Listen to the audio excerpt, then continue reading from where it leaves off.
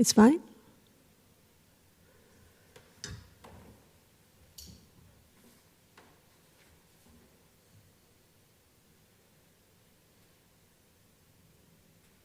So you can put the first presentation.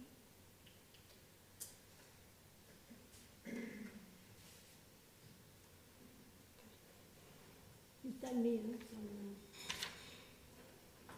It's fine? We can start? 9:30, you said? Yes. We start?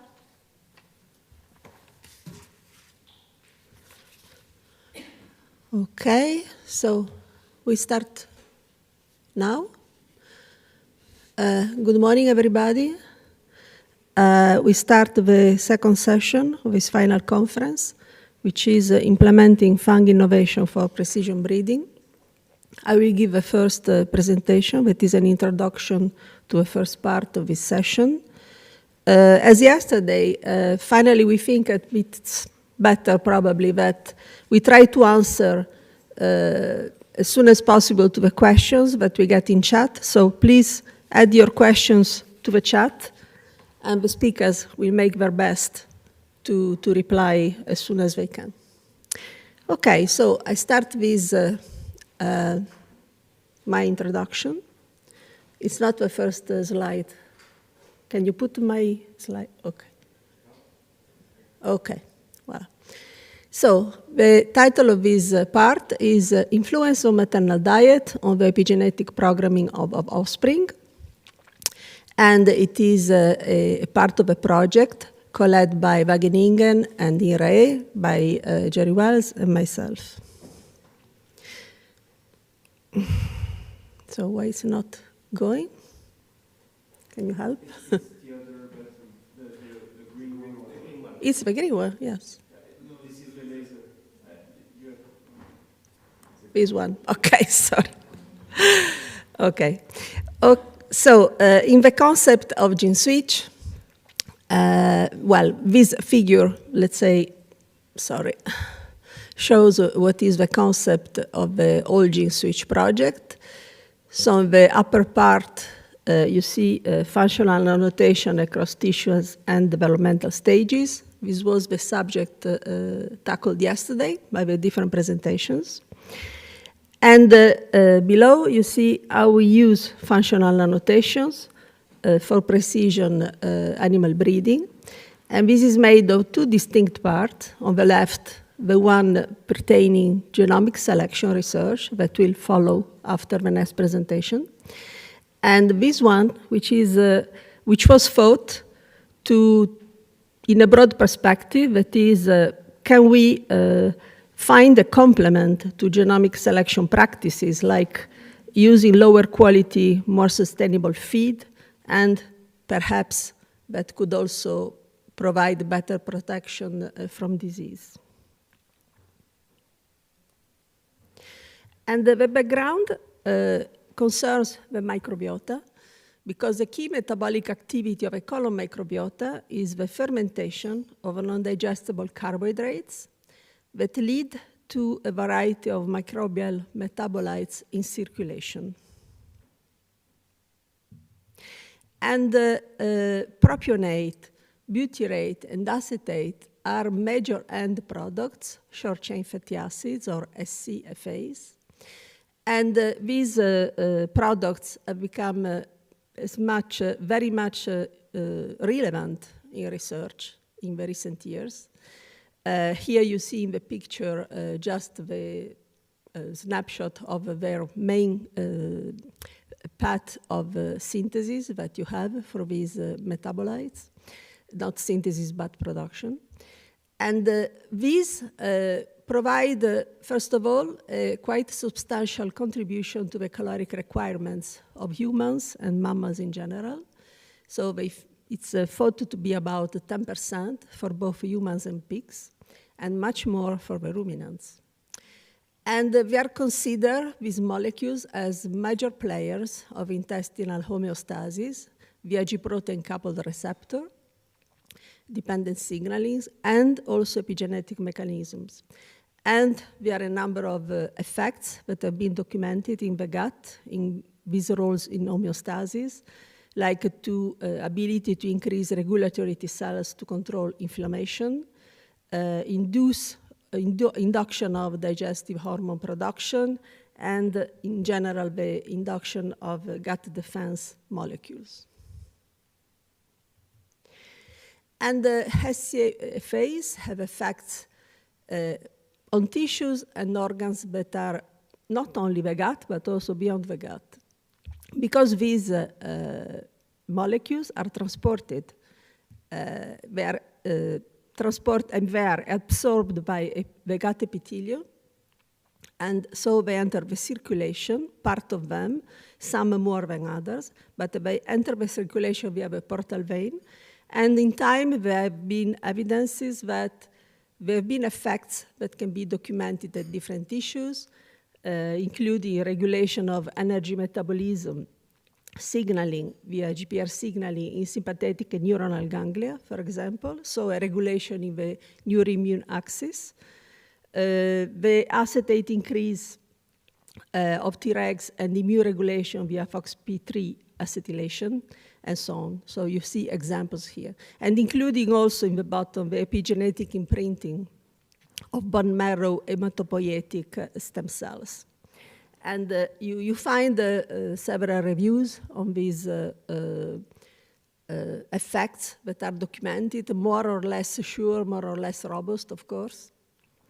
But what is interesting is that indeed, after clearing the liver, especially acetate can reach quite high concentrations in circulation in the venom serum in both human and pigs.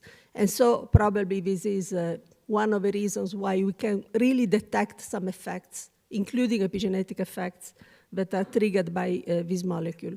I also put an example of one of the many papers where this, in this case, propionate, sorry, but seems to regulate megakaryopoiesis, a megakaryopoiesis that produce platelets, and so an affection on the function of platelets triggered by propionate.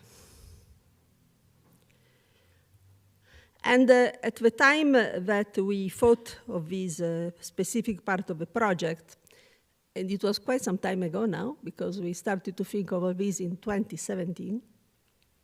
We had found a very inspiring paper, that is this one, Gut Microbiota Alter Host Histone Acetylation and Methylation in different adult tissue of mice, and mainly by short-chain fatty acids.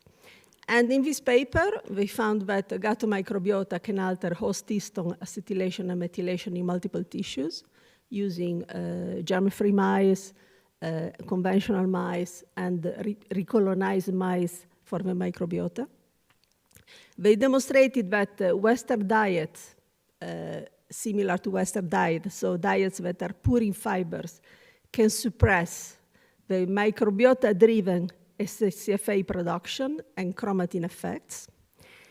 And the supplementation of germ-free mice with SCFAs alone was sufficient to recapitulate chromatin modification states and transcriptional responses associated with gut colonization of a microbiota. So it seemed really from this paper that SCFAs were the key to understand this effect of a microbiota on the also on the epigenetic imprinting of the peripheral tissues of the gut. And the other component that we considered was that epigenetic imprinting likely occurs in utero. Now, in human research, this is a very important debate about how fetal life can affect health, also the adult, also in the later age of the offspring. And of course, the same mechanism, you can think that they can affect the fetus. And so the fetus could have some modifications that are maintained and that you can find again also in the offspring. And at the time, we had found, among others, one paper where they demonstrated that asthma is of developmental origin, and it's influenced by maternal diet and bacterial metabolites. And this was another important communications that was quite inspiring for this work. And in the animal nutrition field, this is also, and has become even more in the recent years, a very important topic. Back in 2012, they found that the butyrate supplementation to gestating sows, and this was really with butyrate given in the water in very high concentration during the late part of the pregnancy, was actually triggering an effect. So piglets were born with a higher body weight. And more recently, there have been studies more really addressed to use fibers in specific concentration in the feed. And I put the two of them. One is the second one, methyl donor nutrient, micronutrient, given to gestating sows. And they showed an effect of gut microbiota metabolome in the offspring. So they thought, for example, they found the increase of microbiota diversity, uniformity in offspring piglets, SCFase concentrations and metabolism of 21 days piglets. So in general, a beneficial effect of this treatment. And in the lower one, again, they claim that this treatment with diets improves performance of the sows, reduces inflammation in sow and piglets, and this is quite interesting also for the research that we present later. And actually, they didn't find really significant differences in piglet performances at the level of weight, but in fact, they could observe lower levels of inflammatory biomarkers, both in sows and in piglets. And this, as you will see, is going quite nicely together with the results we obtained in our study. So what aims that we had here? The aim is to assess the epigenetic effects of maternal diets, varying for fiber contents on pig fetuses and post-twin piglets. And what we thought as hypothesis, first that epigenetic effects, assuming they're triggered mainly by SCFAs, occur to the pig fetus via the placenta, and exchange mechanism, so it's something that happens during pregnancy. But the epigenetic effects could be detected in the pig offspring up to at least 10 weeks postpartum. That means that after the generation of piglets was born, they were kept all under a same standardized diets, far from the mother, and were sampled 10 weeks of age. And these effects these maternal effects can be detected in the genome at the transcriptional and chromatin accessibility levels. So we performed the bulk RNA-seq and ATAC-seq. And we targeted liver and skeletal muscle. Why?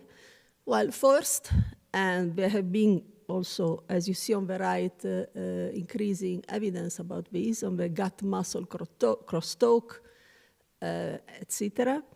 There are several pathways related to metabolism that can be affected by SCFAs, and particularly by acetate, which should be always the most abundant in circulation, like upregulation of fatty acid oxidations in liver and muscle, and also protein metabolism in muscle. And both tissues are central tissues in GENE-SWitCH, because also from the work that we presented yesterday, for these tissues we have the most complete functional annotations. And in the case of a fetus, we characterized, annotated quite carefully the fetus at the same age of 70 days post-fertilization. And in addition, and this will follow in the second part of the project, a EQTL study has been performed on several animals, and liver and muscle were target tissues as well. So this was a bit our strategy, and as I said, since recently, also especially for the muscle, this is the example I report here. There are nice reviews where you can find more about the gut-muscle crosstalk and about what they find of the influence of intestinal microbiota on growth and physiological state of the muscle in pigs. And another thing is about the choice of the epigenetic assay, that in our case was ATAC-seq. And this, well, you know, very often people investigate this kind of mechanism by using methylation profiles. In this case, we made a different choice based on evidence, because from the same paper by Kraut-Kramer et al. 2016 that I showed before, there they made a quite nice biochemical assay, actually, by mass spectrometry, and they did it in different tissues, in the different cohorts of mice that were differently treated. And they found that they had quite an effect on the global histone acetylation and methylation, and that you can find it. And seen on the right, ATAC-seq is not a specific assay, but in general, as from the original work of Buenrostro, that is the discoverer of ATAC-seq, he described it 10 years ago. Usually, ATAC-seq is quite correlated to ChIP-seq marks of histones. So we thought it was a good compromise to avoid we could not do it anyway, even if we wanted, I mean, to make very different assays for acetylation, etc., that we could not afford. So we thought it was a good compromise. And the experimental design is this one. So we had a total 21 sows from similar parity. And to these sows that were distributed in 3 groups, we provided diets that were either controls, so low fiber, or 2 diets based on beet pulp fibers or pea internal fibers that were administered during essentially most of the pregnancy, from day 2 to day 108. And each of these sows had 2 subsequent pregnancies. In the first one, piglets were produced, and from each one we sampled 2 males and 2 female piglets. In the second pregnancy, we collected the fetuses, so also the sows were sacrificed with the same skin. And these sows, I mean, I also insist on the fact that we made this large experiment, in fact, in 2020. It was COVID time, so it was a kind of a challenge to carry it out. And they did this in Wageningen at SFR, this was our subcontractor. And finally, it was successful. And the other thing is that we worked really close to commercial conditions, I would say. Because, for example, you see the genetic lines. This is not the single genetic line for all the experiment. We used different sows from 2 lines of topics, Norsving genetics, and also different bores.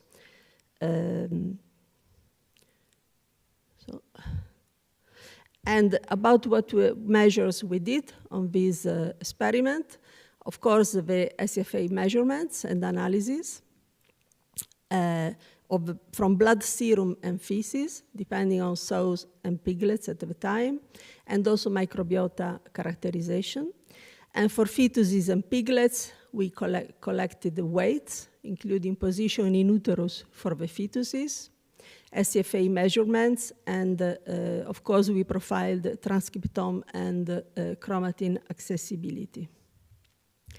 And I stop here because I want to give the floor to Andrea. And this is the slide that we will show again also after her talk.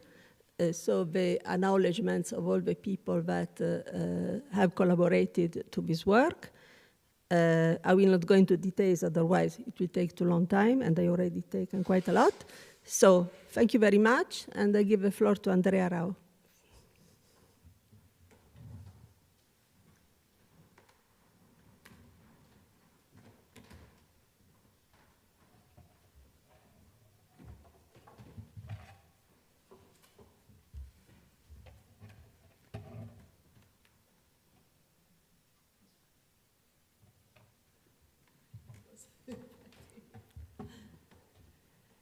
Good morning. I'm Andrea Rao. I'm a researcher at INRAE in France. And I'm pleased we'll follow up this nice context provided by Elisabetta for this part of the work that we carried out in GENE-SWitCH. I'm speaking to you today as a statistician disguised as a biologist. I helped to coordinate a portion of the analyses that were performed within this complex set of data that were generated for this project in collaboration notably with Sman Sharabi, Sarah Jabari, and Linda Lunin and Jose Bokhorst. So to start off, we'll ease into the presentation with the same experimental design that Elisabetta just showed us. So as she mentioned, this ended up being a relatively complex experimental design, notably due to several factors. The primary question of interest here, obviously, was looking at these effects of the maternal diet on the offspring of these sows. And several measures were taken at the sow level, at the fetus level, and at the piglet level. We also made quite a bit of time at the start of this project as we were defining experimental design, trying to optimize the power calculations. So that's something I'm skipping over entirely here, but keeping some guesses in mind of what we expected to see in terms of effects. We tried to determine what were reasonable sample sizes, how to best control for litter effects, and so on. And so here we're really trying to balance being able to have enough animals available to detect what we anticipated to be slightly subtle changes, but also balancing the animal welfare and budget considerations. So as Elisabetta said, the experimental design was already fairly complex when we set it up in our ideal optimized framework. And then, of course, there was the reality of the fact that this experiment was carried out in these indeed pseudo-commercial conditions, we can say. So the fact that we had a couple of additional sources of variability that needed to be accounted for in the model, including the fact that we had these two different breeds of sows and two different breeds of boars that were not originally intended in the experimental design. There are also some additional complications in terms of some of the interpretation of results. So for example, the diets were administered to the sows 2 days after insemination. There's a little bit of wiggle room there, and in terms of the timing of certain measures, but I'll come back to that in a moment. So to start out with, we have this huge set of data that we're looking at these different levels of the sows to fetuses to piglets. And so the first thing that we wanted to evaluate was the extent to which these different diets, so low fiber and our two high fiber diets, impacted the sows at a phenotypic level. So we can take a look here at a first analysis which shows us a projection of the sows we considered in the experiment. So we're looking at fecal 16S microbiota data for the sows. And what you'll notice is that as the points here are colored in our first two principal components from an RDA analysis, according to diet, we do see that there's a clear separation among the three groups of sows. So the dietary intervention is indeed impacting the sow microbiota as expected. And we'll see also that because the sow microbiota was measured at day 0 and then following up day 30 to 70 in the first pregnancy and 70 in the second pregnancy, it's post-intervention that we see these differences. So all this lines up with expectations. However, if we are looking up to whether our expectations are met, when we look at the short-chain fatty acids in either sow serum or sow feces, here we don't see a clear impact, particularly with the SARA measures. So the plot here on the left is showing along the x-axis the different time points throughout the experiment. And on the y-axis we have, I believe, the acetate concentrations in the sera in the left-hand plot, and in the fecal samples in the right. So again, we see our same three colors we'll see throughout the presentation representing the three dietary groups. And clearly there's not enough signal present here to determine a clear distinction between the dietary groups. We did statistical tests here to evaluate whether there are any differences. There's nothing significant. But again, in terms of the complexity of the experimental design and how the experiment had to be carried out, I should note that there is some heterogeneity that was present relative to the timing, notably of the serum samples after feed intake of the sows. which obviously can have an impact on those acetate levels. So this is maybe more inconclusive than a negative result. Okay, so we've seen that these different maternal diets do seem to be impacting the mothers, but then we can also look at phenotypically whether those different diets appear to be impacting the offspring. So whether at the fetus level or at the piglet level, accounting for different factors such as the mother-father breed effect, the position of the fetuses in utero, eventually litter effects, so these are on the fetus side, or for parity, litter size, et cetera, for the piglet size. We tried to determine whether these different maternal diets actually impact the weights of the offspring. And here we see that, again, there does not appear to be an impact of these different maternal diets on the offspring weights themselves, so the size of the fetuses and piglets. Okay, but then we can take it down to another level and try to determine whether these maternal diets are impacting the piglet SCFA levels or the piglet microbiota. And here we see sort of a partial impact. On the left-hand side, we're looking at the piglet fecal samples to determine different SCFA levels. We have 3 different SCFAs on the x-axis. And what we see is essentially some stars, right? There's some significant effects that are appearing between diets, but far from being all of the different short-chain fatty acids that are considered. On the right-hand side, what we see is, again, at the piglet level, a similar plot to what we saw from the sows. So notably, we're looking at a redundancy analysis to the right, where we're looking at essentially it's a supervised PCA. Is it my phone?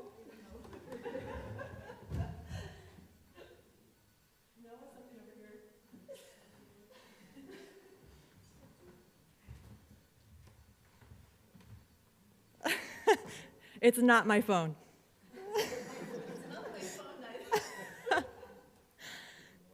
There's just something beeping up in the corner in the wires up there.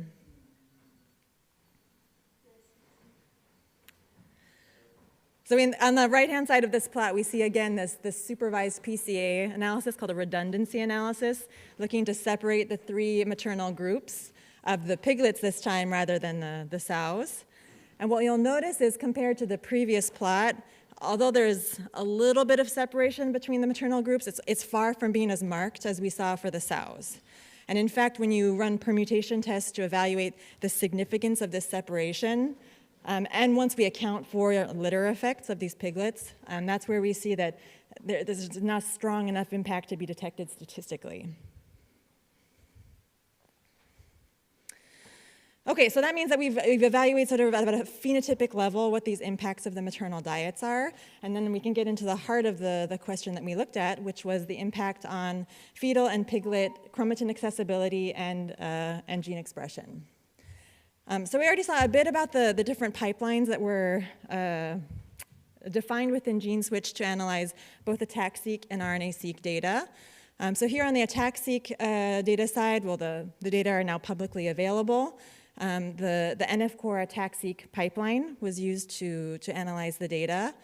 And when we get into questions of differential analysis, of the differential chromatin accessibility, we made use of normalization procedures that are adapted for these data. On the RNA-seq side, similarly, the Tagada pipeline that Sarah and Sylvain presented yesterday was used to analyze these data.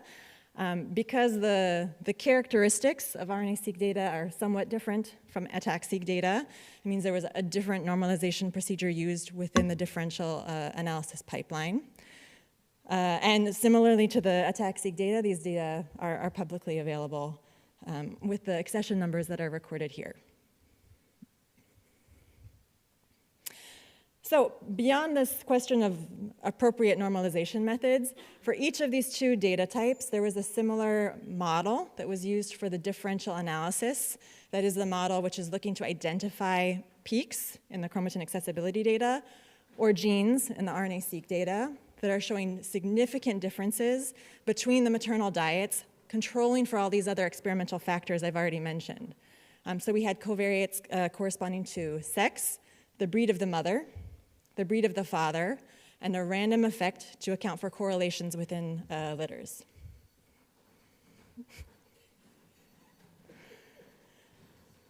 Okay, so a typical first step when you're looking at these high-dimensional omics assays is, of course, to do some dimension reduction and visualize the samples on, say, the first two components of a principal components analysis. So what we see here to the left is the principal component, first 1 and 2, for the attack-seq data, and on the right for the RNA-seq data. Points here each correspond to a single animal, so fetus or piglet. And the points are colored according to the maternal diet. So we have the same colors of gray, blue, and red. And essentially, what we see here is that there is a strong separation between the tissues on the first principal component and between the two developmental stages on the second principal component. So a fairly unsurprising result. We see these in other omics data assays that such strong separation exists between tissues and between stages. But what this means is that essentially for both attack-seq and RNA-seq data, the choice was made to focus on combinations of stage and tissue and perform differential analyses within each of the 4 combinations. So if we take this is an example of one of the attack-seq data sets. If we focus on the combination of piglet muscle, so again, same type of representation where we have PC1 versus PC2. Each sample represents a piglet here, colored by maternal diets. And if you're looking for separation among the maternal diets, you'll likely not find it. So there's no strong global overarching genome-wide distinctions between the maternal diets. And we see similar figures when we look at other combinations of stage and tissue and for the RNA-seq data. So usually, when I'm running a differential analysis, that's typically a sign of things to come, which is to say that there won't be huge numbers of differential signal, so peaks or genes, and the effects that we will be able to determine will be somewhat subtle. Okay, so but before we get into the results of the differential analysis itself, we also wanted to take a look at the extent to which our attack-seq and RNA-seq data appear to be sharing signal, so co-varying together. And one way to go about doing this is looking at what's called a co-inertia analysis. There's a sort of schematic illustration on the bottom of this slide, which illustrates essentially when we have 2 data matrices, attack-seq and RNA-seq, for a given stage and tissue. We can calculate what's called an RV coefficient, which is essentially a multivariate generalization of a standard correlation. That gives us a number to quantify to what extent the 2 tables co-vary together. And we can calculate this number for each combination of stage and tissue. And then we can actually evaluate to what extent this signal is strong by permuting the rows of one of our matrices. So you mess up the covariation between the matrices, and you do that a whole bunch of times. And then you look at whether your RV coefficient from your real data is a lot larger than what you would have seen if you mixed everything up. And in that case, you'll have a small p-value, which shows that the signal you're detecting does appear to be stronger than what you would see randomly.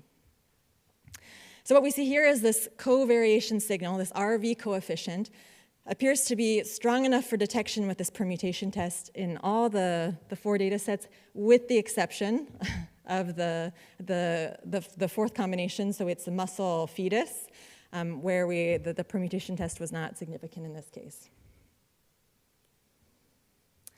Okay, so using a similar type of analysis, we can also look at the extent to which there's shared signal at the piglet level between the transcriptome and attack-seq data on the one hand, and with the microbiota 16S data.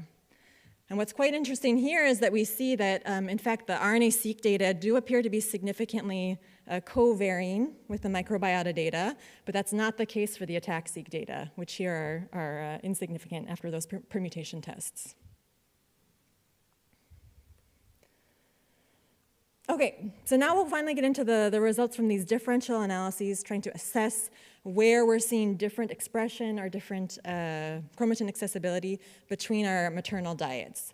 These tables look awfully small on these screens, but maybe it's big enough for you to see that the numbers are quite low here when we're looking at the two tissues, so liver on the top followed by muscle. We've split signals into up expression and down for the various comparisons. And each column here provides a comparison between pairs of maternal diets. So low fiber P versus, high fiber P versus low fiber to the left, high fiber beet versus low fiber in the middle, and then the high fiber beet versus P on the right. So what you'll see is, yeah, we've got, this is ataxic data, so we're starting with 200,000 some peaks, and we're looking at 0, 1, 2 differential peaks at the fetal level. We see a little bit more happening when we move to the piglet level, which is to say, particularly for piglet muscle, now we're starting to see a bit more signal about 650 some peaks that are differentially accessible between the high fiber beet and low fiber diet. Just for reference, I'm also including some of the numbers of differential peaks for these other covariates that we included in the model, notably sex, the breed of the mother, the breed of the father, and that's it. So you'll see that, in fact, these covariates in our experimental design are carrying more signal than what we're seeing in the differential analysis of these maternal diets. We did check whether there was any interaction between the sex and these maternal diets in the ataxic data, and in fact, perhaps unsurprisingly, there were no interaction effects found, which could be a power issue or not. And I should also note that we checked whether there was any, here I'm talking about differential expression that was found for mitochondrial genes. What I should say is that a similar table for the RNA-seq data was essentially zeroed out everywhere for the maternal diets. So there were no differentially expressed genes that were identified between maternal diets. Okay, so commonly a thing we do with these ataxic data is we try to look at how the peaks that were identified as being differential are situated within the genome. So what we have here is just a pie chart on the left of the full set of peaks. So we've got 240-some thousand peaks in total, according to their different genome annotations, exonic, intergenic, intronic, and so on. And this distribution of peaks is fairly standard. It's what we see in other experiments as well.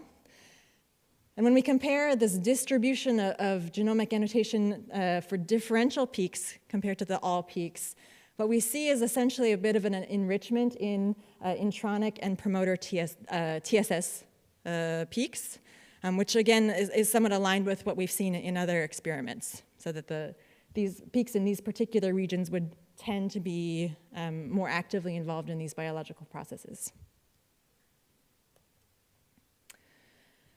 Okay, so taking things a little bit further beyond these differential analyses, the idea was that we can actually go beyond using these ataxic data to ask some fairly interesting questions, notably about transcription factor footprinting.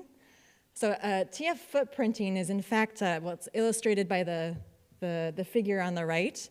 What we're essentially looking for is peaks where we've got this footprint, this dip in the middle, which essentially corresponds to a portion of the genome where there was accessible chromatin, but a transcription factor has come to bind to the middle of that open chromatin, and so the peak dips at that spot. So not only can we tell that the chromatin was open, but we can say something about to what extent that open chromatin was actually allowing for transcription factor activity. So how do you go about doing this TF footprinting in practice? Essentially, there's a first step where you predict where the footprints occur. So this is happening from all 240,000 peaks that we've detected with our ataxic data. Then, once you've identified these portions of the genome where you've got these dips occurring within ataxic peaks, then you can go back and match up the transcription factor binding motifs that you can pick up in various databases, for example, Jasper. And you can try to match up those footprint spots with these transcription factor binding motifs.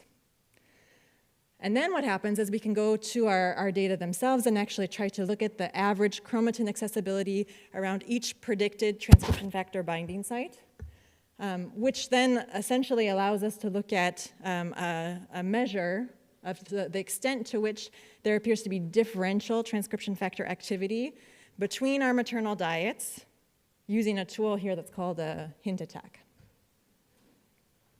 So yeah, this is all, it's pretty cool because we're only using the attack-seq data at this point. This is not at all touching the expression data itself. Okay, so what's interesting is we're thus able to pick up on these tissue-specific differential transcription factor activity results.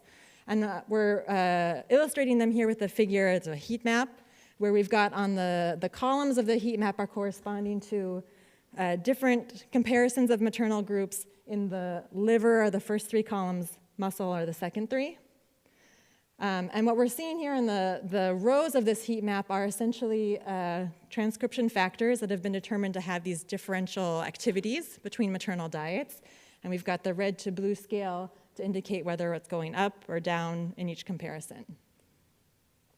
So a total of 21 transcription factors were identified in the fetal analysis, 30 in the piglet analysis. And what's quite interesting here is mostly what we're picking up on is the fact that because these heat maps are divided into tissues according to the first 3 and second 3 rows, we're seeing a lot of tissue-specific activity.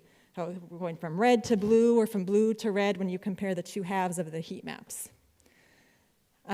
We can also pick up on, I've highlighted here just one particular example that caught our eye, which was that the NFY transcription factor has been picked up both for piglets and for fetuses. And this is a particular transcription factor of interest as it's been linked to stem cell fate decision and regeneration in adult skeletal muscle. Okay, so as I mentioned before, we didn't have any differential genes when we performed that differential analysis from the RNA-seq data. So one thing that is often done in cases such as this is to move from focusing on those individual gene level expressions to looking instead at gene set expression. So what we're essentially looking at is, rather than saying for each gene, is it going up or down for whatever comparison, we're saying for a given set, are we seeing coordinated expression changes that maybe are too subtle to pick up individually, but collectively have enough power to be detected. And so that's what we're gonna look at here in this objective to sort of boost the power of signal detection from RNA-seq data.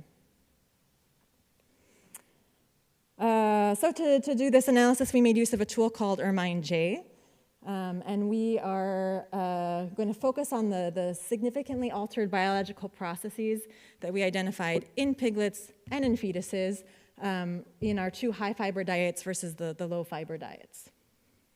So if you've ever run a gene set enrichment analysis, you get results like this, a huge table where you have gene set names associated with a p-value, that are ordered according to p-value or set size. But then the idea is to try to figure out how can you say something about this giant table of results. There were a certain number of pathways that were flagged by this analysis. And one way to do this is it's a fairly creative visualization that Jos Bokhorst came up with when looking at these results. So we'll focus here on the result where the high-fiber beet diet is overexpressed compared to the low-fiber diet in piglets. And what he was able to do is to propose this sort of graph-oriented representation of that table of gene sets I showed a moment ago, where we can group gene sets according to related functions. And unfortunately, the screen's a bit small to fully appreciate it, but this graph is extremely rich in presenting whether this overexpression is present in muscle alone, in liver alone, or in both. So notably, each node in the graph represents one gene set. Gene sets that are sort of lighter on the outside are only present in liver, darker on the outside only in muscle, and if it's lit up red, throughout. It's in both samples. So we have a lot of tissue-specific processes in this particular graphic, and redder nodes correspond to those that have higher expression in the HFB diet compared to the low fiber. So what we're seeing here is, in particular, what caught our eye was the gene sets towards the right of this graphic. We've got a giant group of metabolic processes and carboxylic acid transport. I always say that one wrong. And here we're looking at gene sets that were primarily expressed in liver. So this seems to be going in line with what we could expect. Okay, so then we can also look at the opposite. If we're looking at genes that appear to be more weakly, gene sets that appear to be more weakly expressed in high fiber beet compared to low fiber diets, we'll see a similar picture where we're grouping gene sets together. But here, the picture itself looks quite different. We've got a lot more of these bright red nodes. So we have shared underexpression in high fiber diet compared to low fiber between the two diets. And here, the groupings of gene sets are really highlighting gene sets that are related to immunity. So immune response to immune cell activation and differentiation in both tissues. So it's a quite striking difference when we're looking at underexpression in these high fiber beet diets compared to the overexpression on the previous slide. Okay, so the sort of one way to look at trying to wrap up this whole picture of these analyses that we did is to understand, like, if we take this example of the piglet underexpression in high fiber beet compared to low fiber. We saw immunity lighting up everywhere. And we were wondering whether we can somehow make the link between these immune-related pathways to actually looking at immunity cell types. Or if I rephrase it in particular, is the overexpression of immune-related pathways in these low-fiber diets due to an overabundance of immunity cell types, or to an overexpression of the genes in those gene sets? So we have some ongoing work on this particular point where we were looking at making use of deconvolution methods from the pig atlas, the pig GTEC atlas, right? That is making use of bulk RNA-seq data to try to benefit from cell type-specific markers to tease out which specific cell types are present in our bulk data. So doing this deconvolution on a specific, so we use the deconvolution on our full RNA-seq data. And then what I'm going to look at here is just focusing on genes that are both in those immunity pathways I highlighted a moment ago, and genes that are tissue-specific marker genes that have been identified for the deconvolution analysis. So what we see in this heat map here, on the columns of the heat map correspond to different cell types. The rows correspond to these tissue-specific marker genes that we're focusing on for our comparison. And our first plot here corresponds to piglet versus muscle. So what are we looking at here is that we see that essentially the left-hand portion of this heat map is all the immunity cell types. So we have notably mature B cell, macrophage, NK cell, et cetera, which are the genes that are really lighting up in the liver samples. When we do the same analysis on the liver side, so we're still focusing on these immunity-related genes in our immunity-related pathways, what we're seeing here is it's not as lit up, right? There's not as much yellow in this heat map, and so the average overall expression in our samples appears to be lower in in muscle compared to liver. So all this seems to be suggesting that through deconvolution, we're able to determine that there are pertinent biological processes corresponding to pertinent cell types in these samples. So with that, I'm going to arrive to the sort of a summary of the overall impact of these maternal diet interventions. So you'll notice that I focused on 3 different levels of analyses. The first, in terms of phenotypic measures, showed that after these dietary interventions, the sow microbiota does indeed cluster by diet, as expected. And we see some trends in fecal SCFA content, although those did not reach statistical significance.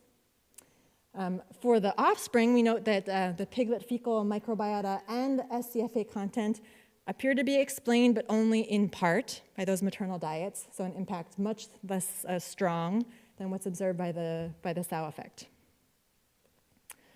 At the next level, then we looked at chromatin accessibility data. So we did see that there was some significantly differential accessible chromatin between those maternal diets, in particular for the piglet muscle combination.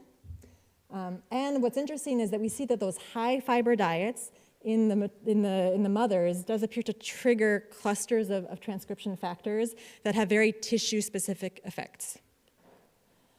And finally, in terms of transcriptomics, we see that there do appear to be these effects of high-fiber maternal diets, but at the gene set level and not at the individual gene level.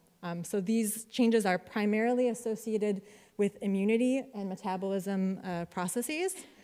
And finally, the deconvolution analysis of the expressed genes from adult pigs in a single-cell transcriptome atlas does suggest that these proportions of immunity cell types in the tissues may be triggered by different maternal diets. So I'll just wrap up with 3 quick take-home messages. The first is that indeed the effects of maternal diets differing in these fiber contents does appear to impact animal phenotypes, whether the SCFAs or microbiota. Does not appear to affect animal phenotypes. As we saw, the offspring weights were not affected. So we're either missing statistical significance or those effects just aren't there. Both transcriptomic and epigenetic effects do occur in fetuses, but where we saw the most signal appeared to be in piglets. And this is piglets that are 10 weeks postpartum. And as Elisabetta said, I just want to stress those are piglets that were all raised in the same conventional diet, that were separated from the mothers quite early on. So the only differences that we should be seeing between those piglets are, in fact, what their mothers were given as food. And finally, these high-fiber sow diets did appear to lead to enriched biological pathways in piglets, and that's consistent with the physiological changes that we observed, and notably those that are associated with immunity and metabolism. So we have this idea that overexpression of immune-related processes in low-fiber diets could be suggestive of the role that's played by these SCFAs with respect to epigenetic imprinting. So with that, I'll end on the same acknowledgement slide that Elisabetta showed earlier. There were lots of people that were involved in this work, and I do want to highlight in particular those who contributed significantly to the analysis effects. So Wageningen, Linda Lunin, Jos Bokhorst, and Jerry, who was a part of the coordinating team. At INSERM, Sarah Jabali, and at INRAE, Sman Shalabi, Elisabetta, myself, who worked with these data throughout. So with that, I'm happy to take questions or direct questions to my collaborators who are here on the line. Thank you. I believe there are questions in the chat. So thanks a lot, Andrea, and I would recommend everybody online think over after these presentations about possible questions. We can still have the Q&A session later in the morning. For a moment, I think we should move on and go to part 2. So it's Marco Bink coming here. Here, Marco. Up.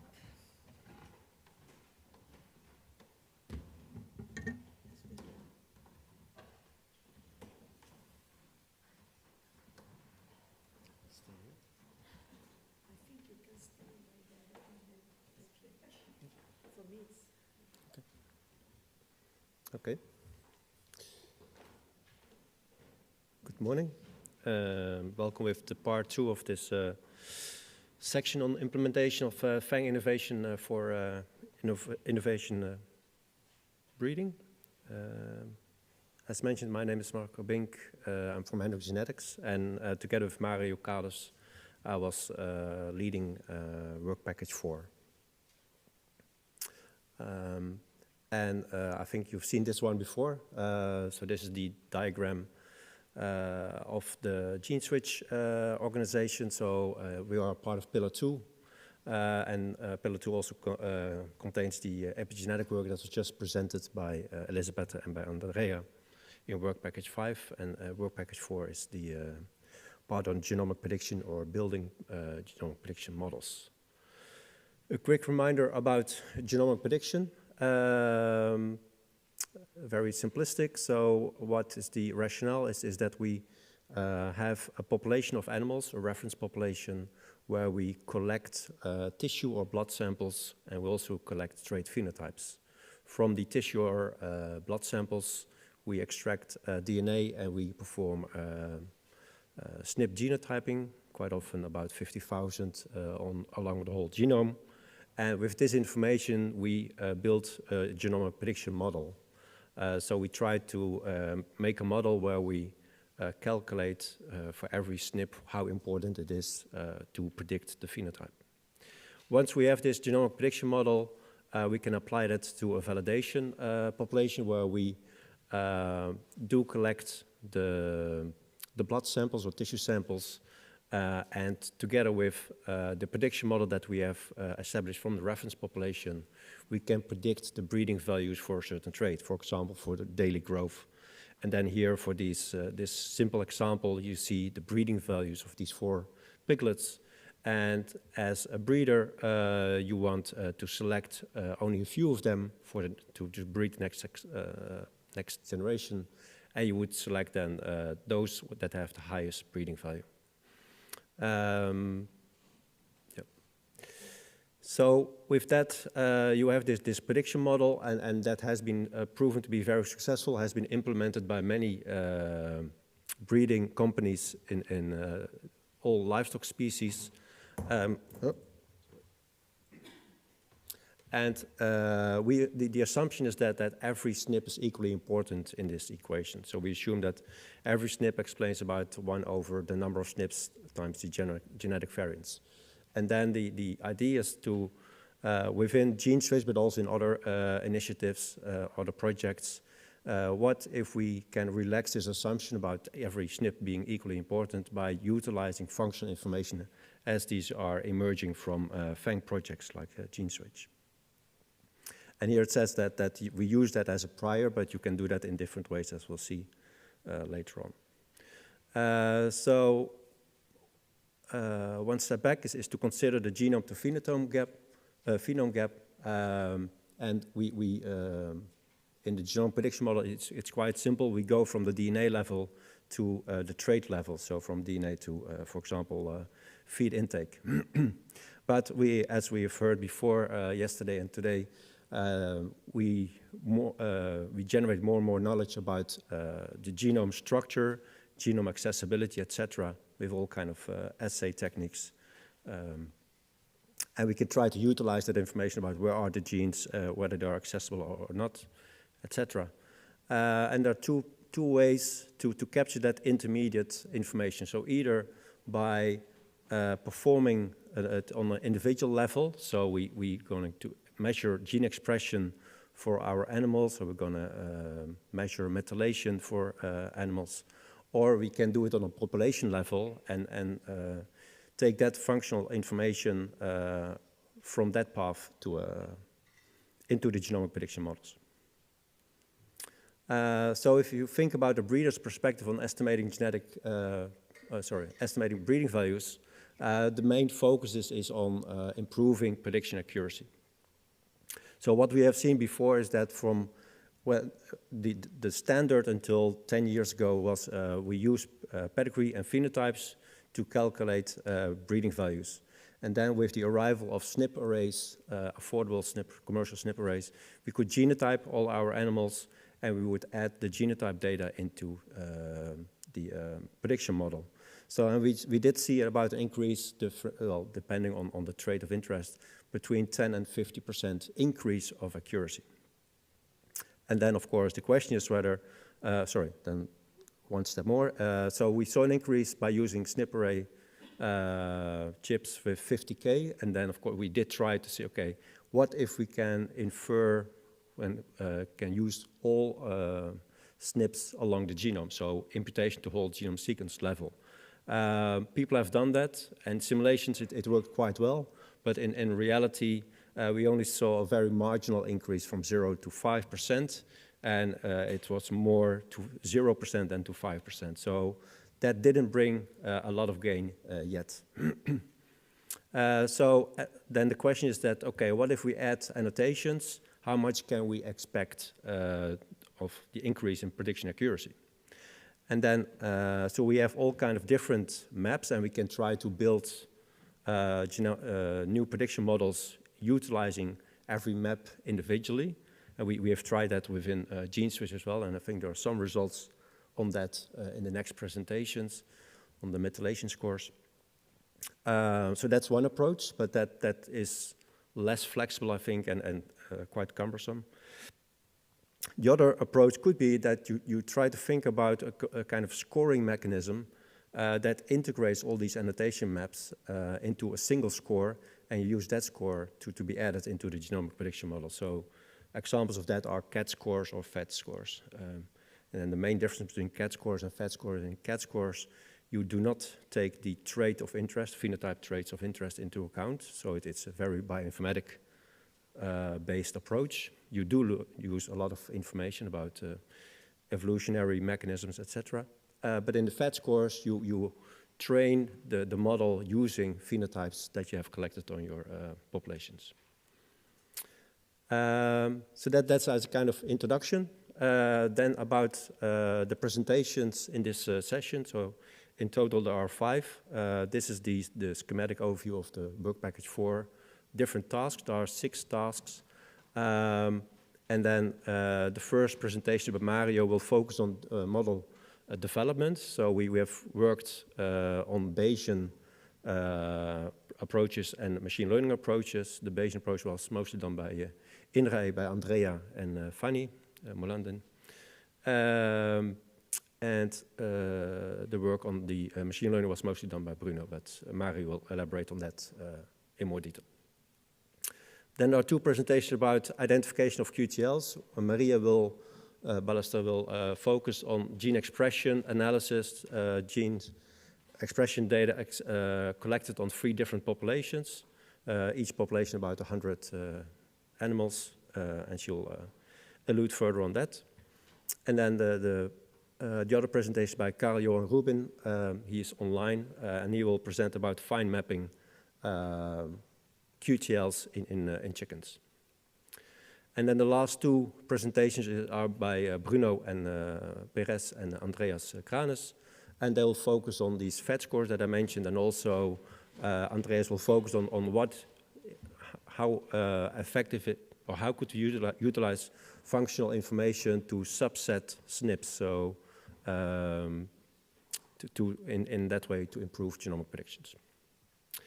Again, so here the list of speakers, where I made a mistake that the presentation by Bruno, it will be before the one of Carl-Johan. So we'll have Mario about model developments. Then we have 2 presentations in pigs, and then 2 presentations in applied to chickens broilers. That's it. Any questions? If not, then I think we can continue with the first speaker, Mario.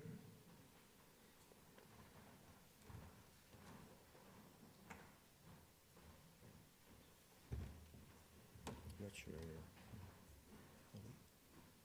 It's de groene die vooruit gaat.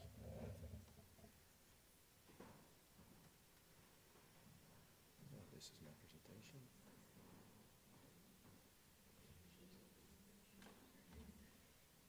Niet te wachten wat. Oh, perfect. Okay, thank you. So as Marco also briefly mentioned, what we were concerned with in work package 4 is that, well, what we typically do in genomic prediction, we have the genotypes of the individual, and from that we make sort of a linear relationship to the phenotypes observed. But we know that in reality, biology is not so linear. So the idea was, if we know more about this genotype to phenome gap, can we use that information in our models to make them better? And so just to quickly take you through the overview of work package 4 again. Typically in genomic prediction, the applications as they are today, The inputs are genotypes and phenotypes of individuals, perhaps also pedigree, but genotypes and phenotypes is the main source that we put in our genomic prediction models. The idea was that in work package 4, we would extend those models to be able to use functional annotation information generated in work package 1 and 2 of a GENE-SWitCH, but possibly also collected from elsewhere. And next to that, we would have both FiMap QTL and eQTL that were generated within work package 4. And then finally, those models were evaluated in validation in commercial-sized population, as also will be presented later in this session. So first of all, let's start about the Bayesian genomic prediction models. So the idea is that with those Bayesian models, they are useful for two things. One is for prediction of breeding values, but also because of their ability to differentiate between SNPs, the effects between SNPs, and also the variants associated to it. You can use them for QTL mapping purposes as well. So the idea was that if we can bring functional annotation information into those models, we may be able to enhance both of these functions of these models.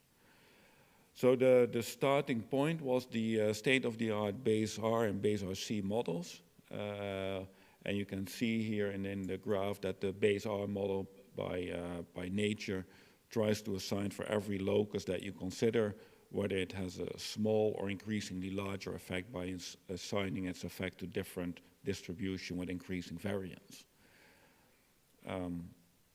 So to put this in a schematic overview, so the Bayes-RC model is an extension for that, which I explain on the next slide. But the question really was here, what if we have increasingly more complex annotations and multiple sources of them? How can we properly consider these in these models? So just to show this in a bit more of a schematic overview, the Bayes-R model, what it does by default is that for every SNP, it assigns the effect to 4 possible distributions with assign increasingly more variance to the SNP itself. So that means that we only have those 4 distributions, and they apply to all the SNPs in the genome. The Bayes-RC method extended that and said we're going to use the same modeling principle, but we're going to do it for a limited number of different annotations. So all SNPs would beforehand be assigned to a particular annotation class, and there'd be a limited number of them. And within each of those classes, we would have those 4 distributions where the effects would be sampled from. So just as an example here, let's assume that we have 2 sources of annotation, and one is GWAS hits, and the other one is the QTL, the animal QTL database. And then this principle works pretty nicely in this regard, but what happens if we get increasingly more functional annotations, such as was the case here in GENE-SWitCH? So just adding here a few as an example, and what will happen at some stage is that SNPs will qualify to be assigned to multiple annotation classes. So then how are you going to go about to assign them to one of those? So that was the development that was done within the GENE-SWitCH project, was to extend this Bayes-RC model into 2 different variants. The one is the Bayes-RC Pi method, where the model actually decides between if one SNP can be assigned different annotations, then the model decides where it actually should end up in the end. Whereas with the Bayes-RC Plus model, it can assign a SNP to multiple annotation categories and sample its effect from multiple distributions in both cases as well.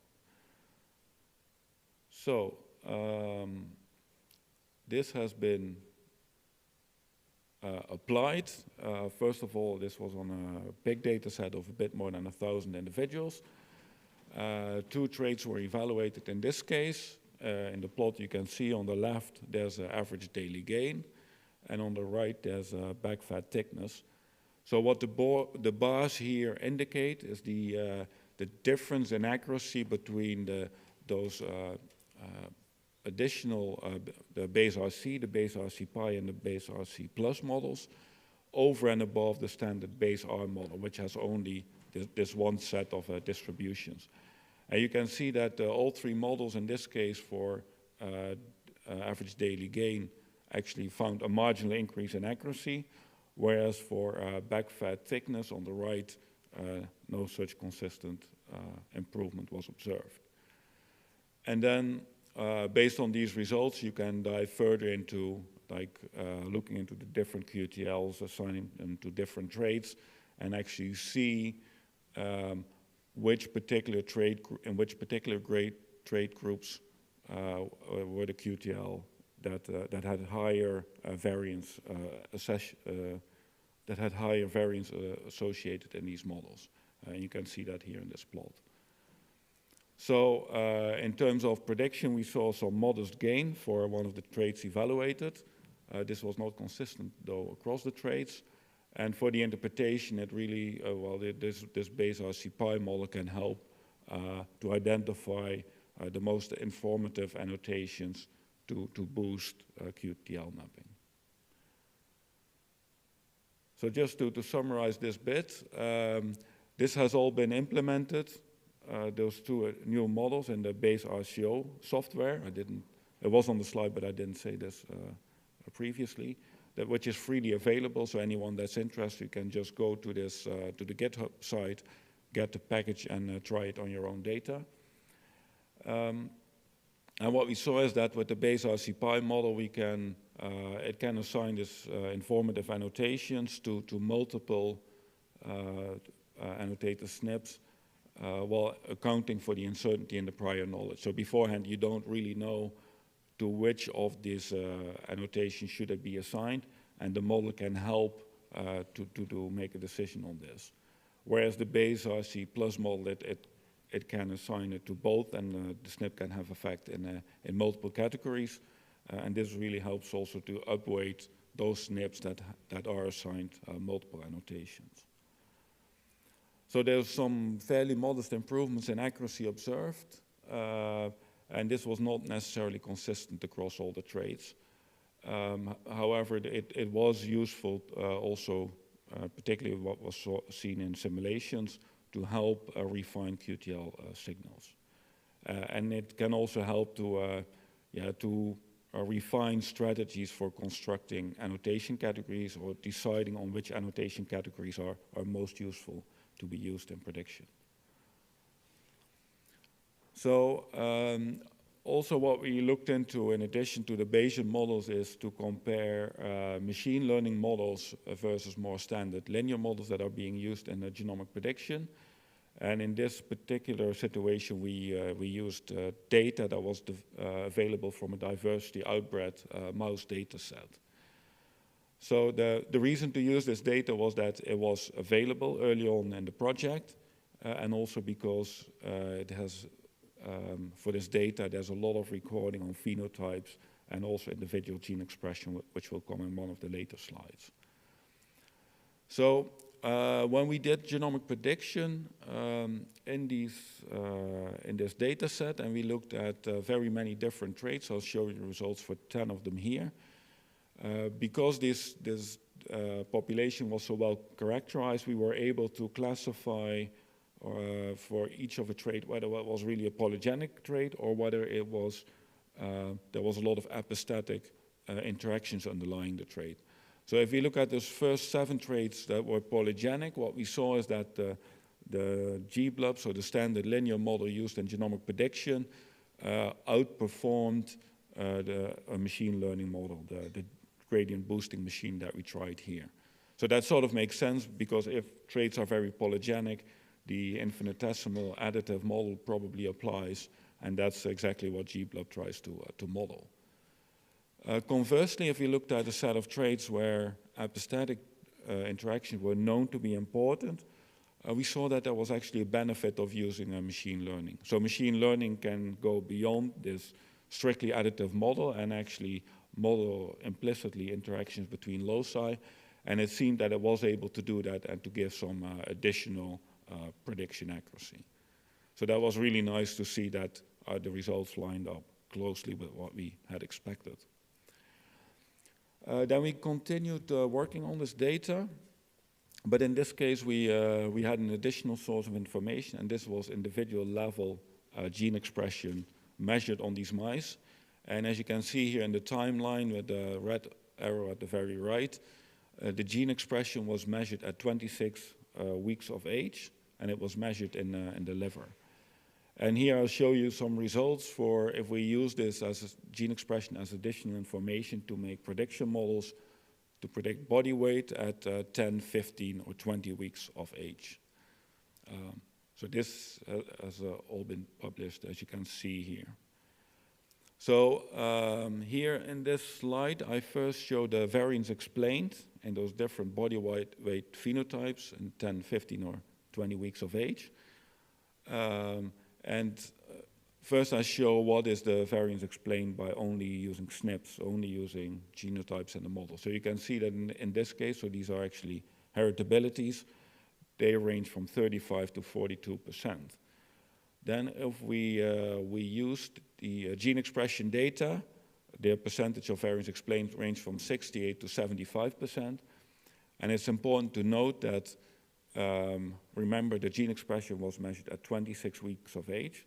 So if you were predicting body weight closer to the moment of measuring gene expression, we were able to, with that, explain more variance in the body weight.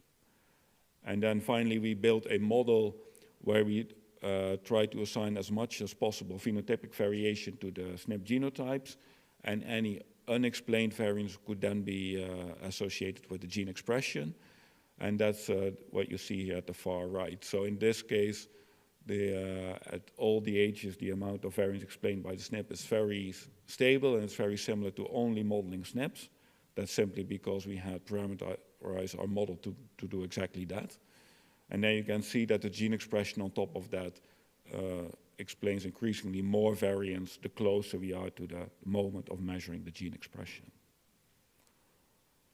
So some take-home messages from this work on model development, but also evaluating them on these data sets as I presented. If we look at genomic prediction accuracy across different trait architectures, then what we saw is that for polygenic traits, the standard GBlood model typically is better because it matches the nature of the data better. However, if we have traits with known epistatic interaction that play a major role, then the machine learning models were able to outperform GBlood. Then about the individual gene expression that we used in the mice data set. So results showed, this resulted in more explained variance than only using the SNP genotypes, and in fact the individual gene expression explained a lot more variation than the SNP genotypes did. So there seems to be, it also helped to boost accuracy, so there seems to be really something in this. Looking towards an implementation in practice, there's quite a number of issues like current costs may be prohibitive, and it's also very questionable, you know, when do you have to measure it in time, which tissue, and you know, how do you standardize that all the animals sort of are in the same situation when you measure this. So there would be some hurdles to take there before being able to properly implement this in practice. And then the added value of using annotations in genomic prediction. So for that, we successfully developed this base RCO package, which is available on a GitHub. And this is also something where we will come back to in later presentations. The expectation of this is that using that will be particularly useful if we have high resolution of SNP genotypes, because we can get closer to the cause of variance. And then when we are using this, we later sort of came to the idea that probably it's really important that we integrate all these functional annotations to make it easier on the model rather than having them all separately. So that's also what you will see and hear about later. That's all for this part. Thank you.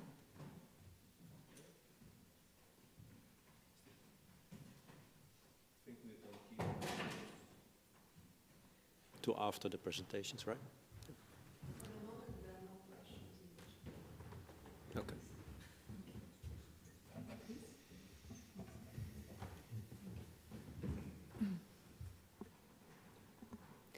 Good morning, everyone. My name is Maria Ballester from IRTA, and I will explain the work that we perform in task 4.3 related with the identification of transcriptional regulatory variants in pig, duodenum, liver, and muscle tissues.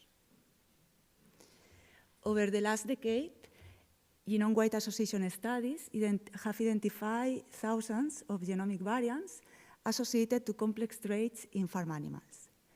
However, most of these variants fall in non-coding regions of the genome that are enriched in regulatory elements and may impact gene expression.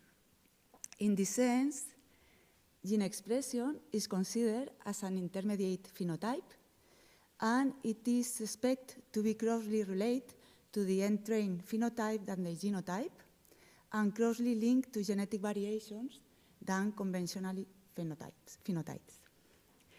The genetic loci that explains a fraction of the genetic variance of a gene expression phenotype are called EQTLs, and they are commonly identified through expression genome-wide association studies.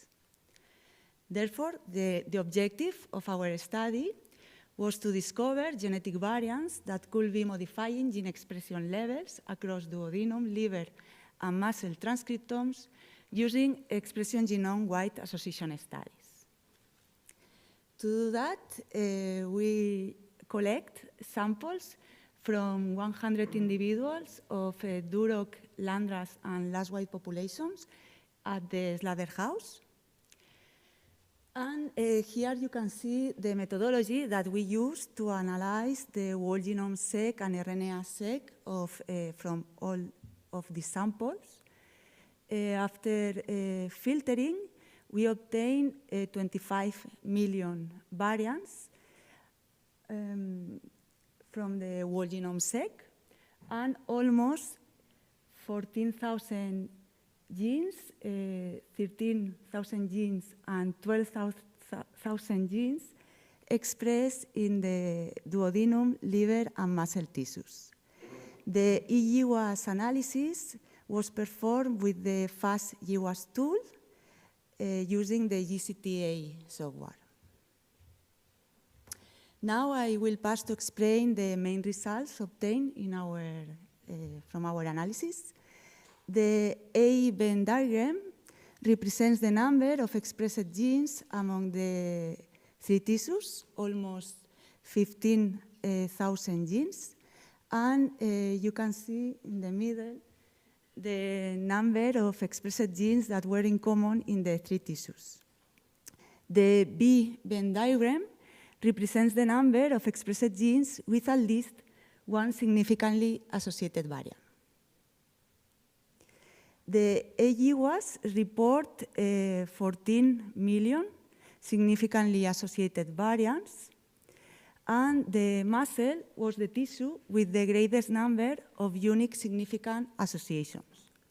This result may be due to the increased selective pressure that this sample, this tissue, has experienced over the last century. Liver and duodenum share the greatest number of significant associations, and this result may be due to the shared embryonic origin of both tissues.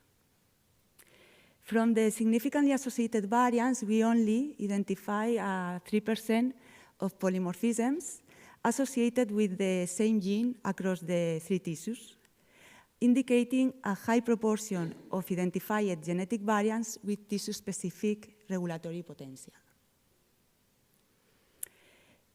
Among the significantly associated variants, we identify, on average, 56% were cis regulatory variants, since they were located within 1 megabase from their associated gene.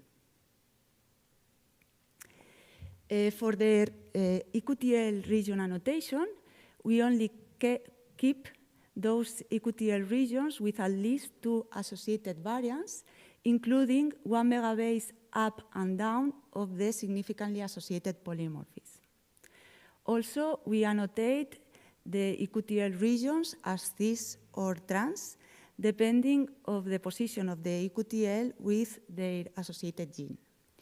As explained above, if the eQTL region was within 1 megabase of its associated gene, was annotated as cis eQTL.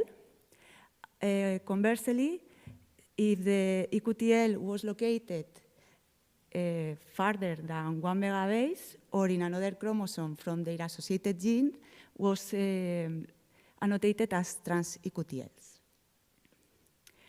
We identify 26,000 eQTL regions, and from these, the 22% were cis eQTL regions. Cis eQTL regions comprise more significant polymorphisms, but trans eQTL regions were more abundant.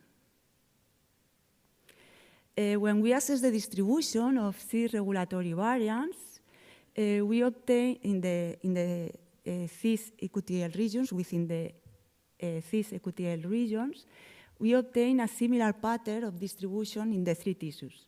Here you can see, as an example, the duodenum tissue.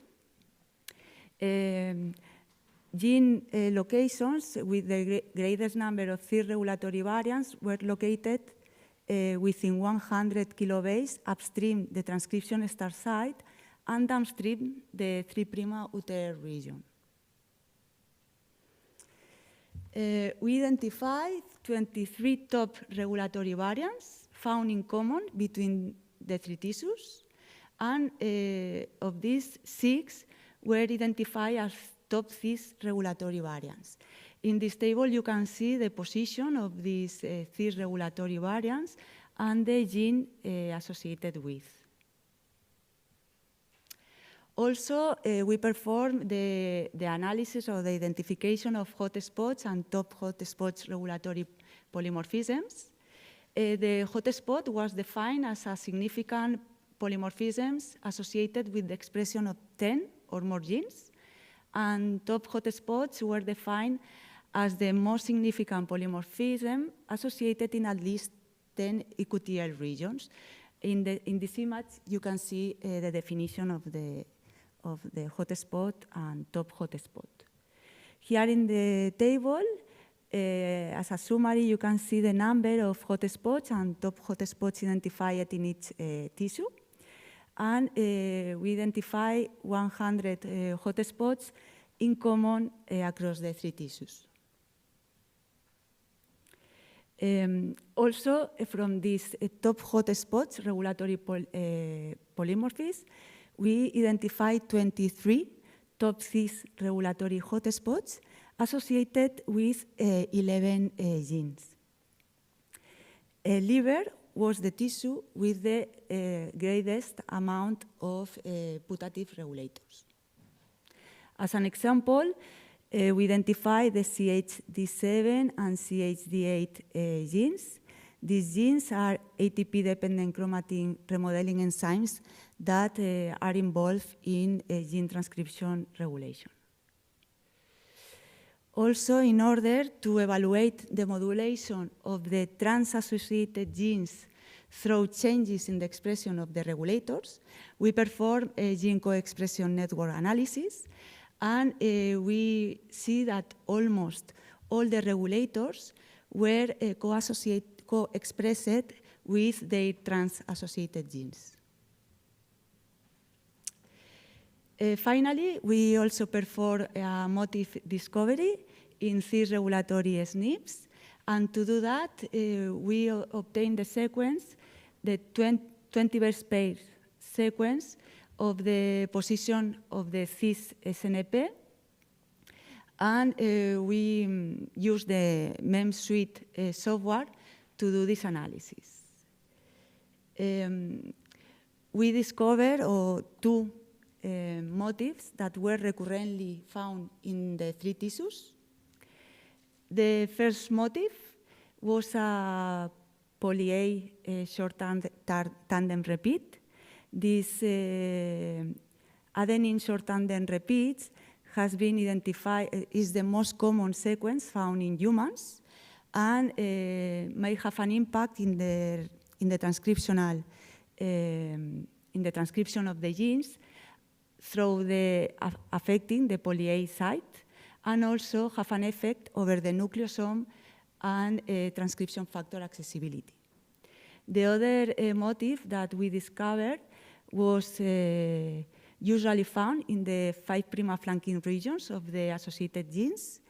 It seems to disrupt a ZPG methylation site because in fact the mutation is a G, guanidine cytosine. And this motif was found or has been found in human promoters. As a conclusion of our work has allowed the identification of genetic variants and candidate genes that will help to understand the molecular mechanisms behind gene regulation and their potential effect over gene expression and end trait phenotypes. And this functional information could be useful to improve the accuracy of genomic prediction in pigs. And I think that Bruno will speak about this later. These results has been published this year in the GIGA Science Journal. And I would like to acknowledge all the people that collaborated with in the consecution of this, in this work, but especially to Daniel Crespo Piazuelo, that was a postdoc that worked in this data and, in fact, performed all the analysis of the EQTLs. Thank you for your attention. Coffee break.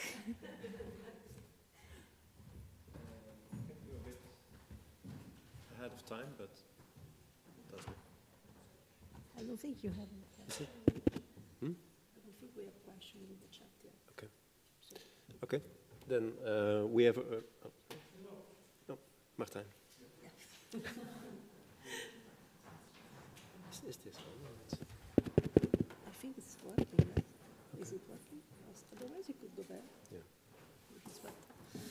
I'll park myself here. So I have two questions for Maria. So the first question is, you saw that for your top SNPs, quite a lot of them were indels. Is that just a coincidence, or your top SNPs, many of them were indels, so not SNP polymorphisms. Was that expected, or?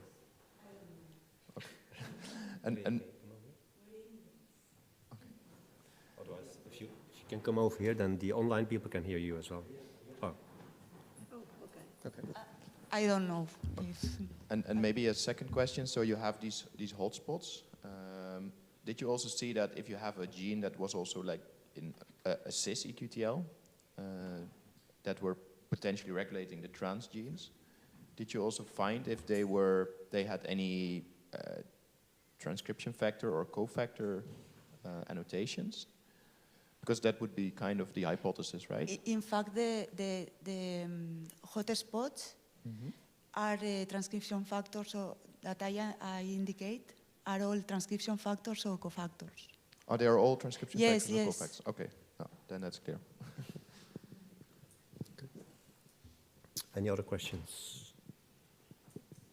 Actually, I had a question, Maria, because you mentioned the you report on two motifs. So how could that be utilized in genomic prediction, or what would be the next step to follow up from that? The two motifs are two SNPs that are in the motifs, and I think that you can use the polymorphism or to put in the models to check if you have more. So then you would still have it's to... like, I think that you can use all the EQTL results, all the polymorphisms that we, and give more, I don't know, more weight, to check if you increase the prediction or not. I think that in this way. Thank you. No online. Oh, there's one. Hervé. Also for Maria. When you have the top hotspot, you think that it just targeting one main gene, and after this main gene will affect other genes, or you're targeting an answer that will directly affect the expression of many genes? In this case, we have two top hotspots that are in cis or top hotspots that are in trans.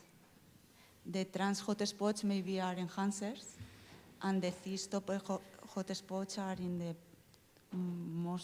the promoter regions or within the gene. And I think that is a change in the transcription factor that is impacting the trans-associated genes.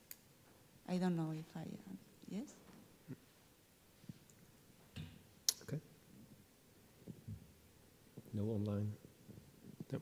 Okay, then I think we can break for coffee. Then we reconvene at 11:30, yes. Yep.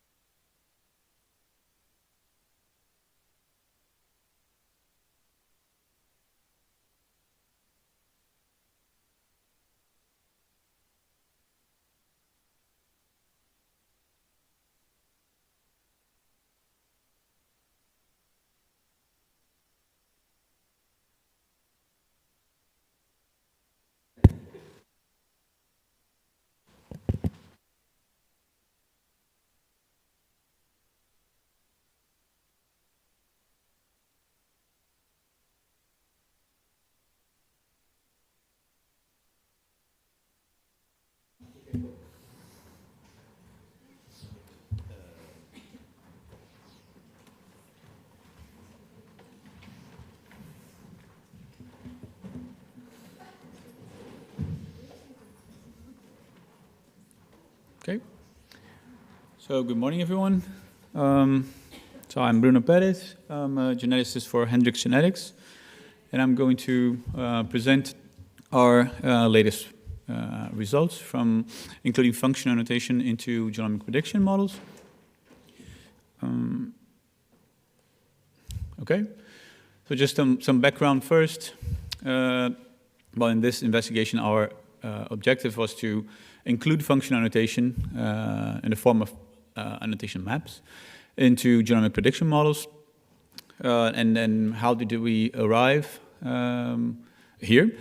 So first, Mario and Marco talked about genomic prediction and well, our past experiences with including only one source of information, one layer of functional annotation into genomic prediction models. And there we saw very highly trait-dependent results. And also Mario also mentioned that, well, then we thought, okay, maybe the best way would be to integrate these many layers in one whole approach.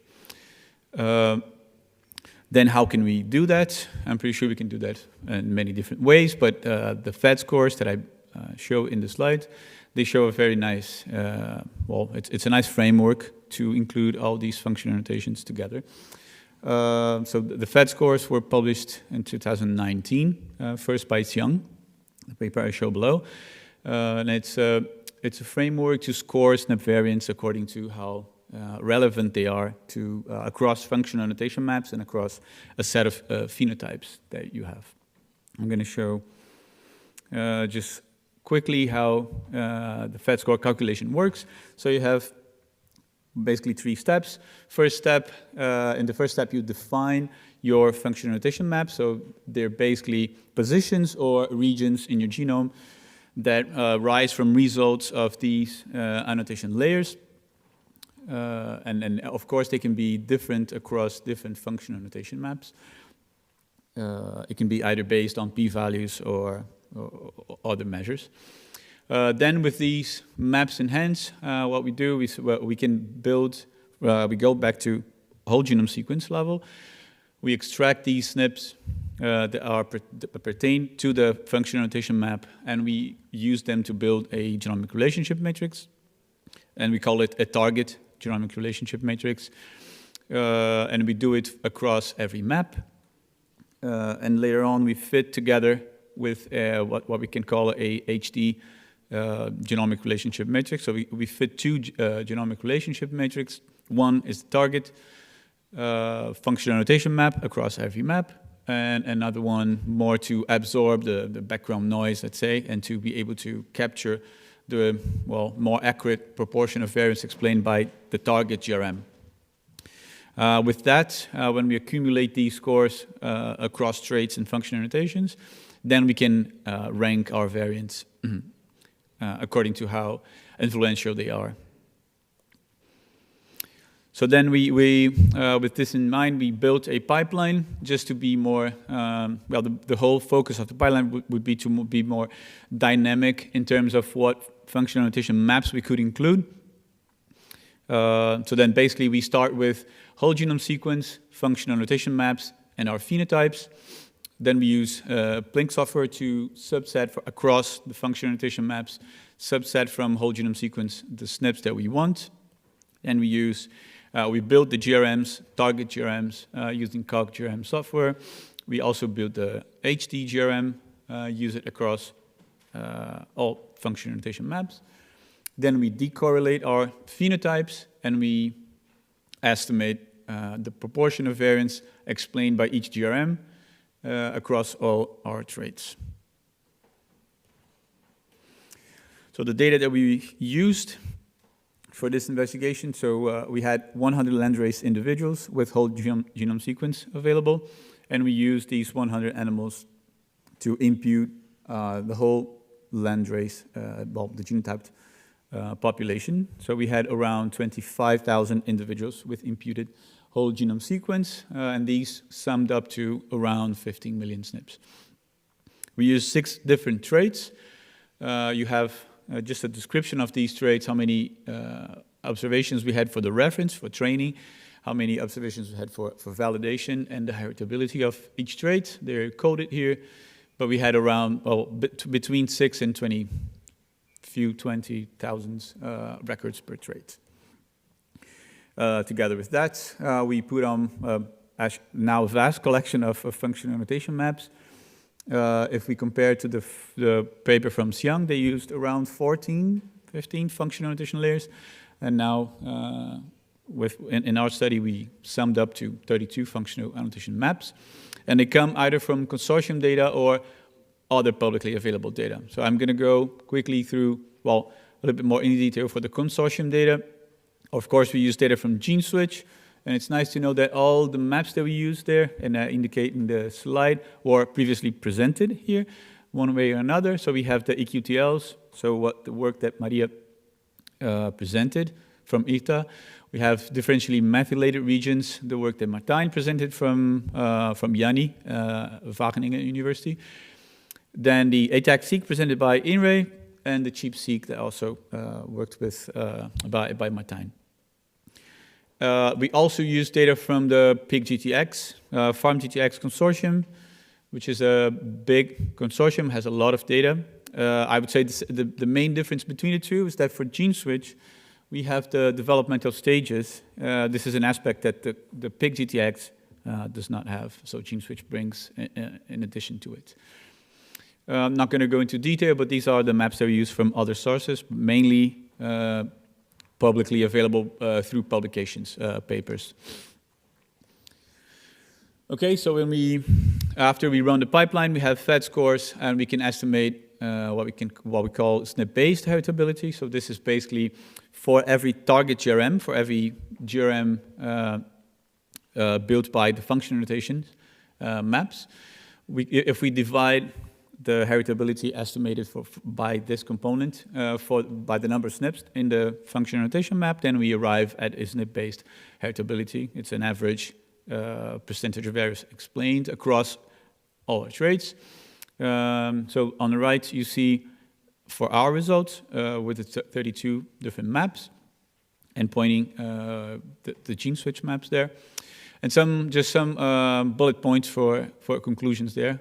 So first thing we see, molecular QTLs score very highly. So the green ones in the graph. Among them, the GENE-SWitCH, the EQTLs that we just saw the presentation from Maria, and also from PIG-GTX. Also, you can see there are small and big standard deviations. Standard deviations here would indicate trait-specific, I'd say, effects of the functional annotation. So, for example, the first one, the highly scored, it has a very high standard deviation, and this is mainly due to the map performing quite well for one trait, but not for others. And it seems to be more common among the molecular QTLs. Also, one interesting thing is that, as you can see, the colors in the graph show different groups, types of functional annotation maps. And nice to see that the similar, the colors group together. And just one final topic on the conserved sites from the previous paper on Xiang. It scored very, very highly for cattle data, for dairy cattle, but it does not seem to be the case in our example, but it also may have to do with the fact that the traits in dairy cattle, included in dairy cattle, might have been more subject to natural selection for long periods. Traits like stature, morphology traits, and which we don't have for pigs, not in this example. Then if we zoom in, so the graph you see here is just the same graph I just showed, but now every trait has its own dot. And you see that across the functional annotations on the x-axis, different traits score differently, right? And we see, especially for trait 3, it's often the highest scored across our functional annotation. So there is some predilection to this trait. So this trait seems to be more affected by these functional variants. Yeah, and then we see that both functional annotation map and the phenotype set that we use are probably influencing our results. If we're using 6 traits, but if we use completely different traits, probably our FAT scores would also change, of course. Then we went to validation, so we calculated our FAT scores. Next question would be how to validate them. Do they bring something to genomic prediction? So what we did, we planned a comparison between the highest and lowest FAT score variance, and also the highest variance against a randomly sampled but same density SNPs. Basically 2 questions: can the FAT scores indicate informative SNPs? And can the highest FAT scores outperform just a random placement of SNPs for genomic prediction? First result to see is on heritability, so percentage of variance captured. And we are working at 1 million SNP level, so we have 3 different groups. The low 1 million, so the lowest FAT scores, 1 million lowest. Randomly sampled 1 million SNPs, and highly, so the highest FAT scores, also 1 million. So first thing we see, the low FAT scores, they always capture less genetic variance than the high, and also then randomly sampling SNPs. And you see that the last column on the table indicates how much, what's the difference between the low and the high FAT scores. And also notable that the high FAT scores are not necessarily capturing more genetic variance than a random placement of SNPs. Then we go to predictive accuracies. Can we translate these FAT scores, high FAT scores, to higher predictive accuracy? What you see on the right is the same traits, the same 6 traits, and the same 3 different panels, so low, 1 million, random, 1 million, and the highest FAT scores, 1 million. First thing we see is that the low FAT scores yield the lowest predictive accuracies across all traits, so it's approximately 15% lower than the randomly placements. That the high scores yield either very similar or slightly higher predictive accuracy when compared to random placement of SNPs.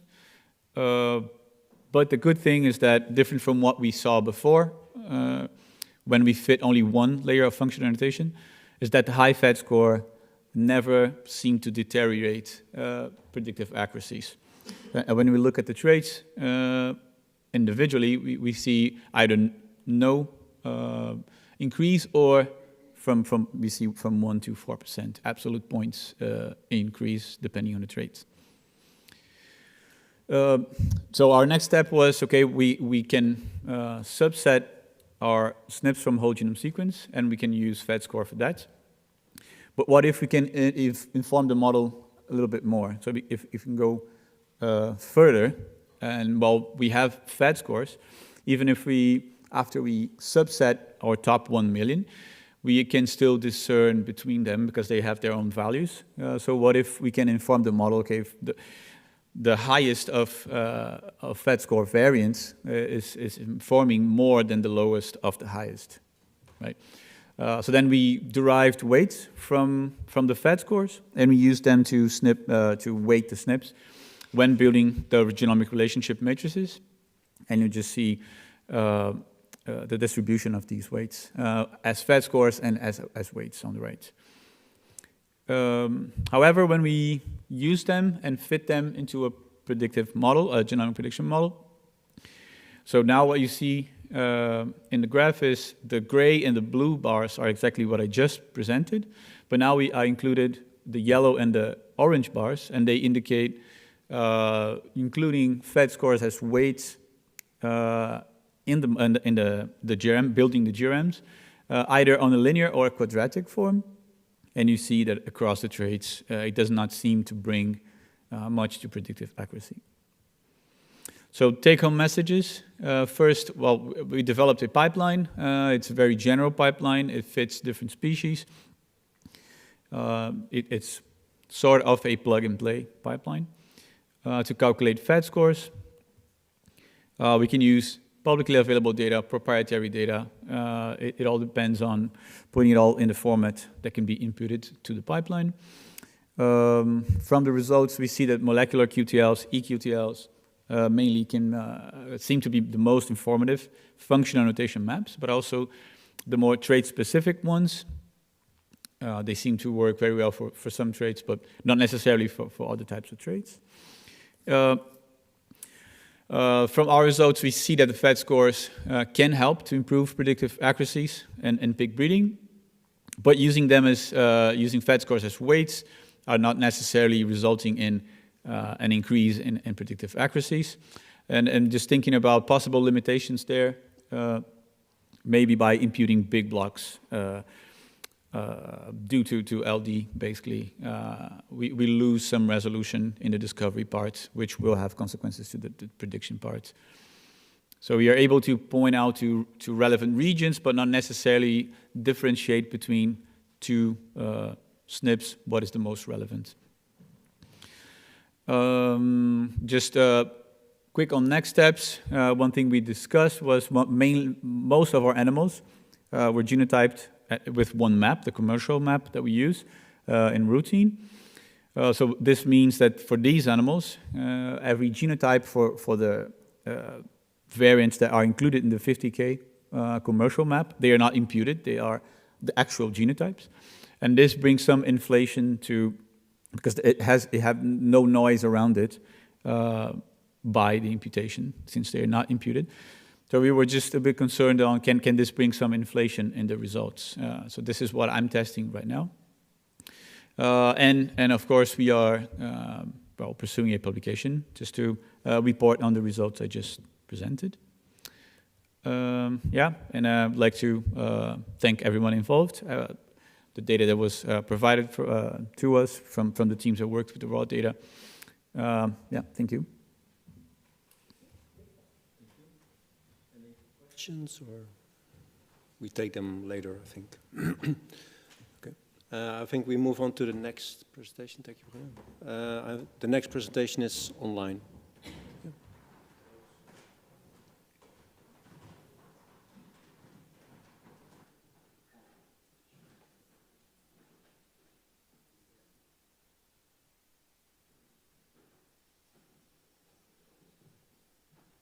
Hey, it seems I can't share my screen.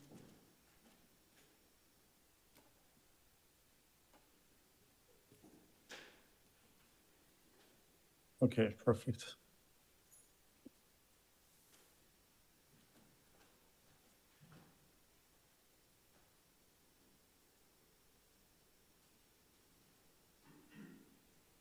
Okay, so today I will present to you fine mapping and functional annotation of growth-related QTL and GWAS loci in chickens.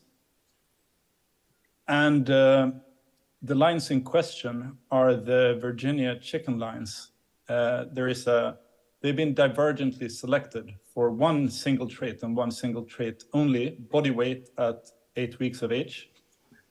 And this is the trajectory per generation for the high line. And this is the trajectory for body weight for the low line over 57 generations. And sorry, can you hear me well?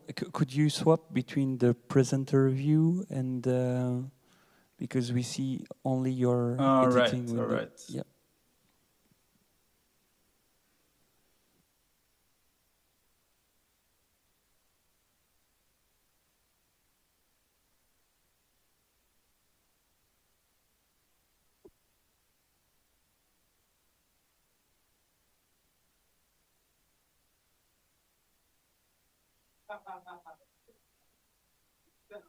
Did it work?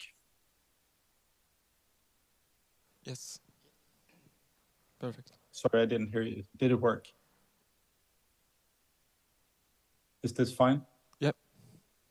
Okay. So at generation 40, these two lines were intercrossed to generate an advanced intercross line that was kept for 17 generations.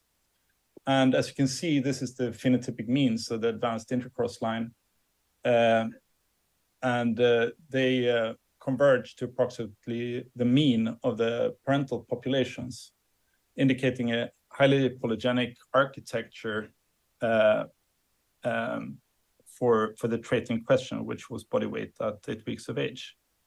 And these lines were generated by Paul Siegel at the Virginia Polytechnic Institute. So for the statistical genetics part of this project, we sequenced around 3,300 individuals from the advanced intercross line using Illumina at low coverage. And we sequenced the parental high and low individuals at high coverage. Then we called variants and used imputation to predict haplotypes inherited from the high and low for the advanced intercross line individuals, as well as collected the body weights also at 8 weeks of age. And then we proceeded to do association analysis. And we did this both by eQTL screens and using GWAS method.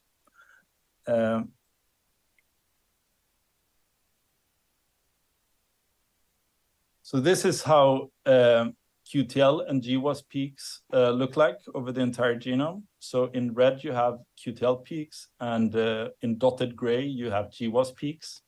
And as you can see, they do not always agree perfectly. And this is expected because QTL and GWAS have some differences, because QTL assumes a near fixation for opposite alleles in the founder lines, where for GWAS, there is no such assumption. So if we compare the minor allele frequency in the advanced intercross line, we can see that the minor allele frequency for GWAS, significant GWAS markers, they go down to quite low minor allele frequencies, whereas for QTL, they reside much higher.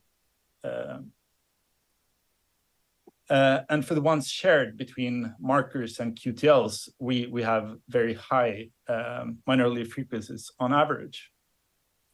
And if we plot this instead against FST, genetic divergence between the founder lines, we can also see that the ones, so markers, they are not necessarily, so the GWAS, significant GWAS regions are not as often existing as divergent SNPs in the parentals, whereas the shared ones and the QTL ones more often reside here in the very high divergence range for the founder lines.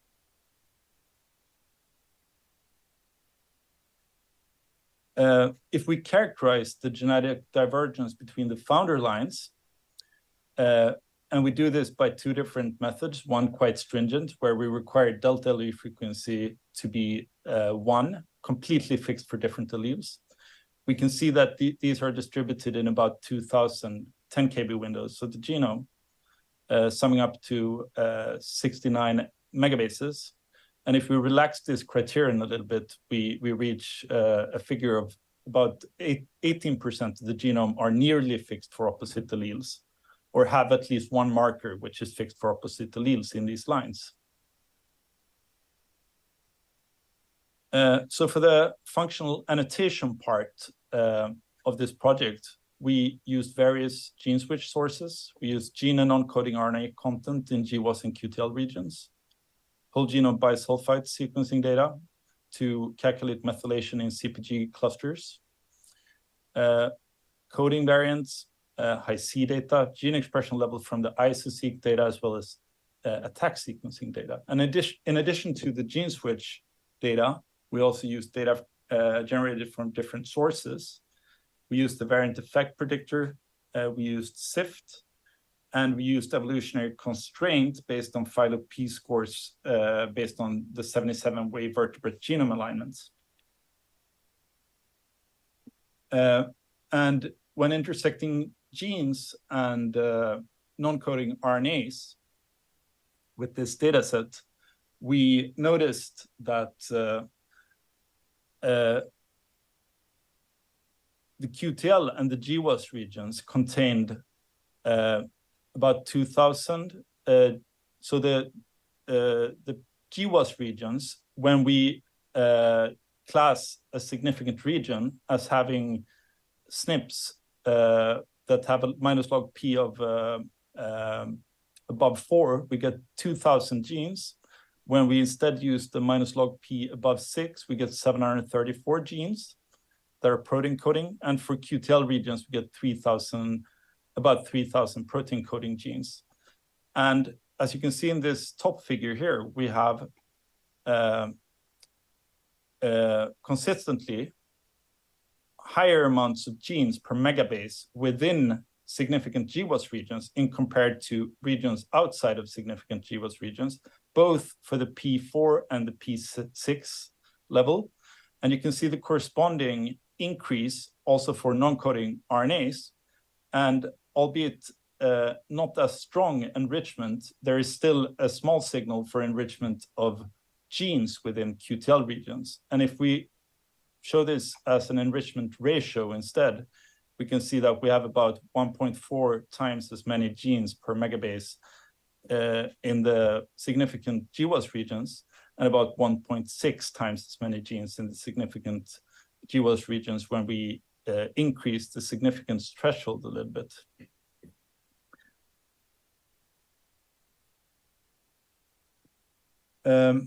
As I mentioned, we also use the variant effect predictor and SIFT to classify SNPs into various classes. And the classes we used were synonymous, missense, and high consequence based on the variant effect predictor classification.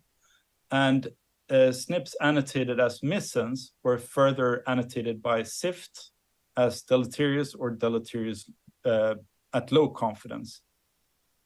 And variants in the high category were all affected to predict or predicted to affect splicing or stop codons. So we counted how many of these exist in significant GWAS and QTL regions and checked if we had a higher proportion than we would expect based on synonymous variants, since synonymous variants are expected to be neutral. And in this table, we have the sums of SNPs identified in these different categories. And in parentheses, there is the relative enrichment compared to the expectation calculated from the synonymous counts. So we actually got a lower value than expected from the deleterious missense mutations within GWAS regions, as well as QTL regions. But when we look at the high impact variants, we see that we actually seem to have an enrichment of them, albeit at very low counts. If we use delta allele frequency as an additional criteria between the founder lines, we can see that this doesn't help us much. But we think this is a possibly interesting signature where we have an enrichment of splice variants or variants predicted to affect splicing and missense variants within GWAS regions. On chromosome 4, we identified 4 out of 6 regions identified to be epistatic QTL.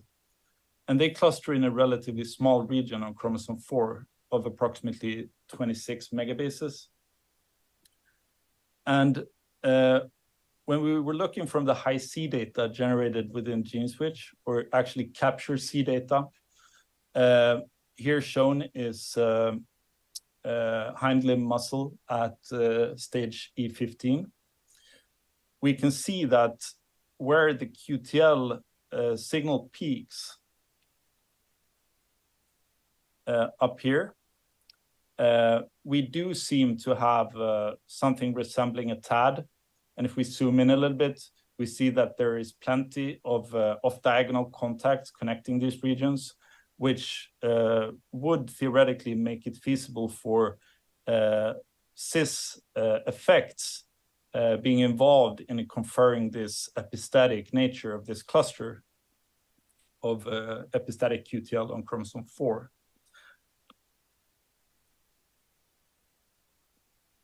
As I mentioned, we also investigated methylation in CPG clusters and found that CPG clusters in the muscle of newly hatched chicken have a lower methylation within GWAS regions. So we identified CPG clusters using the CPG cluster algorithm, and then we calculated average CPG methylation across tissues and development stages. And we checked how these distribute with regard to average methylation in associated and non-associated regions.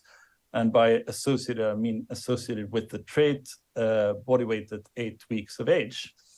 And the most significant difference was a 17% reduction in CPG cluster methylation in muscle from newly hatched chicken. And this was for the higher stringency definition of GWAS peaks. But if we use the lower stringency definition of GWAS peaks, we reach a 13% reduction in methylation. And you can see this here, where regions outside of the GWAS P4, they have an average methylation of around 0.55. And CPG clusters within, they tend to have an average methylation of around 0.4. And here is the data support from a comparison of several tissues and stages. And we can see that the one tissue and stage which stands out is hind limb muscle of newborn, newly hatched chicken, where we also observe the lowest or the highest reduction, the largest reduction in methylation. And this is interesting because it could indicate that genes activated in muscle to promote muscle growth after hatch are enriched in these regions. And this is actually supported if we check which functional terms are associated with genes within GWAS regions. And here we also identify categories such as myofibril assembly and muscle cell development as significant. So we do seem to have an enrichment of genes affecting, involved in muscle development pathways within these regions. We also investigated whether we had an enrichment of attack-seek peaks in GWAS regions. And we did this in a way where we checked for enrichment of attack-seek peaks alone or attack-seek peaks coinciding with positions identified as being under evolutionary constraint using phylo p-values or phylo p-values alone. And the plot below here shows the enrichment within GWAS regions. So for attack, we don't have an enrichment either at P6 level or at P4 level. But if we combine attack with phylo p scores above 2, 3, 4, and 5, we do see that as we go up to relatively strong evolutionary constraint, we do see a small enrichment. But as we go down to extreme constraint, we lose this enrichment. And as you can see here, we're talking about very few SNPs in these categories. And when we compare this to what we get if we use phylo p alone, we see that phylo p alone seems to give a stronger enrichment in these regions. So the enrichment we see by combining attack and phylo p does not surpass the putative enrichment we get with phylo p alone. So in conclusion, we identified various genetic associations to body weight in the AIL line. And we identified around 20,500 SNPs that were significantly associated with body weight, distributed across 42 distinct regions. And we relaxed this criterion in some of these analyses to see if we caught additional effects. And in QTL analysis, we revealed 42 QTL regions and 6 epistatic hub loci clustered on chicken's chromosome 4. And that QTL and GWAS peaks do not overlap to a high degree. due to some differences in the nature of these two methods, which makes them complement each other. For the functional annotation part, genes and non-coding RNAs were enriched in QTL as well as GWAS regions, particularly for GWAS regions. And that in muscle of newly hatched chicken, we saw consistently lower CPG cluster methylation within GWAS regions, but also saw this trend for QTL regions. In variant effect predictor analysis, we identified an enrichment of SNPs of the variant effect predictor high severity category, which includes variants with potential deleterious effects on genes, and these were enriched in GWAS regions. And finally, that significantly associated SNPs were not enriched for RNA-seq peaks, but they did show a slightly stronger sign of enrichment at evolutionary conserved sites. Thank you. Very good. Thank you very much, Carl-Johan. I think we keep the questions until the after the final speaker of the session. So we move on to the next speaker, Andreas Kranes, who will talk about subsetting GWAS SNPs based on function annotations in chickens.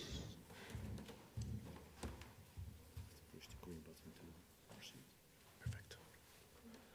Hello, everyone. Yeah.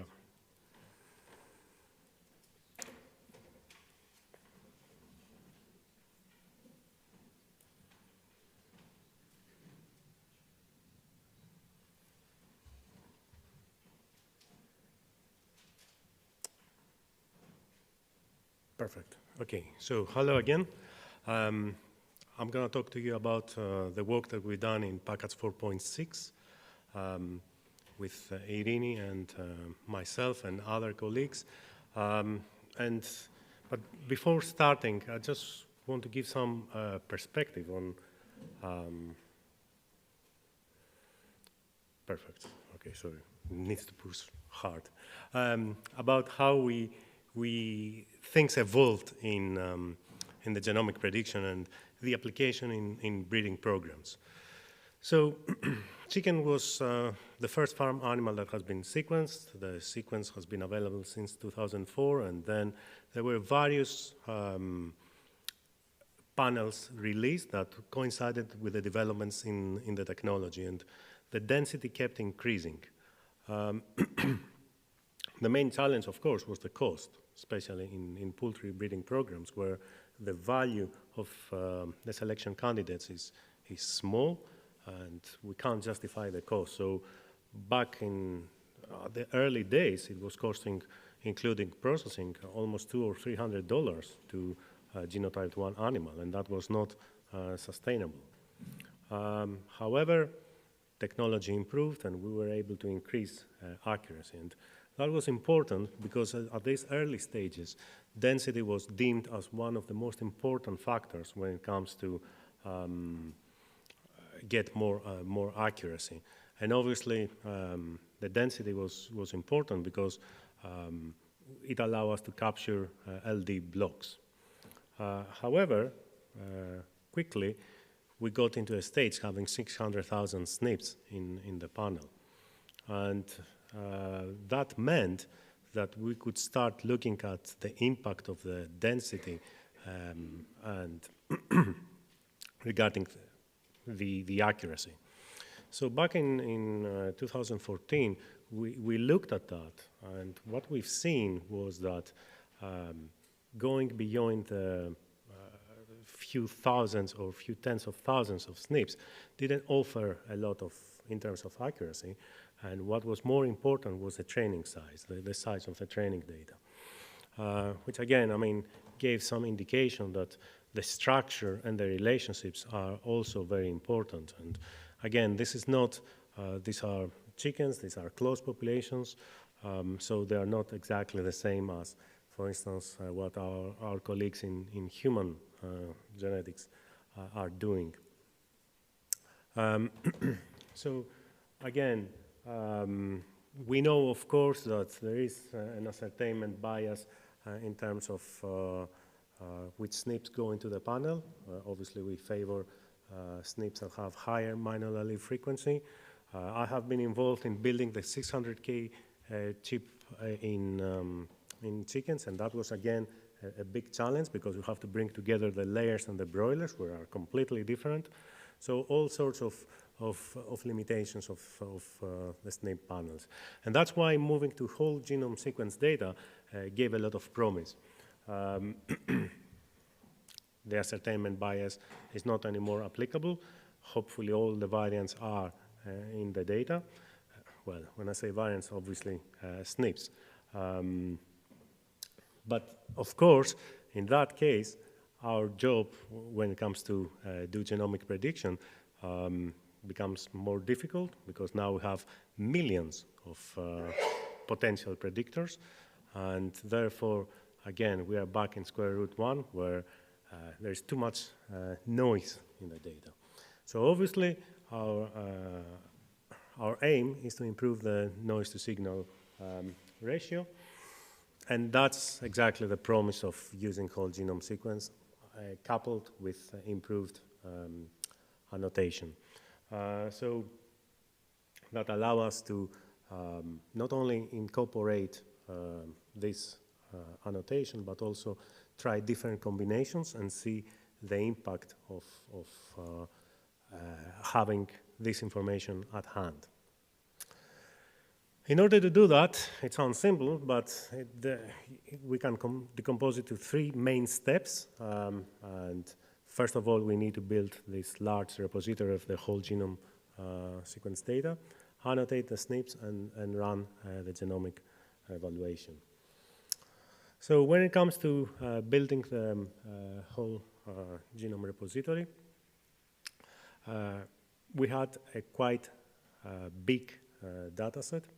Again, what we are working is a closed population, and it's a breeding program that has been evolving, but also closed for many years. So obviously, if you think about how the gene flow happens in the data, we were actually able to sequence most of the parents that through them the genetic progress go, and because of course everything is linked, even the ones that we haven't sequenced, probably they have some common ancestor here. So by projecting these haplotypes, we pretty much have captured most, if not all, the genetic variation at a given point in time. So we had 518 30X individuals sequenced. And then we had a pretty large data set consisting for almost 140,000 individuals for which we had 50K genotypes available. So the simple thing was to impute them, right? I mean, that's not, it's one of those things that is easier to say and more difficult to do because obviously of the sheer size of the data. We had 12.8 million SNPs, and our imputation pipelines worked quite well. We got an accuracy that was exceeding 0.95. Again, with a caveat that obviously rare alleles have lower accuracy, and this, I think Bruno already mentioned that this could have an impact on the results, but that's what we get from imputation accuracy. And obviously, in order to do that, and build, effectively we had to build a database that was holding 140,000 whole genome sequenced animals. You cannot do that with off-the-shelf tools, so we had to build specialized libraries and specialized data handling tools in order to be able to subset any set of animals and SNPs in order to pipe those analysis. So again, this is background work that is necessary. It takes time. It's not something that brings glory, but is essential. especially when we talk about this kind of data. And when it comes to adding the annotation information, again, there were multiple sources where we could take. Obviously, being part of the GENE-SWitCH project, we had access to the outputs of work package 2, and in particular, the improved annotation that Sebastian talked yesterday. Obviously, all this work using ISO-seq and discovering new genes, this was incorporated. So we annotated all our SNPs using this, exploiting this. There are also other outputs like the attack-seq and the methylation patterns that potentially could go into that. But again, there are also resources available, like the animal QTL-DB, which is part of the chicken QTL-DB, which again, they collect all the published QTLs. So again, we could annotate all our SNPs and mark the SNPs that are within those QTLs. And finally, there are also third-party sources, particularly this one here, the conserved non-coding elements, which again is an effort that looks into genomes of different species and try to find the regions that are conserved among these species, the non-coding regions, which again, the fact that the region is conserved could signify that there is a functional importance to that. And then again, we can see the SNPs that are within those regions and use those bioinformatics scores that are trait agnostic, but still useful to us. Again, because of the different sources, we had to build a flexible database to incorporate that information. And this database is not about just using the information that is available, but others is also flexible to allow us to bring more information if required. So again, this is another important parameter to think when we do projects like this. And finally, the third component is bring the phenotypes and the models. In this case, we focus on body weight, which is, if you like, the equivalent of human height, where a lot of studies are already available as well, both across farm animals, but especially for chicken. Body weight is a good trait because we maximize the number of phenotypes. So, in other words, all the sequenced animals have a phenotype. On the other hand, body weight is a highly polygenic trait. These lines have been selected for body weight for many, many years, either directly or indirectly through the other traits in the breeding objective. So again, the choice of the trait is debatable, and obviously it will have an effect on the results. And again, due to the very large size of the data, we had to apply different divide and conquer approaches, try to parallelize things as much as possible. So again, the idea was to use the different annotation information to group the variants into different categories and try to see how we can build GRM matrices that account for that. And yes, again, for speed ups, we could use ridge regression, which is equivalent to a GBLAB, at least when it comes to a univariate analysis. The variable selection methods are also important, like the base R and the base RCO, but again, due to the size of the data, these are iterative approaches. They use GIP sampling, which takes a lot more time to converge. And when it comes to the accuracy, this has been assessed us the correlation between the GBVs and the adjusted phenotype, adjusted for fixed effects. This is a trait that is not, it has its limitations. Again, we are not in the fortunate situation like our colleagues in dairy cattle that they use adjusted progeny means that are much well correlated to true breeding values, if you like. So again, these are limitations that has to do with the way that the breeding program is structured. But nevertheless, it's what people use. So again, it's not a deviation from what is done. So when it comes to annotation categories, as I said, we had different annotation categories. I mean, this is a picture from Ensemble where they saw each different category where it belongs.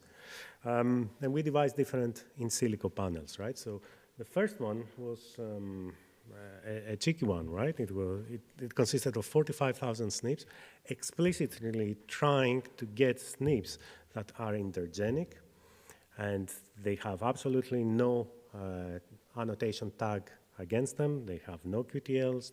They don't belong to the 50K, and also they don't belong to any conserved area, right? So this 45K, which was, by the way, I mean, we had, I think, 1.7 million intergenic SNPs that fall into that category, and those 45, they were equally distributed across the genome using LD pruning, so trying to capture just cover the genome, right? So this 45K panel, hopefully, is as less informative as possible when it comes to functional. And then we had, again, using pruning, splicing variants, exon variants, and then using, for instance, the terminology of Ensemble, the high impact, which include splice acceptor and donor regions, and stop gain and stop loss, or moderate impact, which is our missense variants. As I said, we brought also information from the QTL database. And also, we did a GWAS in our data.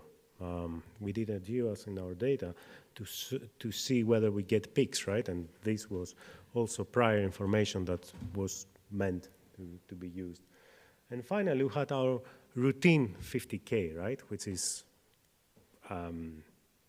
what we are using in practice. Before going to the results, I just want to show you how those panels look across the genome. And as you can already see from the colors, they're quite different. So first of all, the GWAS hits, right? They are 6,000 SNPs there, but of course, as you can see, the gray zones means no SNPs. Pretty much a very small portion of the genome is covered from those GWAS hits, which correspond to the GWAS peaks using an FDR of 0.1. Again, and these are 6,000, almost 7,000 SNPs, but they are really concentrated in small bits of genome. With similar number, the high impact is covering quite a lot of the genome. So although we have the same number of SNPs, in terms of how they are arranged in the genome is quite different. And then we have the intergenic, which, yes, by design, covers a lot of the genome, but there are some gaps, because obviously these are the functional bits, but then again, it covers the whole genome. So it allows us to capture Mendelian sampling. And finally, we have the 50K, which the 50K was not, obviously, it also covered all the genome as uniformly as possible, but it was favoring also coding regions and functional SNPs with the information that was available back then. This has been developed almost 10 years ago, and obviously the amount of functional information back then with now is not the same. Nevertheless, there is quite a lot of functional information in the 50K. Right, so let's see some of the results, right, and what we try to do. In this case, again, I remind you, had animals across time. We took random splits across all the animals. So it was an 80-20 approach. In total, 60,000 animals. And again, the purpose of that was to try to take random partitions to see also a bit how things differ. But that's not the typical scenario in animal breeding, because obviously the testing set is not, there are relatives around the testing set. And also, just a note, these are the same 60,000 animals that we use for GWAS. Starting with intergenic 45, the agnostic, if you like, panel, all the numbers here are relative to the 50K, right? The 50K, which is the routine. And as you can see, everything above 50K is red, which means that we have less accuracy in terms of, we are losing a bit of accuracy. And the worst category is the QTLs, the published QTLs, right? Which again, re-emphasize our struggle with QTLs, right? That we read a paper, they report QTLs, we cannot validate them. I've been through this excruciating exercise many times, and every time I lose more faith in that. Again, these are quite significant drops. Interestingly enough, the 45K does worse, which is good, but still captures a lot of variation. But the good thing is that starting adding information to the intergenic gives us something. So we go from, there's a trend across time that adding exons or splice or high impact SNPs gives us something. Now with the high impact SNPs, again, because they cover a very small bit of the genome, they give us something, but not a lot. Now, with the 50K, obviously, we are doing pretty well, but when we try to add the exon, we get some marginal improvements, which are not bad, right? I mean, they just give us a bit more. And what gives us even more is GEOS results. Now, again, this comes with a caveat that it's the same population that we did the discovery. So to summarize, I think that in this table, we see a few things that are important here. The fact that by adding, if you start from a panel that hopefully doesn't have a lot of functional information, by adding, you get more. And also, there is some marginal improvements when it comes to accuracy. Again, these are coming from GRMs with when we applied base R, for instance, the results were slightly lower in terms of accuracy. But again, the indication that we saw was that, for instance, when we were putting 50,000 SNPs, there were only 500 that were actually in the non-zero distribution, the 4 prior distributions that base R has. So most of the SNPs were going to the first one, which is, again, signifying that there's not a lot of big QTLs, which is obviously something that we know. As I said, because we in the first trial, it was the same population that we did the GWAS and the prediction. We just wanted to validate the GWAS hits on the 70,000 animals that were not part of the validation set. Then again, there are relationships, obviously, between those animals, but at least it is not the same. In that case, it was a forward prediction. So the testing, the validation set, were the progeny of the training set. In that case, the GEOs alone is not, so if you build a GRM matrix only with the GEOs hits, that's not great. But when you add those GEOs hits to the 50K, we get a marginal improvement. And obviously adding the published QTLs just in case doesn't really give us anything. So in a way, we kind of shown that some of those GEOs hits might be relevant. And actually, when we look at the heritability explained by those two GRMs, that has a heritability of 5.5%, and this one has a heritability of 19%. What is striking, and I don't have in this slide for the interest of time, is how different those GRMs look like. They are strikingly different, right? And this is a direction that we would like to look a bit more, what actually those GRMs mean and what do they capture. Finally, we just wanted to see whether we can get something more out of the power of the data.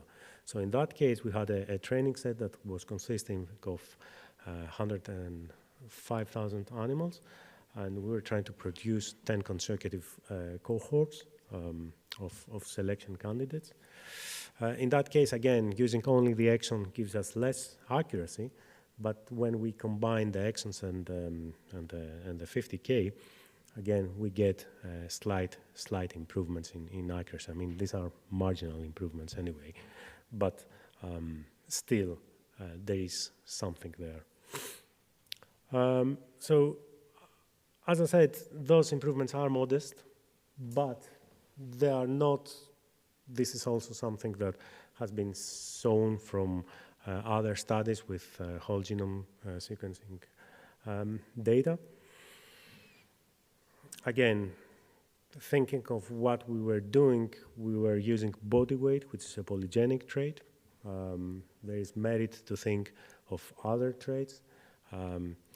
The challenge, of course, is that although the breeding objective in broilers consists of more than 30 traits, most of those traits are quantitative and polygenic in nature, and therefore is not necessarily easy to find alternative traits. Having said that, I think that there is scope to look more into other characteristics as well.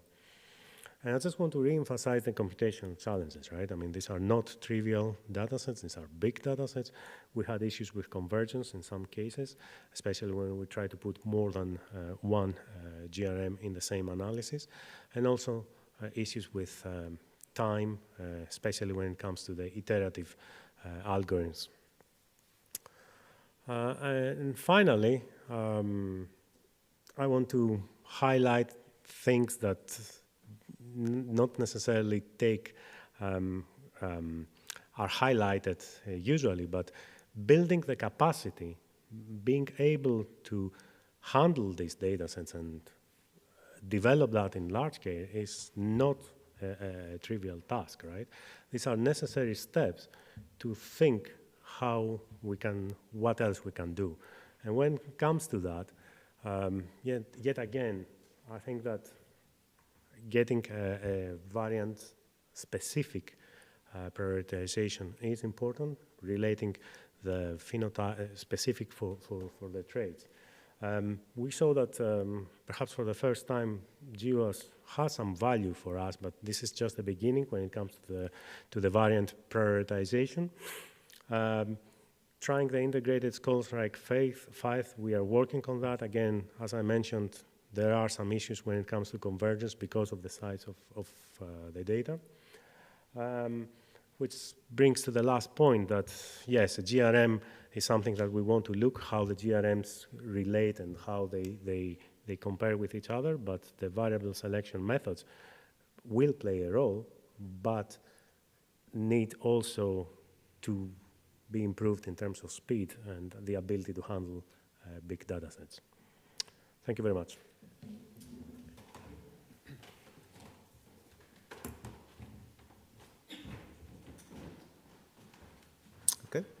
I think with that, thanks again, Andreas, for a very elaborate presentation. We still have about 10 to 15 minutes left for general discussion and questions. 10? Okay. Trying to get some more time. Online. One question for Maria. Sorry. Very good. So the question for Maria. Ola, nice talk. I have two questions. One, are some EQTL SNPs associated with traits of interest? That's the first one.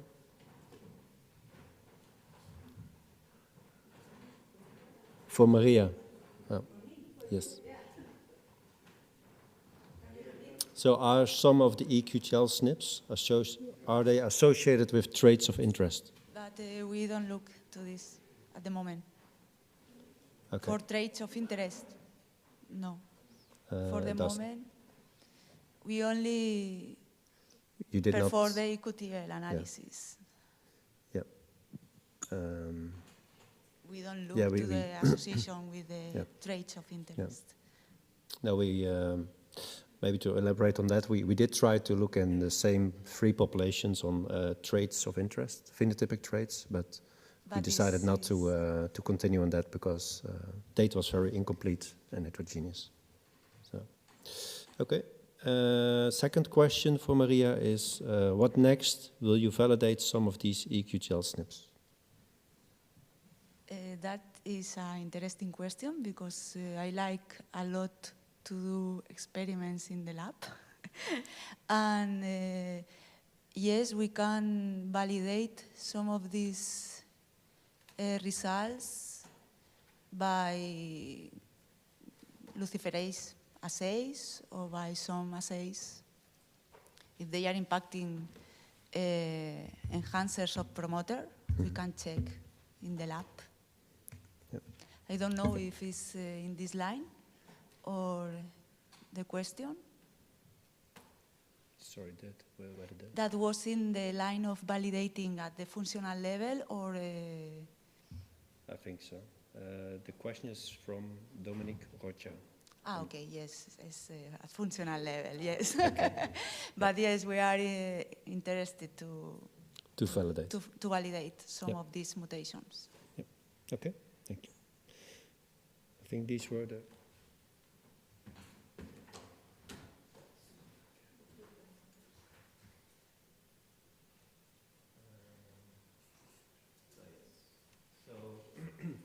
Dominique replied at Maria, yes, it was functional validation. Okay. Question from the audience here, or comments? I have a question for Andreas. In the chicken or in avian species, you have a lot of microchromosomes that are not well covered by the 50K from what I saw. Would it be more interesting first to improve the coverage of these microchromosomes? Yes, that's absolutely right. When we built the 50K, the annotation was available back then, didn't cover the microchromosomes. So you're absolutely right. The problem is that because the 50K doesn't cover the microchromosomes, I cannot impute them. But if we update the 50K to have SNPs in the microchromosomes, you're absolutely right. Those microchromosomes, they are gene-rich, they are more important. So, I mean, again, for the benefit of audience, the chicken genome is 1 billion bases long. The first chromosome is 200 million bases, so it's 20% of the genome. Those microchromosomes are 3 million, so they are tiny. People tend to neglect them. But yeah, I absolutely agree that because as of course you point out, we only accounted for 28 chromosomes. And the other omission was that we didn't include chromosome 16. Chromosome 16 harbors the MHC complex, which obviously is important. But then again, because of due to the repetitive nature of the chromosome 16, the 50K was not doing well because again we didn't have improved annotation. So these are things that need to be fixed, and could potentially have an impact. Yeah. Just a comment on the chromosome 16. It's 90% repeat, and the genes are just synced in the middle of the repeats. So finding SNP in this kind of region, of this kind of chromosome, it's going to be very challenging. Honestly, I don't think it's even possible to improve it in the chromosome like the 16 of the chicken. Okay. So do you think that, for instance, low-pass sequencing, so because that's the other option, right? Low-pass sequencing becomes more and more affordable as an option. So we don't use SNP panels anymore. But in a low-pass sequencing, do you think that it'll be easier to find SNP? Yeah, or not find an SNP, but basically impute up to the whole genome, right? Yeah, I suppose so. But you still have this challenge of this tricky chromosome. Yeah, as I said, I discovered the chromosome 16 because I worked on the MHC, and I've been astonished by the composition of this chromosome. So yeah, the microchromosome of the chicken is going to be still very challenging for with any technologies, long reads and even short reads. Okay. Other questions? Actually, I had a question for Karel Johan. I hope he's still online. I think that the results show very nicely the enrichment of the 42 regions that you identified in your QTL and your GWAS analysis. But did also the function annotations help you to further fine map these regions, or how could that be utilized? I'm not sure how that could be utilized, actually, because I think in order to do that, we would need a validation set which is valid. Maybe the selective pressures, especially because you have to remember that these chicken have been selected on one trait and one trait only, which means that deleterious effects have just been ignored. As long as they weigh a lot, they've just been propagated generation by generation. So there is definitely a chance that we will find an overlap between these peaks and broiler GWAS regions. But I do think that many of the things that have been selected in these lines, they're not tolerated in the broiler industry, because they come with deleterious side effects. For example, the high-line individuals, they get metabolic disease, and they have to be feed restricted, or else they become really ill. So what I'm getting at is that I don't think we can use our data to check if we can do fine mapping using this data, but I think we should check the intersections with QTL and GWAS peaks from other sources of fast-growing chicken. Okay, thank you. Final chance? No one? Then I think then we can stop here. Then thank you all for your contributions and participation, and I think we break for lunch, for a networking lunch, and then we reconvene at 1:45. Quarter past 2. Sorry. Yep. Okay. Thank you.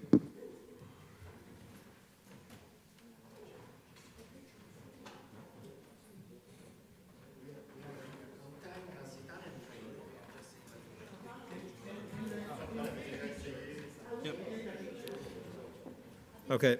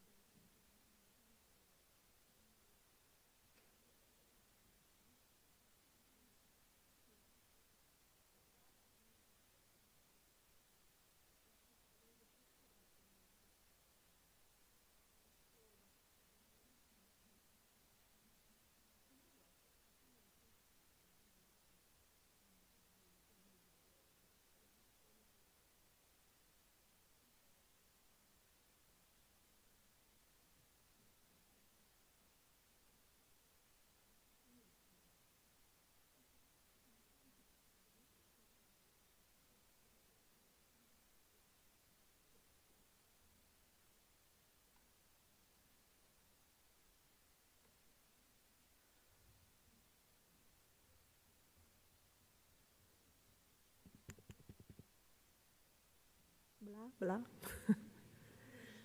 Are we on? Okay, okay. So we go. The PM starts. So we are very honored to welcome Professor Laurent France. Laurent obtained a PhD in genomics in 2015 at Wageningen University. Since then, he's carried out research and teaching activities in the UK, at the University of Oxford, and at the Queen Mary University of London, where he is also senior lecturer in molecular informatics and genetics. Since 2020, Laurent is professor of paleogenomics at the Ludwig Maximilians University in Munich.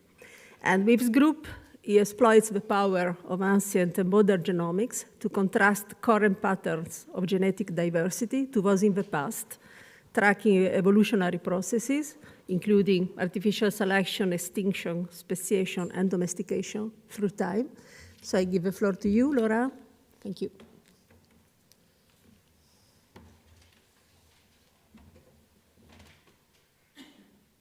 Sorry, I'm trying to unmute it. Thank you very much for the introduction. And yeah, thank you for inviting me for this. Sorry, I can't attend the whole conference because I'm already at a meeting, but I was definitely not going to pass on to speaking to you guys about what we do in the lab. So our group is at Queen Mary in London and mostly based in Munich at the Department of Veterinary Sciences. And what we are interested in is understanding the evolutionary trajectory of animals over the last few hundred years or few thousand years, particularly how humans have affected this trajectory. So we are generally interested in the impact of human activity on the evolution of animals. Particularly, one of the bigger themes in the lab is animal domestication. So how do we go from this fierce beast to this cute puppy here? And so what are the processes, sort of genomic processes leading to this transformation? We're also really interested in what happens to the genome as animals become more and more selected for specific purposes over the last 50 or 100 years. And we started working also on pathogens. So I'll show you a quick example at the end of the presentation about animal pathogens and how we can learn about their evolution using ancient DNA. And a part of my lab is also interested in understanding the impact of humans, sort of changes in land changes or hunting on wild biodiversity. So understanding modern crisis extinctions using also historical and ancient genomes. So what we do is look at ancient genomes. Why do we do this? Because with modern genomes, you really get only a picture of this long-term evolutionary processes. A modern genome only gives you really sort of a modern snapshot, and given how much of the genetics of these animals have changed over the last couple of 100 years due to heavy selections and massive changes in our biosphere, they only offer us a really sort of narrow picture of a long-term evolutionary trends. So if you want to look at what happened earlier and get a better picture of the evolutionary trajectory of these species, we really need to look back in time. And so this is why we're doing this. And so with ancient genomes, we can really start observing the evolutionary process rather than inferring with modern genomes. So our group is interested in a few broad themes. The first theme that I mentioned quickly is conservation biology. So I have a few a student and a fellow, a research fellow, Rosie, was working in Sabrina, we're working on conservation in the lab. And so what they're interested in is using molecular information from animals that they sample from museums. So they were sampled about a few hundred years ago, and the genome of modern animals, and they can compare these genomes and find areas on where genetic diversity has been going down, and they can compare this to spatial models of where land change use have happened, like here on the island of Sulawesi. So this is a project that has been ongoing for quite a few years. We're also interested in the biology of extinction. So what happens when a species goes extinct, and also as in the process of extinction. So we have a new paper on cats that I'll talk to you about, how we can use ancient genomes and historical genomes to try to understand what happens to the genome of a species as it goes extinct. Our work allows us to also collaborate with archaeologists, so that means we can also address questions related to our past as a species, so we can use ancient animals to track patterns of trade in the past, and patterns of human migration. So, for example, we use pigs as a proxy to understand the displaced people into Polynesia. But the biggest chunk of the work that we're doing in the lab is trying to understand animal domestication. So, where, when, and how many times species were domesticated, animals specifically, and then what happened to the genome during different phases of domestication, and we also understanding the impact of industrial farming and intensive breeding on these species. So I will start with this by sort of trying to come up with a way to define what animal domestication is. So this is a picture from the 19th century and from the Museum of English Rural Life, and we can see these two kind of aristocratic-looking white men that are measuring this cattle and looking at it very intensively and taking specific notes and information and sort of quantitative information about this bull here, and what they are interested in and really trying to what this message, this picture conveys, is that they are trying to use science to breed and improve these animals. And one of the things that they started doing in the 19th century is establishing breeds and pedigrees, stud books, where we starting to create populations that are reproductively isolated from each other, and that we're starting to select. And so we establishing these reproductively isolated population with specific characteristics. It's something that is really key in sort of later stages of animal domestication. But one of the big questions is, how long has this taken place? And we're thinking of domestic animals from being really from a much longer time, so cattle probably 10,000 or 8,000 years, but for how long of that process were they reproductively isolated from their wild counterparts, and were they reproductively isolated from different populations reproductively isolated from each other? And so this is really interesting to us because it's a really fundamental question in evolution, and this is a slide from a really sort of a really key review by Patrick Nussel in Trends in Ecology and Evolution in 2009, where he's trying to define the speciation continuum. So how do we get from one population or one species to two species, basically?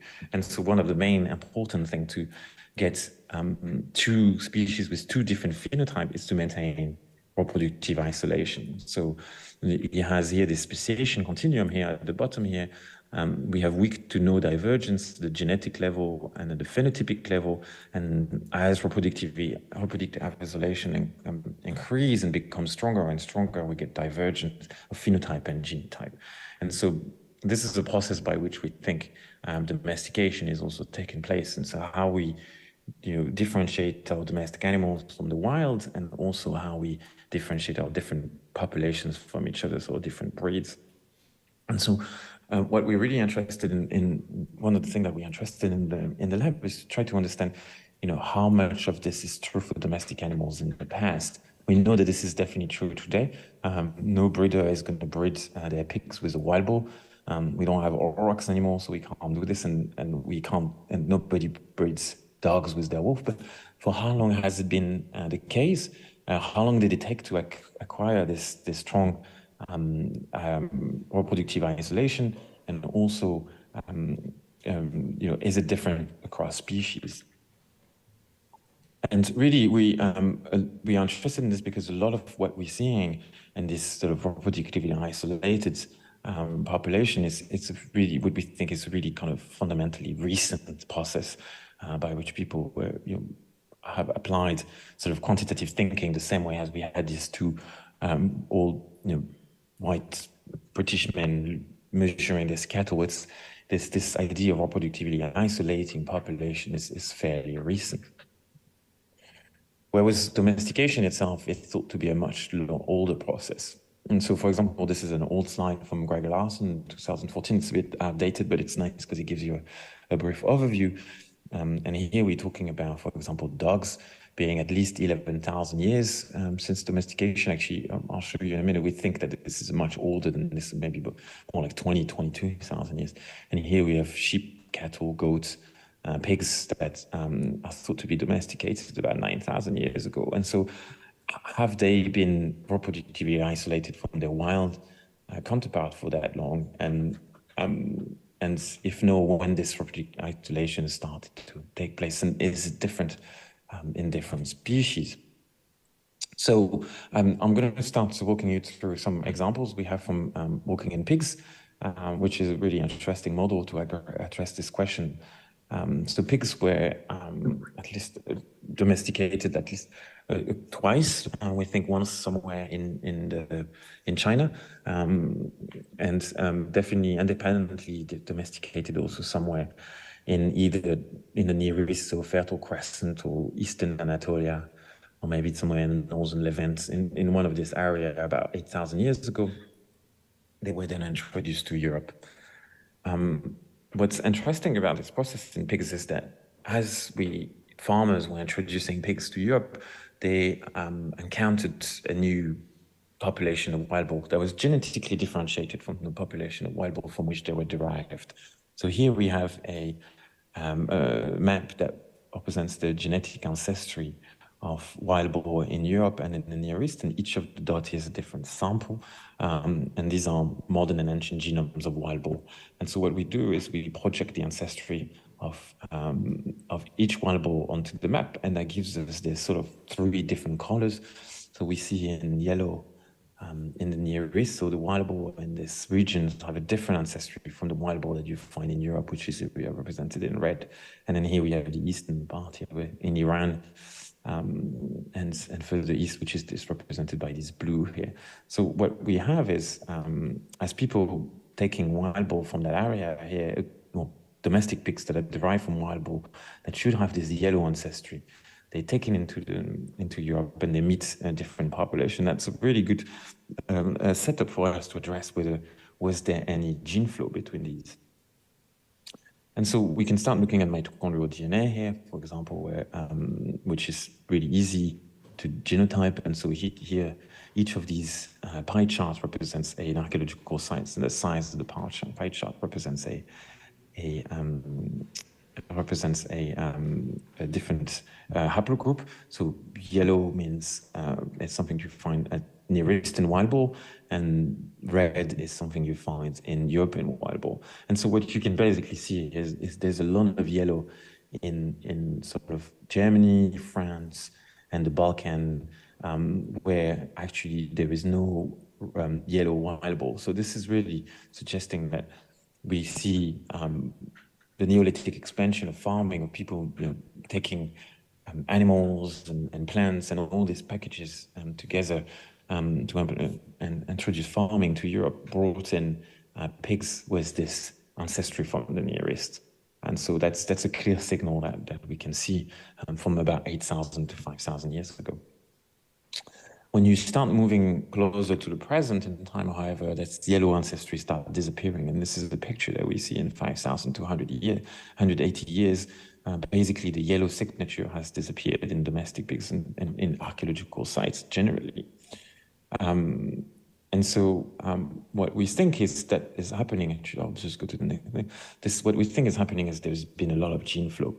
Mitochondrial DNA, however, is difficult to address. This question is a uniparental loci, so it's really difficult to address questions related to gene flow, and because you get one or the other, it's an ancestry. So you either have the yellow or the red ancestry. You can't have a combination the two, whereas with nuclear genomes, we can definitely start looking at patterns of antrogression and gene flow. And so what we're seeing in this picture here is results of nuclear data.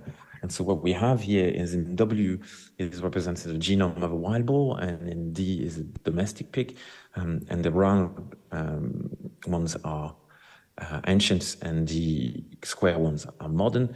And what we can see is if you go back far in time in Anatolia, you get this yellow ancestry, the pure yellow ancestry, these wild boar, the modern ones, and the ancient ones. Now, once you start looking at sort of Western Europe, in France, for example, they clearly have this red ancestry. They have this pure red ancestry that you go back 7,000 years or today. So we have really this sort of different ancestry in these two places in the wild. In the domestic, however, as soon as you get into sort of here in Bulgaria, 7,000 years, the domestic pigs have this yellow ancestry that are very different from the local wild boar.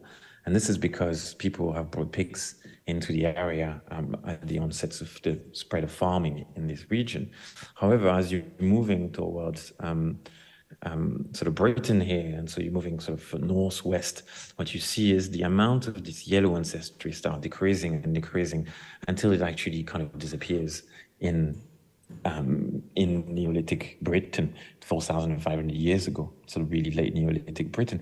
And so what this is telling us is that the fact that we find individuals like here in the site of Hexheim in Germany at 7,000 years ago that have both ancestry indicates that this is not a process by which people re-domesticated pigs locally, but this is a process by which pigs were interbreeding with wild boars, and they were interbreeding with wild boars to such an extent that they actually replaced the original yellow ancestry that they were coming with.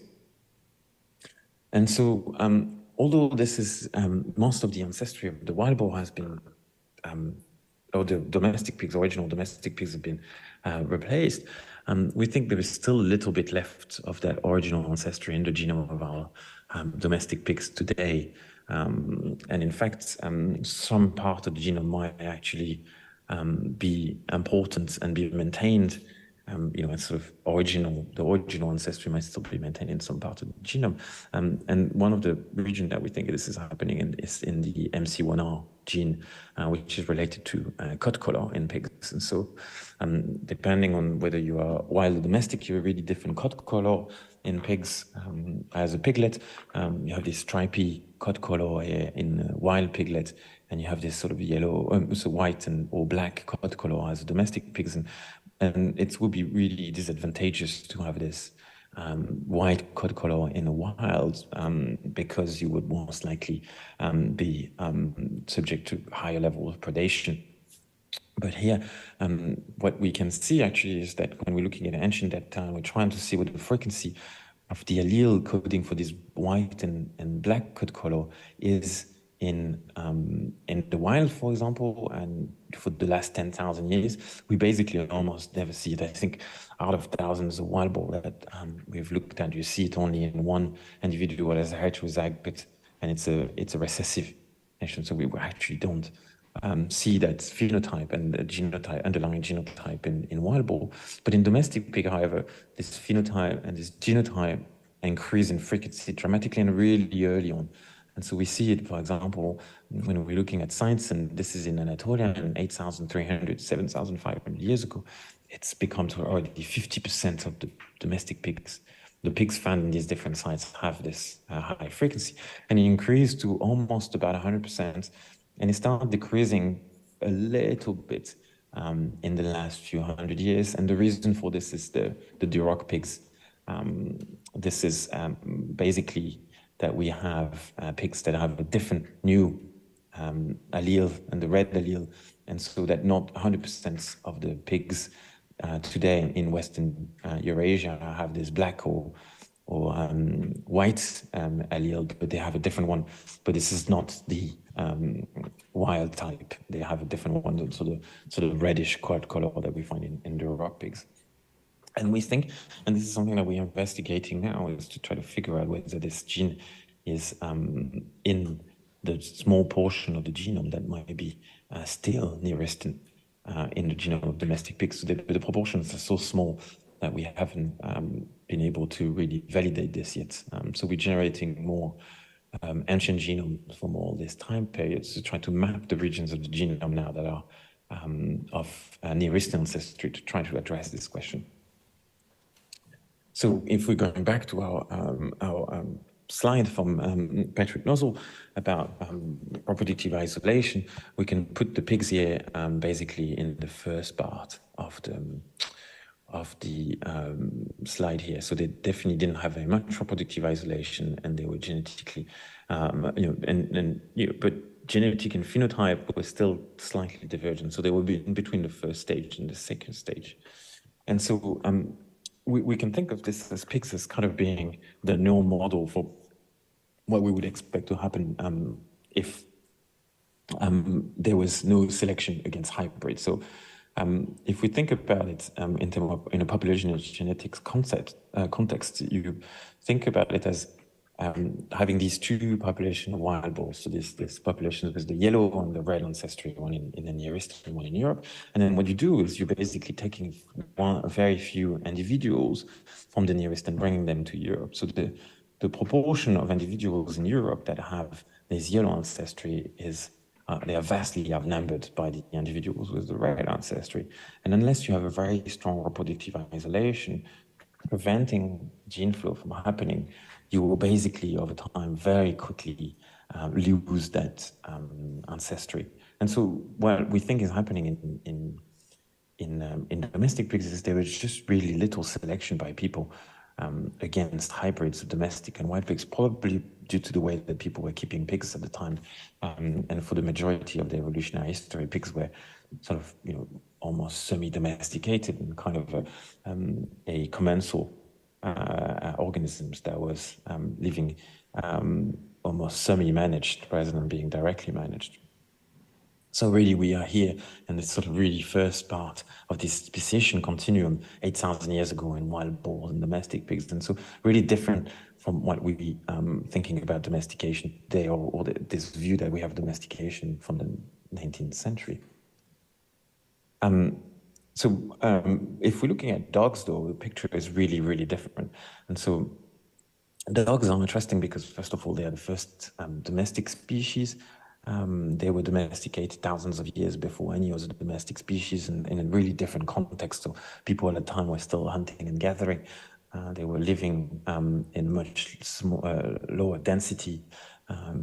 There was very different sort of subsistence practices that people at the time. So that's one really sort of interesting point. And so at the time when this figure was made, Gregor was thinking that domestic dogs were about 12 to 10,000 years old.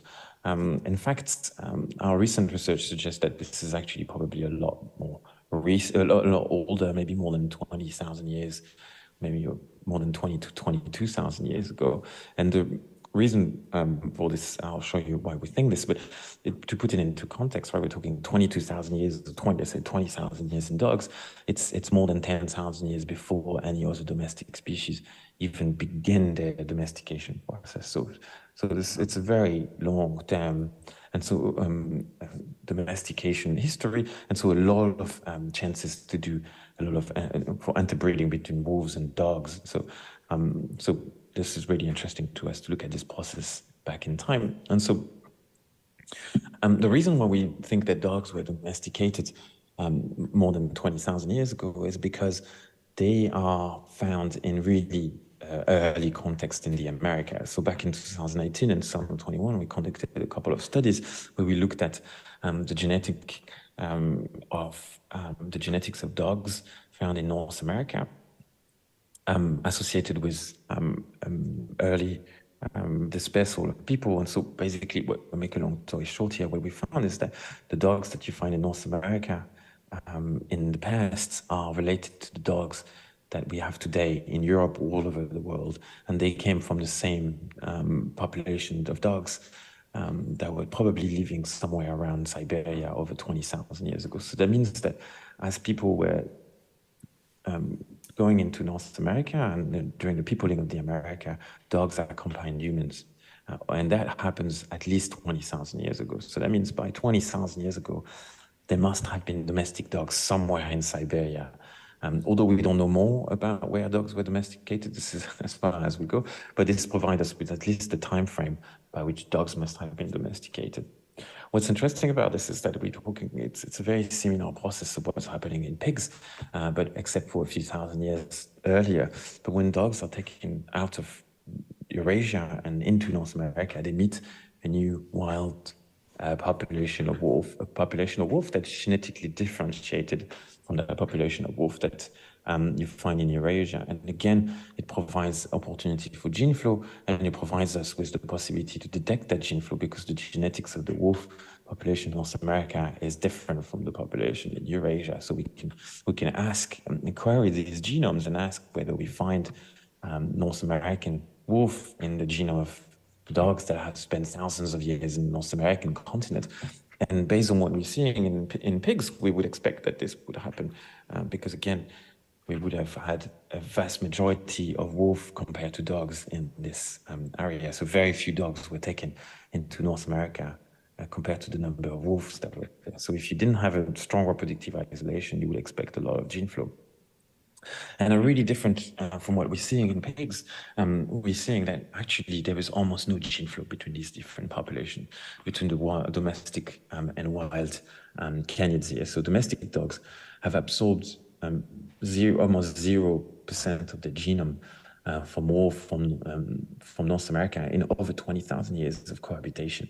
And so it's very, very strong reproductive isolation here, maintained at least by people for sure to some extent in the domestic setting, but also probably maintained in the wild. We can imagine that domestic dogs at the time were already so far away from wild, from wolves, that they were not able to actually reproduce with wolves in a wild setting.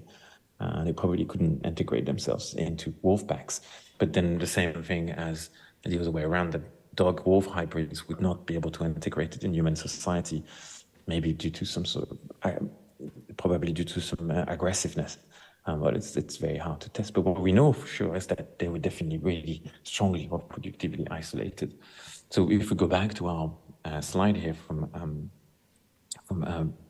Nozzle 2009, we see that dogs and wolves for about 20,000 years have been on the opposite side of the speciation continuum. They are a strong divergence. They're phenotypically fairly different, although it's really hard to tell for these really early dog specimens whether they are different, but at least genetically, they're definitely different from their wolf counterparts, and they maintain these differences through a strong reproductive isolation. There is very little to no mating between dogs and wolves. In fact, all the genomes that we have looked at suggest that at least by 10,000 years, but probably more than the last 22,000 years, there's been very little gene flow between dogs and wolves.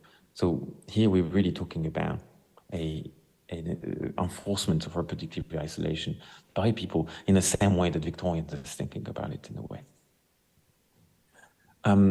So I would like to move to one last species that we've been looking at. We had this paper actually that came out yesterday in Current Biology, a couple of papers that were out. So I think, yeah, this one is no more under review. They was in press, so I haven't had time to change that slide. But a couple of papers that we've just got accepted yesterday about cats. And I think cats are really interesting, sort of counter example to wolves and pigs about this process of reproductive isolation between wild and domestics. And so this is a result of a really large collaboration with zooarchaeologists at the University of Exeter, with ancient DNA people from my group and Gregor Larsson's group, and then from conservation genomics and population genomics at the University of Bristol and at the Royal Society of Scotland. So cats are also interesting because we have a very similar setting as what we have seen in pigs. Domestic cats are thought to be the ancestor, sort of derived from an ancestral Near Eastern wildcat population. So here you see it in this map in this sort of yellow area here. This is a different subspecies to the European wildcat that we see in Europe here, and you see this the current day distribution of the European wildcat.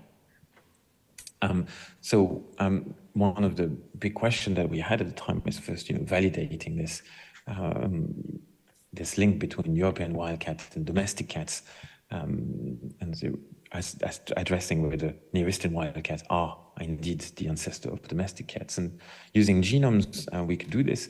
So we sequenced the genome of quite a few Near Eastern wildcats that were sampled from areas where you find Near Eastern wildcat now, so the Levant mostly. And then when you compare the genome to that of other subspecies of European wildcat, but also Asian wildcat and Chinese mountain cat, you can see that Near Eastern domestic cat form a monophyletic cluster here, and that they derive, for domestic cats, derive most of their ancestry from Near Eastern wildcat. So what we are suggesting is also with zooarchaeological information is that much more recently than domestic pigs, but similarly to domestic pigs, cats were introduced more than 2,000 years ago, but not that much earlier than 2,000 years ago, into Europe after they were sort of domesticated. Well, are domestic cats really domesticated is another question, but they were introduced from a population that was genetically more similar to Near Eastern wildcat than European wildcat. And so that provides us with the possibility again to assess for gene flow and whether or not wild and domestic cats were reproductively isolated for this part of the evolutionary history. And again, to make a long story short, we sequenced quite a few ancient and modern genomes to try to address this question. And so the first thing that we did is to try to figure out what's the proportion of these ancient and modern genome cats, domestic cats that we have that are Near Eastern, and what's the proportion of the genome that is European. And actually, when we're looking at this in this graph here, what you're seeing is that there's green ancestry, the European wildcat ancestry in the genome of these domestic cats. So each of these rows there is a different cat's genome. And so what you can see is they have very little European wildcat ancestry. In fact, what we see here, for example, and I'm trying to find it, here in Fishbourne, so this is the oldest domestic cat that we have so far. So this is from Fishbourne, about almost 2,000 years ago, in the south of the UK, where wildcat was still around. So now wildcats are not there anymore, they've been extirpated. But when wildcat was still around, this cats found in this Roman palace in south of the UK had basically virtually almost zero of its ancestry coming from European wildcats. So it was living in parallel of wildcats that were of European wildcats with a complete different genome, which suggesting that there is little to no interbreeding between these two populations. And so this is quite interesting to us because actually when we started looking into this in more detail. In fact, we find places in the UK, for example, where we have in the same site wild domestic cats, so wild cats that were probably killed by people and brought back to the site in the medieval time, and animals that were also domestic. And when we look at the genome of these contemporary samples, we can find that the wild cat has no domestic ancestry, and the domestic cat has no wild cat ancestry, suggesting, again, similar to what we're seeing in dogs, a very strong reproductive isolation between wild and domestic cats. And what we think is happening is basically that although the morphology of these animals haven't changed that much as the result of their association with people, their behavior has changed dramatically and their reproductive biology has changed dramatically. One of the reasons probably is that domestic cats have become more sociable.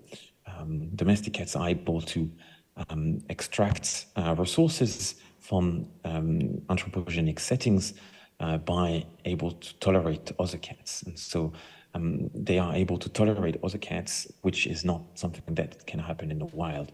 So here, and for example, in a city like Reading, we have about 16 cats per square kilometers.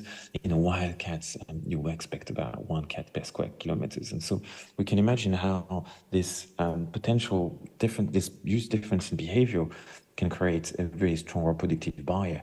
A wild cat would not be able to integrate itself into a domestic environment because probably it would be too aggressive, and a domestic cat might not be able to fend for itself in the wild because he would not be aggressive enough and would not be able to maintain his territory. So here we created, without creating really a strong sort of morphological differences, we created a really strong reproductive isolation between wild and domestic cat.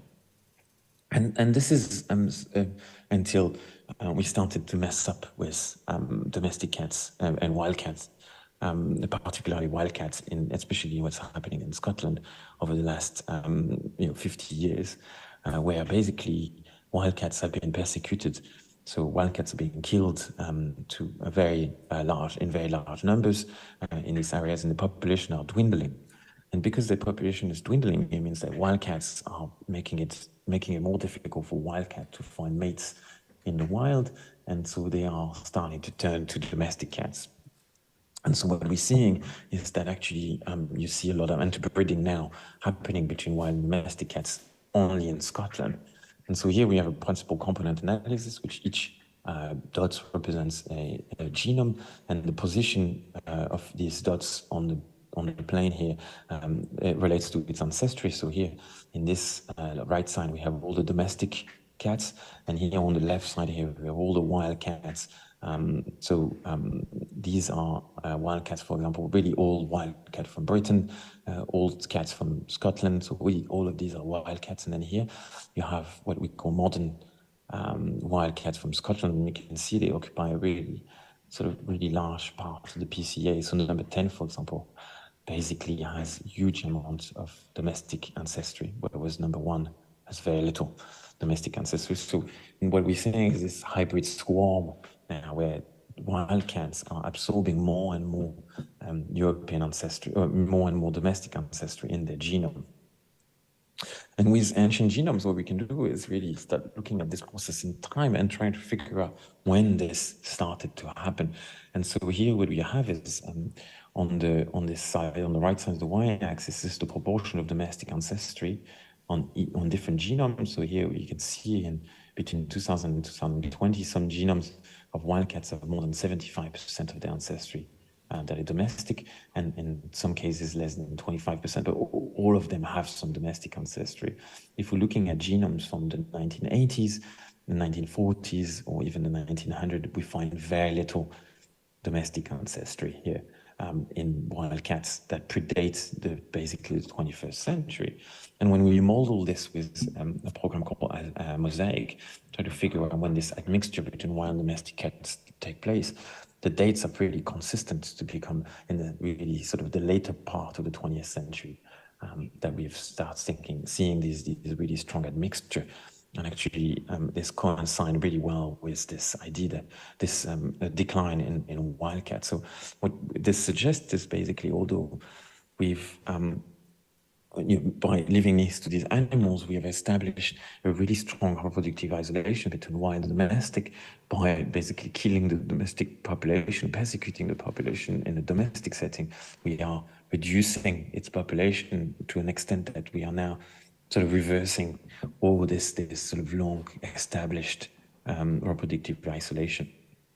One of the reasons why this is likely to be happening is because we think that domestic cats are not only interbreeding with wildcat, but they also bring infectious disease, and they also bring the solution to this infectious disease. So as you can see here on the right axis, when we're looking at areas of genome where of the wildcat where there is an excess of domestic ancestry, we find things like G-code terms like adaptive immune responses and MHC protein complex. So what we think is happening is domestic cats interbreeding with wildcat bring a disease and then also bring the immune variability at the immunocyte to be able to actually clear this disease. So this is quite of a big problem for this population. So here we really have domestic cats and wildcat for most of the evolutionary history, at least as far as we can trace it back, are really under that really strong reproductive isolation side of the domestication spectrum, or speciation spectrum, and then we kind of, by persecuting domestic wildcat, we've switched this back all the way into the left here in Scotland, between domestic and wildcats in Scotland. So this is quite of an interesting finding that you wouldn't be able to look at without ancient DNA. So we are obviously also species can be put on this speciation continuum, but these species are probably a bit more interesting because their wild ancestors are still widespread. It's a bit more difficult to sort of look at this in cattle or other species because the wild ancestors have gone away. In chickens, for example, there's no wild ancestors of chickens in Europe. Okay, so I'd like to move to another part of my talk before I finish. And so I have about 10 minutes. So to move to sort of different time frame and different species and looking at a much more recent phenomenon that happens to the genome of animals that has the results of industrial farming. And so I would like to talk to you now about chickens. For chickens, we know that they were domesticated sometime in Southeast Asia, somewhere in present-day Burma, or in Thailand or south of China, somewhere around this area. And from there, they were brought into Europe. And on the way, they were interbred with all these different species. And so the birds that arrived to Europe about 2,000 years ago were kind of a mosaic ancestry of different sources, but mostly coming from this Gallus padiceus. We think that looking at the archaeology of chickens, they were a relatively marginal source of food for the most of the evolutionary history of chickens. So they arrived in Europe about 2,000 to 3,000 years ago. And they stay fairly marginal at archaeological sites, especially in Northwest Europe. They really make a very small portion of the animal remains that we find at archaeological sites. And the reason for this is that they're just probably not really important. Potentially, they were simply kept as cockfighting and maybe for a little bit of eggs, but they were definitely not raised in massive numbers. And this is up until the second part of the 20th century, where we see a huge increase in domestic chickens being raised. As many of you on this in this audience probably know, we see this sort of massive rise in the production of chickens in the last 50 or 60 years. And this massive rise in the population of chickens basically created a really good ground for pathogens to evolve really rapidly. The other reason that also created a really good environment for pathogen is also the fact that we started raising these birds, which were most likely sort of free roaming backyard birds, into confined spaces like these warehouses where infectious disease can spread really rapidly. And this is what the case of what happens most likely to Marek disease, which is a virus that affects most of the industrial poultry across the world, and that has evolved symptoms really rapidly over the last 100 to 120 years. And so it was first described in 1900, and the symptoms that it led to at the time were sort of fairly minor. It led to this transient paralysis, sort of flaccid paralysis in birds, but over time the symptoms caused by the virus dramatically increased, and now it's incredibly virulent. One of the reasons that we think it's been evolving so quickly is because it's basically arrived at the right time in the right place. So it's a virus that has access to a huge number of hosts, a massive number of hosts. As we've seen, a lot of chickens are being grown across on the planet, and it's also extremely transmissible. So as soon as it arrived in a chicken husbandry and mass processes, we have spread of virus particle that's really quick because they are spread via feather dust. And so they spread by feather dust, enter the lungs of the animal, and then infect them. So it spreads like wildfire in these environments. And so what it does is it creates a possibility for the virus to mutate rapidly, accumulates a lot of mutations, a lot of viruses in the population, a lot of replication, viral replication, a lot of new mutations coming in the population that provides really fertile ground for evolution. Not only do we have this, but we also have a selective pressure that applies on top of this new genetic variability that comes in the population. And this new selective pressure is potentially applied by vaccines. So the way that the vaccine works in this species is that it doesn't really prevent the symptoms, but it's sort of it prevents the symptom, delay the onset of the symptom, but doesn't really prevent the transmission. And so this really cool paper from Venus group in February has showed that the modeling of this has showed that if you apply these very leaky vaccines, you might apply a selective pressure onto a virus to become more and more virulent. So we have now a virus that has access to huge genetic variability and the selective pressure necessary to evolve really rapidly.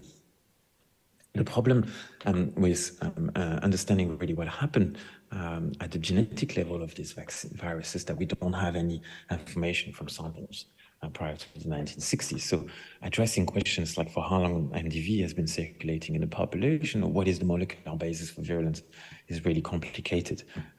We have a few genomes from the 1960s and early 1970s, late 60s and early 70s, but in most cases, most of the genomes that we have are coming from strains that are extremely virulent. So we don't really know about the genetic viability that existed prior to the virulence of these species. And so this is where ancient DNA becomes really handy. We can get genomes not only from the animals that died, but also from the pathogens that were living with the animals and all sorts of other commensal microorganisms, and that were living at the time with the animals at the time of his death.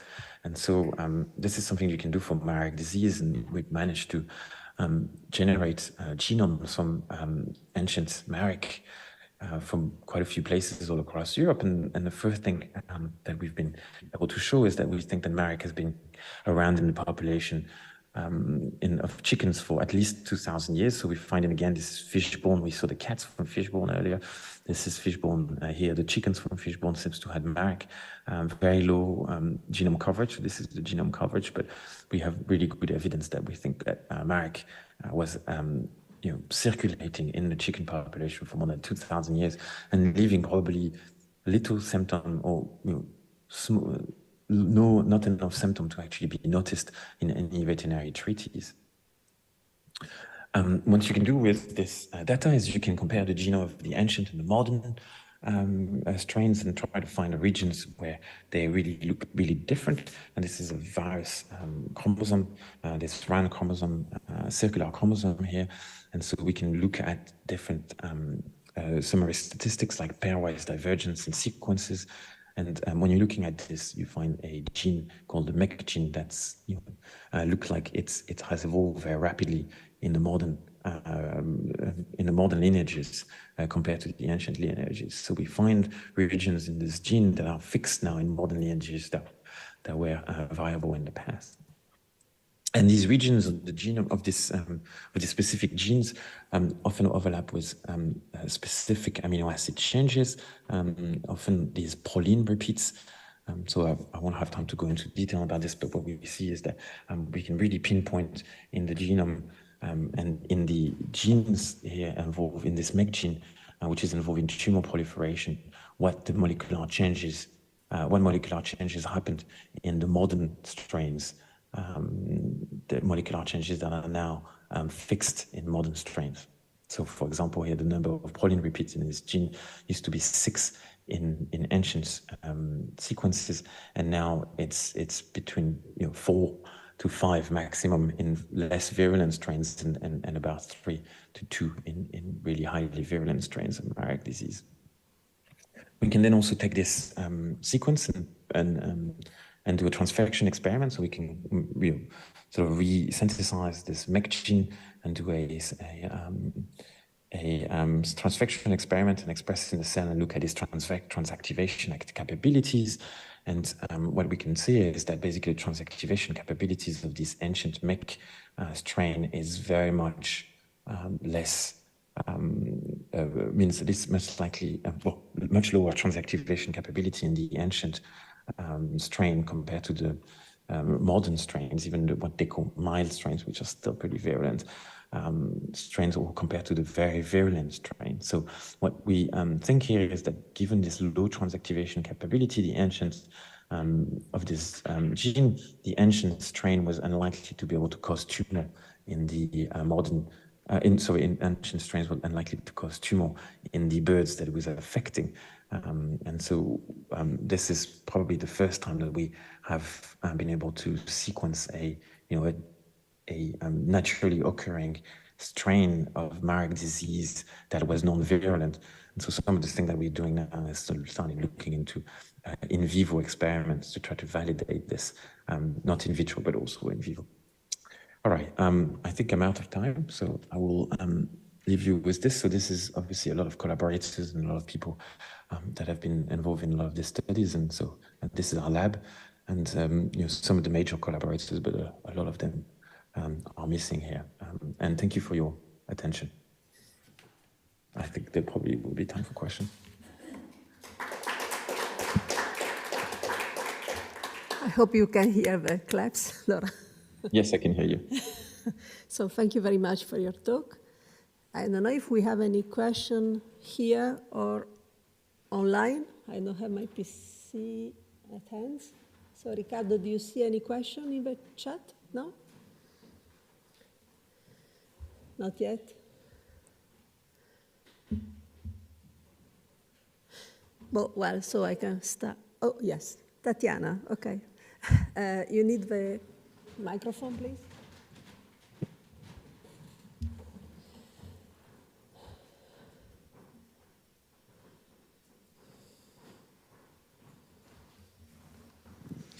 Hi, thank you very much for this very nice talk.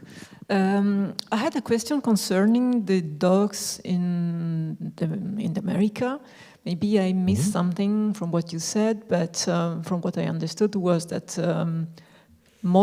you didn't see any integration of wild wolves' DNA into modern dogs.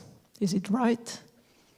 Yes, that's correct, yeah. And what about the vice versa? Did you find any modern dogs integration into wild wolves? So almost none. We don't really see that much. There is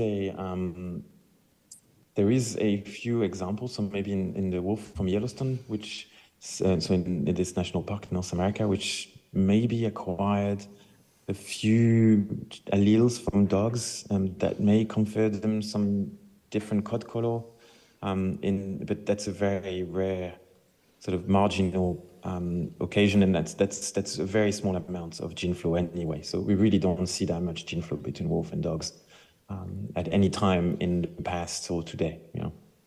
Okay, thank you. No, well, waiting for other question. Well, I will pass on cats. So go ahead. I find it actually surprising that cats, I mean, were introduced, you said the domestic cats introduced in the EU like 2,000 years ago, which is very recent. I mean, it seems surprising. So what is the cultural reason for this? I mean, I don't know, maybe other animals were more useful for, for making some works, and the dog was guarding, making guards and protecting the house, and the cat was just a parasite. I mean, why it didn't happen earlier? Yeah, it's a good question. I mean, often with these things, sort of these late introduction, people blame the Romans. And so maybe this has to do with the expansion of the Roman Empire. This is what zooarchaeologists are saying. I'm not 100% sure, why cats would not be able to spread earlier. Maybe there were less rodents at sites. Maybe we didn't have dense enough sites that there was enough rodents for cats to, really be able to live. Maybe there is an adaptation that allowed them to live in colder climates. I don't know. This is a really good question. This is something we don't really know why it took so long for cats to spread to that part of the world. Yeah. Yeah, interesting. Do you have any question? Can you check also, Ricardo, if somebody has... There's some question online. There is Hervé with a question. You have a question online, so no. Okay. There was Ole had a question, I think. His hand was raised for a while. It's been raised for a while. So meanwhile, I ask my question. I don't know if he's reading a question. Yeah. No, it's fine. Okay, go, Hervé. No, it was just whether the dog was an exception. And if you look at all the domestic species, you will see a mixture that you do not see in dogs. I think that is an exception, yes, but the cat is quite similar. I think it really depends on how people were perceiving the animal at the time, right? So it will depend on the role that the species was playing in the society. I think in dogs, if you're talking about roles that they were playing, maybe guarding or also sort of as pets, there probably was a strong selective pressure against hybrids. In pigs, there were just, some source of meat that was roaming around the settlement, so it was easy to, it didn't really matter whether you had a bunch of wild-born ancestry or not. So it really depends on the role the animal was playing and in the specific time frame. Does that answer your question? Okay, thank you. Maybe we can answer, Laurent. Maybe you see the chat as well on your PC? Yeah. It's a question. There was a question from Ole that's been waiting here, so I guess. So you want me to read it or you read it yourself? So you see shared genes or common pathways that have been selected during the domestication of several species? Yes, okay. We haven't really looked at this in much detail. I mean, there is a whole suggestion that there is these neural crests. There's this neural crest hypothesis that there's genes involved in migration of sort of neural cells during the development of the neural crest. That might be involved. That these pathways will be involved in mass domestication, at least animal domestication. I don't know whether this is the case. I think the idea that this might be the case is not necessarily correct. I mean, I think a lot of these animals have very different biology, and the pathways to which they become domestic is very different. In some cases, there are a lot of gene flow. In some cases, there is little gene flow. In some cases, we're selecting for tameness. In some cases, you don't really select for tameness. So I don't know whether we would expect to see that, but we haven't. I think people have started looking at this. It's quite difficult to really, test. I think also selection would have varied quite a lot in the past, right? So what we're thinking as like domestic animals today are really different from domestic animals that were just a few hundred years ago.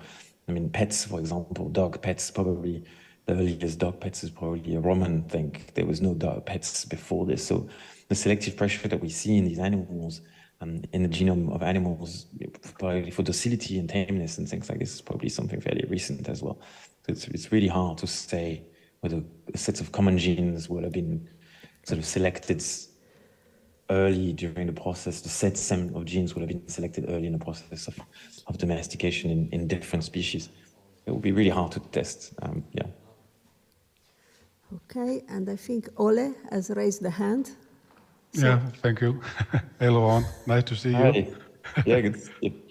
Well, I have one question about the cats. I think we have also been talking about it before. So why are there so little phenotypic differences in cats selected compared to many of the other ones, where you really see many different appearance, or much more difference in my opinion. So did you come along any suggestion for this? No, it's a good question. I mean, I would imagine there's a selective pressure, but sort of, some sort of selective pressure to keep things the same in that morphologically. I mean, it's the most optimal form that a cat can take. And but so you didn't try to select for like a lion or something, or a lion-size cat or something to help you? Do you mean like, did people select for large size of cats in the past, or? No, just, I mean, we have all this different size in dogs, and the pigs are also quite different in size, or? You're right, the size variability in cats is, there's very little size variability. I mean, wild cats are bigger. The European wild cats are bigger than the Near Eastern wild cat and the domestic cats. But the variability within the population is quite small. So there is not that much to select from. And in dogs, for example, we know that the variability in the population of wolves is already large. So the allele, one of the alleles that explains the largest differences in wolf or in dog sizes, so the allele that you find in Chihuahuas versus a Great Dane, these alleles were already viable in wolves. And so you select from standing genetic variation, and maybe this is not something that exists in cats. So there's nothing to select from, because cats are kind of relatively homogeneous in size. So maybe this is one of the reasons. But you're right, this is a really interesting. There must be some sort of selective pressure against changing that. That's really sort of really good morphology that you want to keep. Yeah. Well, I have one more question, maybe, if it's allowed. Yes, but we are really late. That's so a quick question, let's take 2 minutes more. So what about who is domesticating who? Yeah, that's a good did question. we domesticate the pig, or did the pig domesticate us? I think, yeah, that's a good question. I mean, or the dog, or the wolf, or? I think to me, the idea that definitely the species has got a lot of boost in fitness. So it's great for a species to become domesticated as a species, but as an individual, the boost in fitness is quite low, right? So most individuals in the domestic population, especially today, like we're looking at cattle, their fitness is zero, right? They're not actually being, so a few individuals have very high fitness, and some individuals have zero fitness. So I think as an individual, it's not that beneficial to be domestic. But as a population, yeah, it becomes quite helpful in terms of for the species to have a high boost in fitness. So yeah, I mean, you can think of this sort of self-domestication. At least we can think that it's beneficial for species to become domesticated. I think that's a really sort of interesting take on this. Yeah. Thank you. Okay. Thank you. So thanks again, Laurent, to be with us. Thank you very much. Yeah. Thank you a lot. Okay, so we move on. We are 15 minutes delayed, but maybe we will recover in the time of afternoon. So at this point, we should start the 10 years of FANG celebration after long preparation. So I invite Emily to come here. And I wanted also to see on the screen Wei Junzhu and Chris Tagol, if possible. Yes, hello. Hello, Chris. I don't see you, but I hear you. Wei Jun, are you there? Hi. Hello. So maybe you both. Okay, so we are actually 4 FANG co-coordinators, and Chris and Wei Jun are in the US. So Chris, maybe can you start with a couple sentences to introduce you, and then Wei Jun to follow? Oh, here you are. Sure. So I'm Chris Tuggle. I'm a professor in Iowa State University in the Department of Animal Science, and my interest is in immune systems and regulation of gene expression in the pig, and been serving as co-coordinator of FANG since the beginning. Thank you. Wei Jun, can we see Yeah, you? my name is Huaijun Zhou. I'm a professor in the animal science We don't see department. you. You don't have, here you are. Okay. We see you now. Yeah. Hi. Yeah, in the animal science department at the University of California, Davis. So I was the program director of the FAN pilot project, work with chicken, pig, and cattle. And then I'm currently leading a cattle FAN project. My primary research interest is host pathogen interaction in chickens and disease resistance. Thank you a lot. That to be coordinator of the FAN for past 10 years. Yeah. Okay. Thanks a lot to both of you.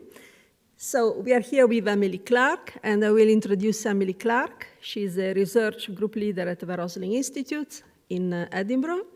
Her research is on understanding tissue-specific expression and regulation in farmed animal species. With this information, she's working towards improving the link between genotype and phenotype in farmed animals in both tropical and temperate regions.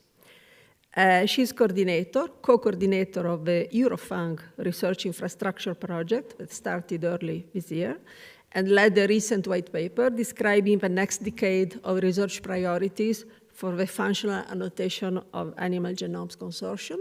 And she's actually opening this 10-year session. So welcome, Emily.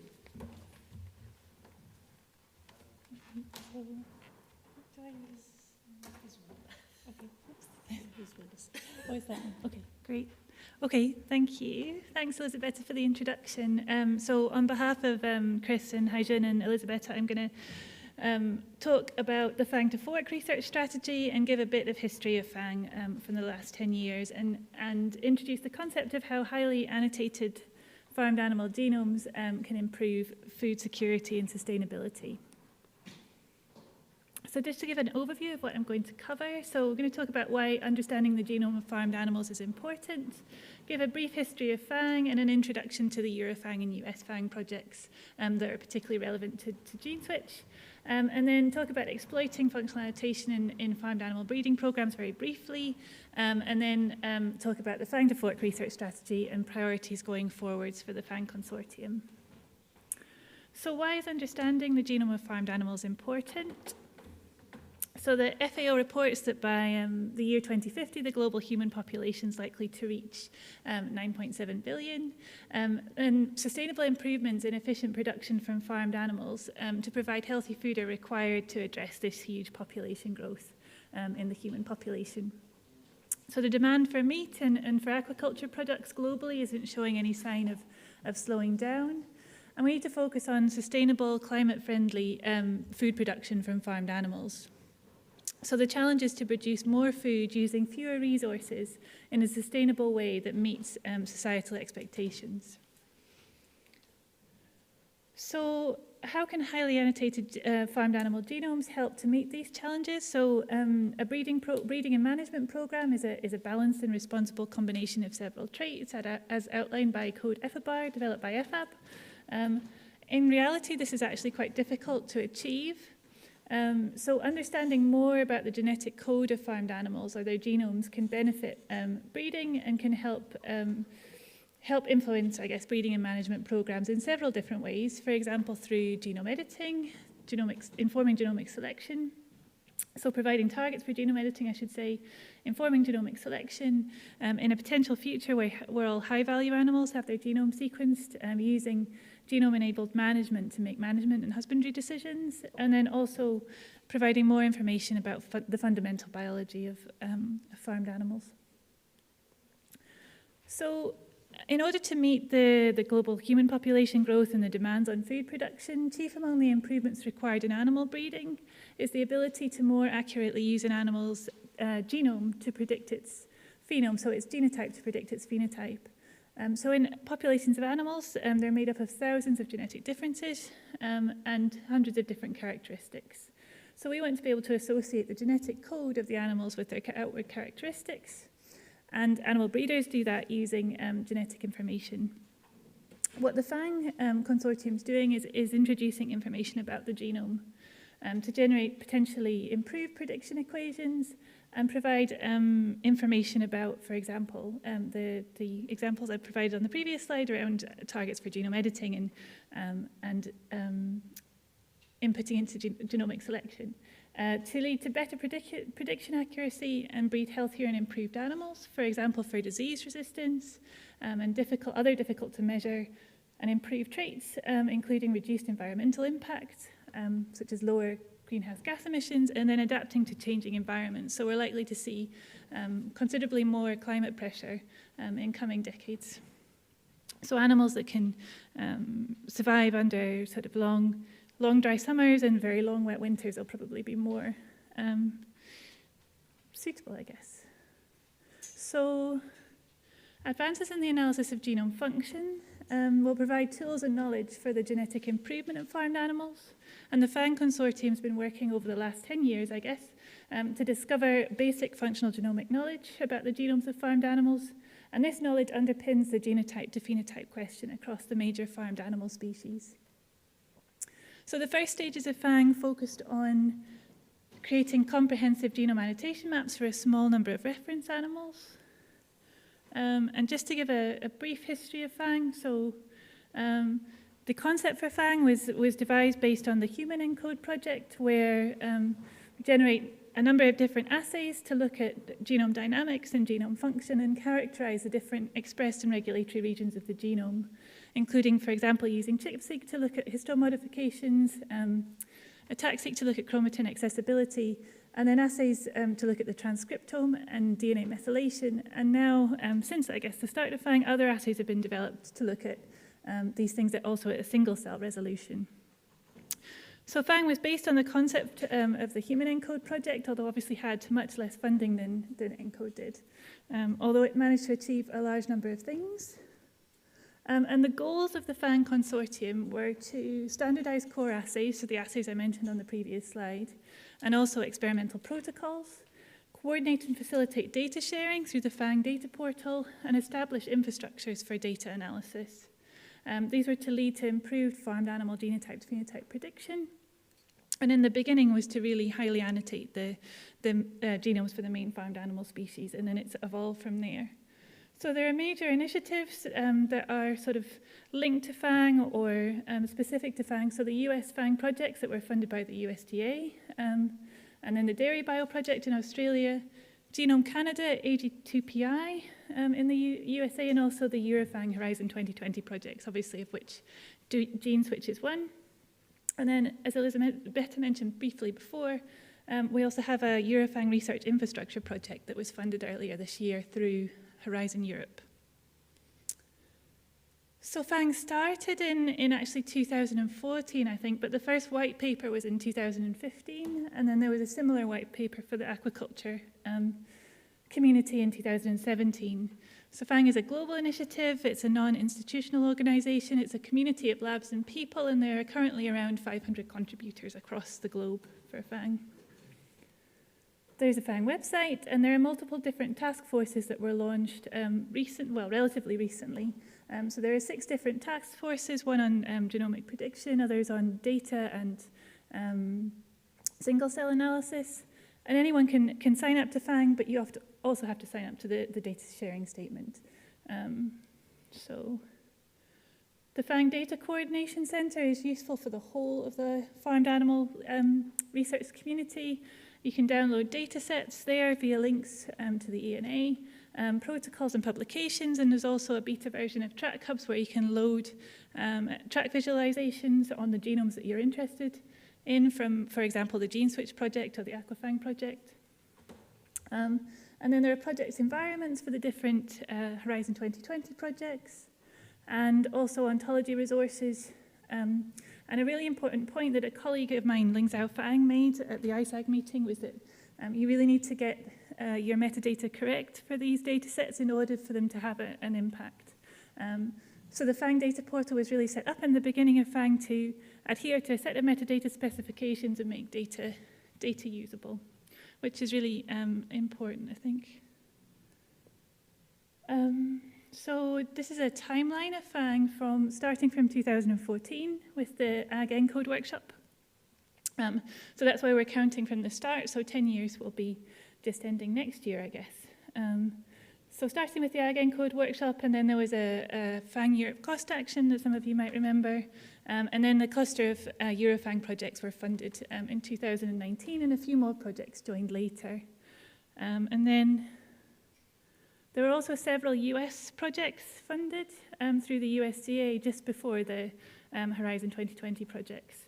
And Chris Tuggle kindly sent me a slide describing the PIG project that I thought I would present for GENE-SWitCH, as it's probably the most relevant. So the objectives of that project, which was funded by the USDA and led by Iowa State and also with UC Davis, the overall objective was to catalogue the function elements in the pig genome for around 30 tissues from adult and fetal stages. And also they've done a comprehensive characterization of circulating immune cells, which is really nice, looking at the different types of immune cell and also at single cell resolution in immune tissues like the spleen. They've also worked with Ling Zhao Fang in the Farm GTEx project to integrate immune cell chromatin states with the pig eQTL data, which is really nice. And there are several manuscripts in preparation from that project at the moment. So obviously, given this is the GENE-SWitCH meeting, everybody will be aware of the GENE-SWitCH project and the other Eurofang projects, such as Bovreg and Aquafang, and the 3 projects that joined more recently, Geronimo and Rumigen and Holoruminant. So the aim of these projects was to look at, to develop new information about the genome for cattle, 5 teleost fish species, and pig and poultry. And these projects are all wrapping up now, more or less. And these projects generated a huge amount of information, and we wanted to build on the foundation that they provided in Europe. So we submitted a funding proposal to I think it was the Infrastructure Concept Development Call in Horizon Europe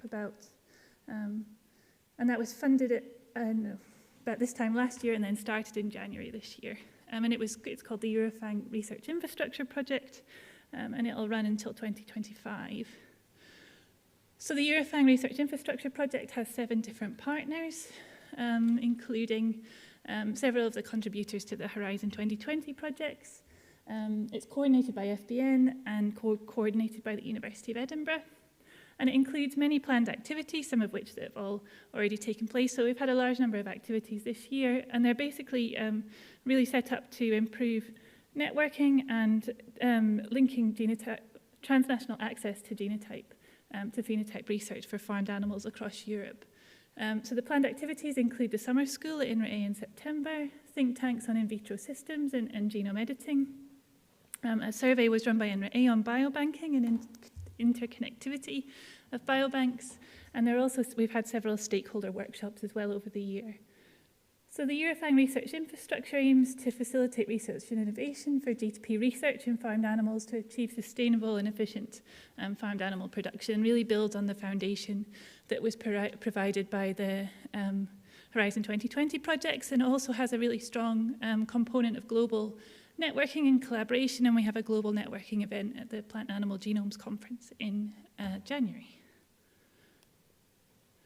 So just to very briefly touch on exploiting functionalization in farmed animal breeding, because I think there have been several talks on this at the meeting so far. So colleagues in Australia have been particularly good at doing this, developing concepts for fate scores where you can use information, so functional genomic information for complex trait prediction, and they've done that really effectively in cattle. So the first paper was a few years ago now, but more recently they published in Cell Genomics talking about gene expression and RNA splicing and how you can use that to explain large proportions of heritability in cattle populations. So they've really led the way in this space. And I sort of adapted this slide from Dan McQueen from the Aquafang project and made it more relevant to GENE-SWitCH. So the GENE-SWitCH project, I think, is in the context of animal breeding, has generated large numbers of data sets So crucially, they've matched tissues for chicken and pig, included data for different sexes and developmental stages, multiple different functional assays, and EQTLs for different tissue types, and also epigenetics and diet interactions. So this is going to lead to millions of novel functional elements for chicken and pig. And they've made all of the data, crucially, they've made all of the data available in the FANG DCC, and that should maximize the impact of the data. The data can be overlaid against, for example, the variant effect predictor to look at the effects of some of these functional variants, to provide novel applications for a better understanding of genotype to phenotype, and provide, for example, precision breeding tools such as SNP and methylation arrays, novel breeding models, and then also epigenetic markers. And these will lead to more sustainable and profitable breeding, hopefully, and increased genomic prediction and accuracy for a range of traits, enhanced management and improved animal welfare in the future. And I think this was sort of the core goal of all of the Eurofang projects, and probably also the projects in the US to reach this stage. So just to briefly summarize then, so outcomes potentially for animal breeding are enhanced genomic prediction accuracy, so farmers can make better decisions, or I guess more accurate decisions based on knowledge of the genome. And functional genomic data is also important for conserving genetic diversity, both at regional and global scale. So the BOVREG project looked at different populations of cattle in that context.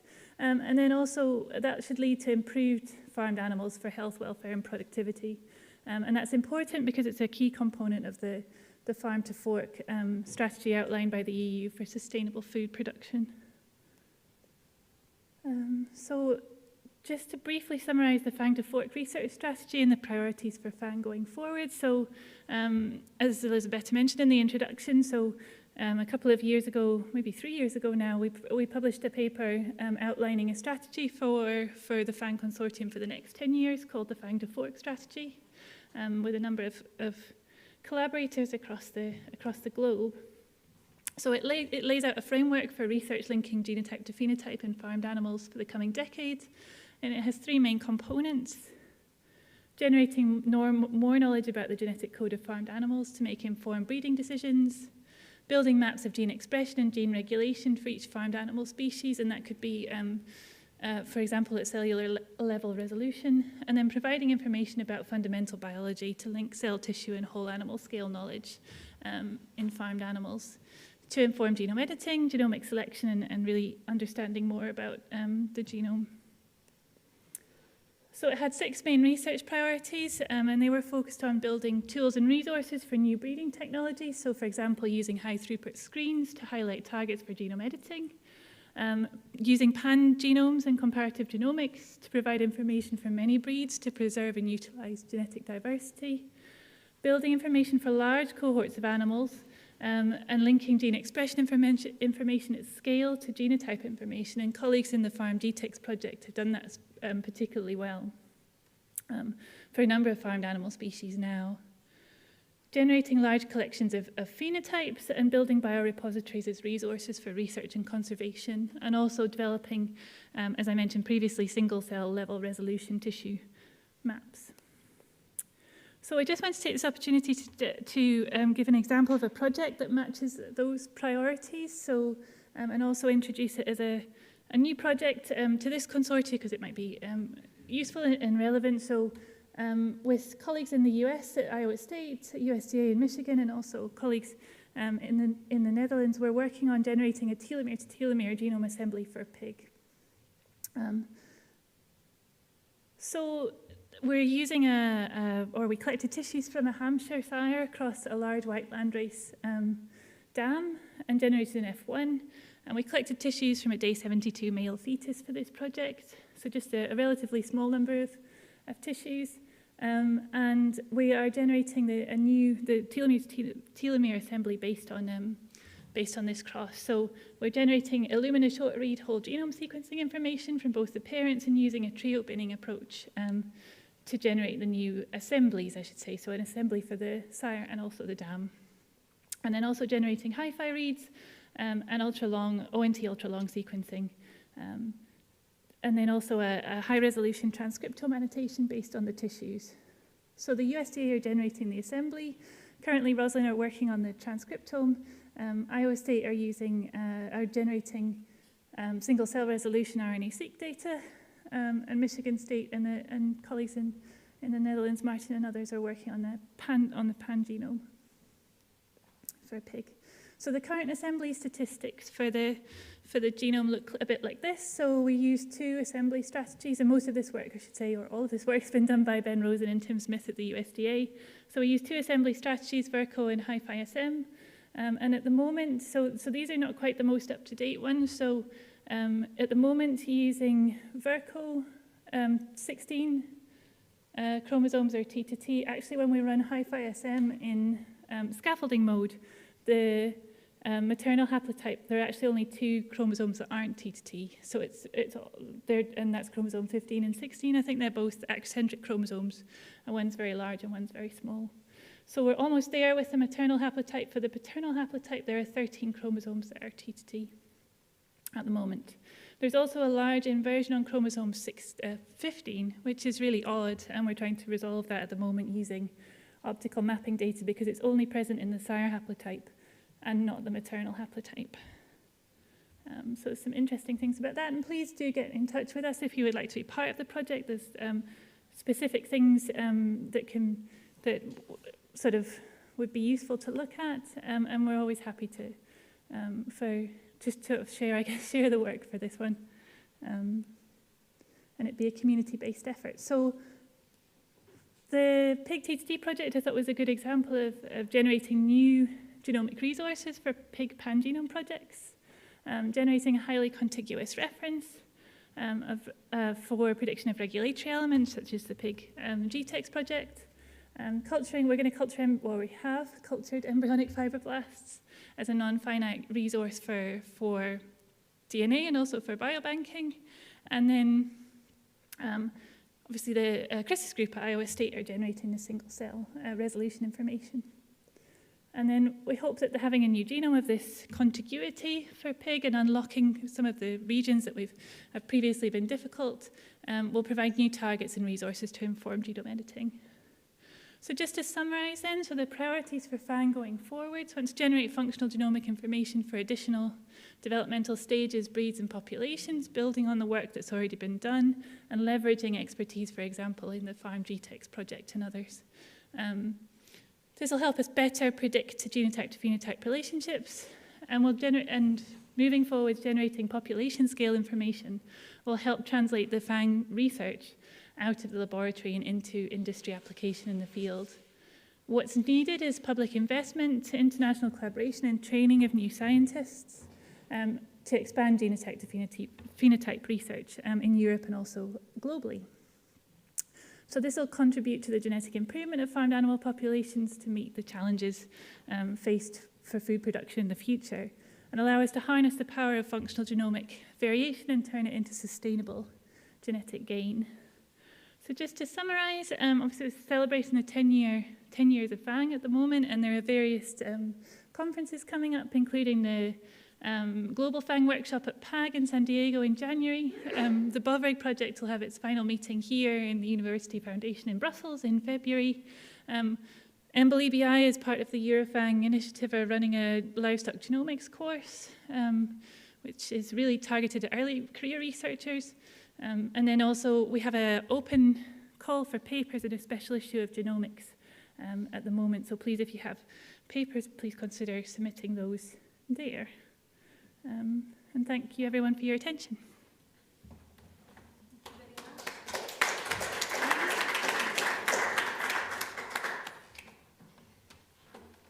Also, we have recovered 5 minutes of a delay, so thanks a lot.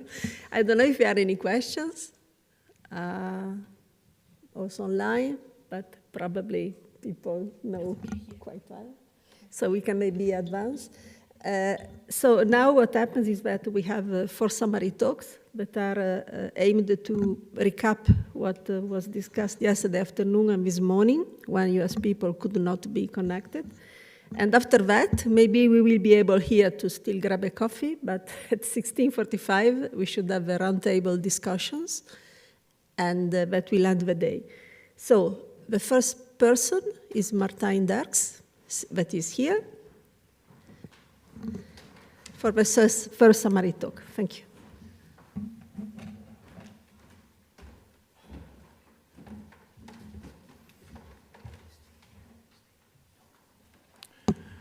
Okay, thank you. So my name is Martijn Derks, and I'll give kind of a summary talk of some of the work that we've been doing in Work Package 2. I will not reiterate all the things that we also mentioned yesterday, so all the work on methylation, ATAC-seq, gene expression, but I'll try to give a glimpse on some of the integrative work that we're trying to do now. So we have had some issues with the ChIP-seq data, so we had some delays before we got the ChIP-seq data, but over the last months we received the data, and we tried to make some first analysis on integrating the ChIP-seq data together with the ATAC-seq and also gene expression. So I'll show a bit about that in this presentation. However, this is very much ongoing work, as we are also still doing some QC on some of the ChIP-seq marks. So just to show how many samples we have. So for chicken, we have 78 samples in total, comprising 4 ChIP-seq marks and 2 controls. So we have 2 tissues, so we have muscle and liver. We have 3 biological replicates. Only for liver, we have, for 1, we have 4. So that sums up to a total of 18 or 24 samples per tissue and time point. So these 4 ChIP-seq marks, I'm not sure if everybody knows, but so the first mark is H3K27 acetylation. So this is a mark that is linked to active enhancers and also active promoters.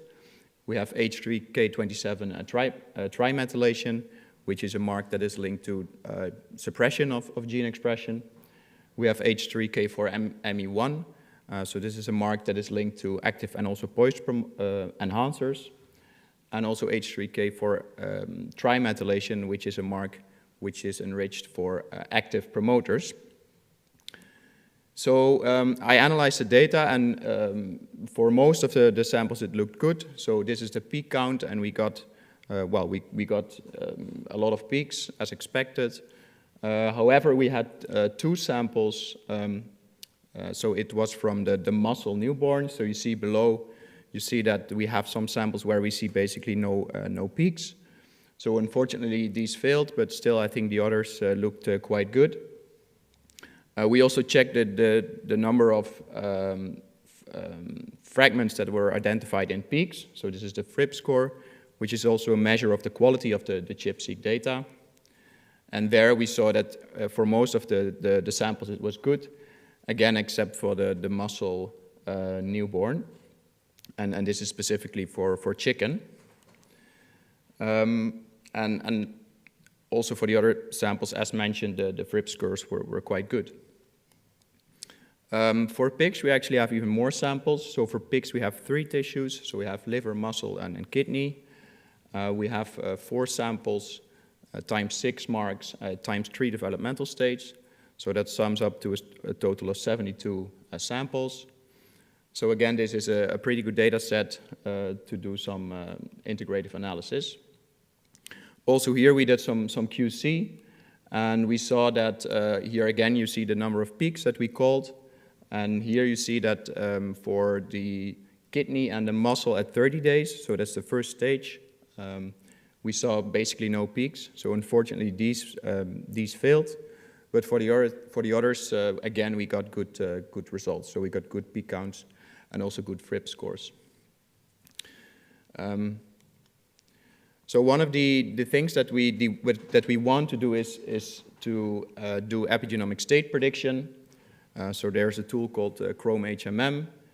So you can basically feed it with these different ChIP-seq marks from these different samples. So we excluded the samples that that had bad quality or failed, or that we were doubting about. So we want to make sure that at least the epigenomic states that we could predict are of high quality. Also in this epigenomic state prediction, you can put in the ATAC-seq data. And in the end, we want to do this to be able to investigate switches in epigenomic states. So we want to see if there are switches in epigenomic states between certain developmental time points. And in the end, we also want to relate that to gene expression. So the Chrome-HMM actually predicted, in this case, 12 states, and I think the results look relatively good. So the first state is a poised enhancer, so there we see enrichment for the H3K4 monomethylation. The second one is an active enhancer, but we don't see any attack signal there. The third and the 10th state were basically we didn't see any overlap with any of the marks, and also not with the chip with the attack-seq. And this is actually also most of the genome, so you'll also see that in the next slide. So state 4 shows an strong active enhancer. So you have basically enrichment of K4 trimethylation, K27 acetylation, and K4 monomethylation. So this is a clear indication of an active enhancer. So states 5 to 7 are states which are close to an active TSS or are showing at least parts that are transcribed. State 8 is active transcription start site, so we see a very strong enrichment of H3K4 trimethylation as well as ATAC. State 9 is an ATAC island, so we don't see anything on the chip-seq marks, but we do see clearly ATAC signal. And then state 11 is showing repressed state, so that's the K27 trimethylation. And state 12 is poised transcription start site. We also looked a little bit into the transitions between the different developmental states and tissues. So we saw a few transitions that happened a bit more often than let's say, others. So we saw some enrichment of different transitions. So one of them was, for example, ATAC island to quiescent, and also, for example, strong active enhancer to active enhancer without ATAC. So these are some of the transitions that we observed if you compare the different tissues and time points. However, this is all quite preliminary, and we really have to dive into these results in more detail. One of the things we also want to do is, of course, related then to gene expression. So if you have a change in epigenomic state, you would expect that it would also reflect in differences in gene expression. So if you look at the percentage of the genome that is covered in these different states, so you see that state 10, which is basically a state where we didn't see any chip-seq or ATAC enrichment, is most abundant. You see that state 8, which is the active transcription start site, is really enriched around, the transcription start site and also around the genes. And also you see that these states 5 to 7, which are states indeed surrounding the transcription start site that are transcribed. So you do see also enrichment there for some of these states. So again, this is really the beginning of trying to do some integrative analysis. So we are still doing some QC on the chip-seq data. We have some marks that we suspect that might be a different mark than what was initially planned. Subsequently, I will do a differential epigenomic state prediction. So I want to see, okay, where are basically the switches in epigenomic states? And then also link that to gene expression across development. And with that, I would like to thank you.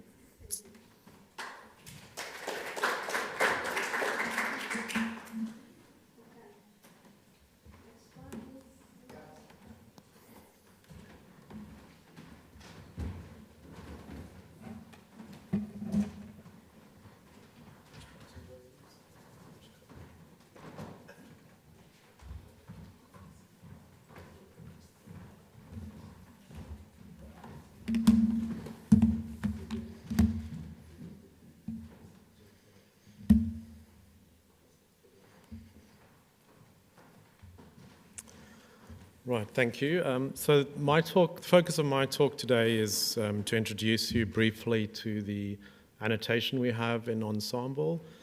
especially what we've done for the GENE-SWitCH project. So for those who don't know, Ensemble is both a genome browser, but also a source of annotation for very many species. So we have a number of different types of annotation, from gene annotation, variants, comparative views, and also regulatory annotation. And so the primary thing I'm going to just cover in this short talk is the gene annotation, which has been done by the GeneBuild team. They offer annotation for very many species in a standardized way. There's also more species for those who are interested on the companion site rapid.ensemble.org. And they've provided updated gene annotation for pig and chicken using the short and long read transcriptomic data, which has also been refined using protein alignments and also some views from human annotation. Ensemble regulation is my team, and we've looked at, because of the funding really from Aquafang and GENE-SWitCH, we've been able to go beyond annotation for human and mouse for the first time. And we've then updated our pipeline infrastructure and methods, but also, of course, now have annotation for chicken and pig. So first, just some of the gene annotation. As you probably know, so in release 107 from Ensemble, the gene annotation for the pig reference was re-annotated using the GENE-SWitCH data. Also in chicken, there's the new reference genome, which was annotated then using the GENE-SWitCH data, and the previous assembly has also been re-annotated. So all of that was updated for 107. This is outside of GENE-SWitCH, but it's good to know that there are also like 12 other breeds of pig available annotation on the main site. And you also have another 2 chicken breeds. And then going on to what I mentioned, the sort of rapid.ensemble.org site, there's a further 2 chicken breeds and another 8 pig breeds coming during this month. Right, so then on to regulation. So as I think we've seen in a number of these talks, our focus has been to use the GENE-SWitCH data in these 7 different tissues, 3 different developmental stages, female and male, giving sort of 42 what we call epigenomes or biosamples. But we've also supplemented these with the work from also another FANG project, a Kern et al. Publication, which is largely done out of UC Davis with Huajun as the last author. This is another 8 tissues in the adult. And so we have then sort of a summary of the experiments there at the bottom. We have open chromatin. We also then have those histone marks coming from the UC Davis work as well as CTCF. And then you can just see a summary in terms of sort of the alignments that we've done with that data. So that then is our primary analysis pipeline. And then using that primary analysis pipeline, we then provide the regulatory annotation. So we have regulatory annotation for 110, which is out at the moment. That's largely open chromatin and promoters. We've refined our approach and also using the UC Davis data of histone marks, we now also have enhanced annotation. This is ready to be released, but it's in 111, which is not out yet. It's due towards the end of this month. Okay, so for the last part of the talk, I just thought I'd take a sort of a bit of a practical walkthrough just to illustrate what the annotation looks like and how you might use it. So this is sort of a classic way into Ensemble, which would be the region in detail view here. So it's a view in this case in chromosome 1. You'll see sort of a summary of the genes towards the top, as well as a sort of regulatory build track, which is the enhancers and promoters. You'll see a sort of red rectangle there, and then that's the sort of region in more detail at the bottom that you can see.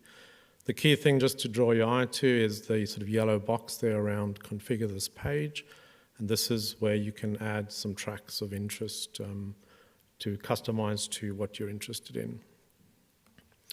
So this brings up a window sort of like this, where you have a number of different categorized tracks. The ones of interest for today is the top one there, which is the sort of gene annotation models that you can have a look at. And then the one below is regulatory annotation, both the regulatory build, which is the main sort of regulatory elements or features, but also the primary data, which is the features by cell tissue. which, as I'll show you, is pretty key to being able to interpret the annotation correctly. Right, so quick sort of view of the gene annotation tracks you can get. So there's the consensus model, different transcript models that you can have a look at. There's also time and tissue-specific models that you can view, summary of read alignments, some intron spanning reads, and then also some of the models generated from the sort of PacBio long read data as well. Right, so that's gene annotation. Obviously, please explore further to see what's there, but and then now onto regulatory annotation, which you might be a bit less familiar with.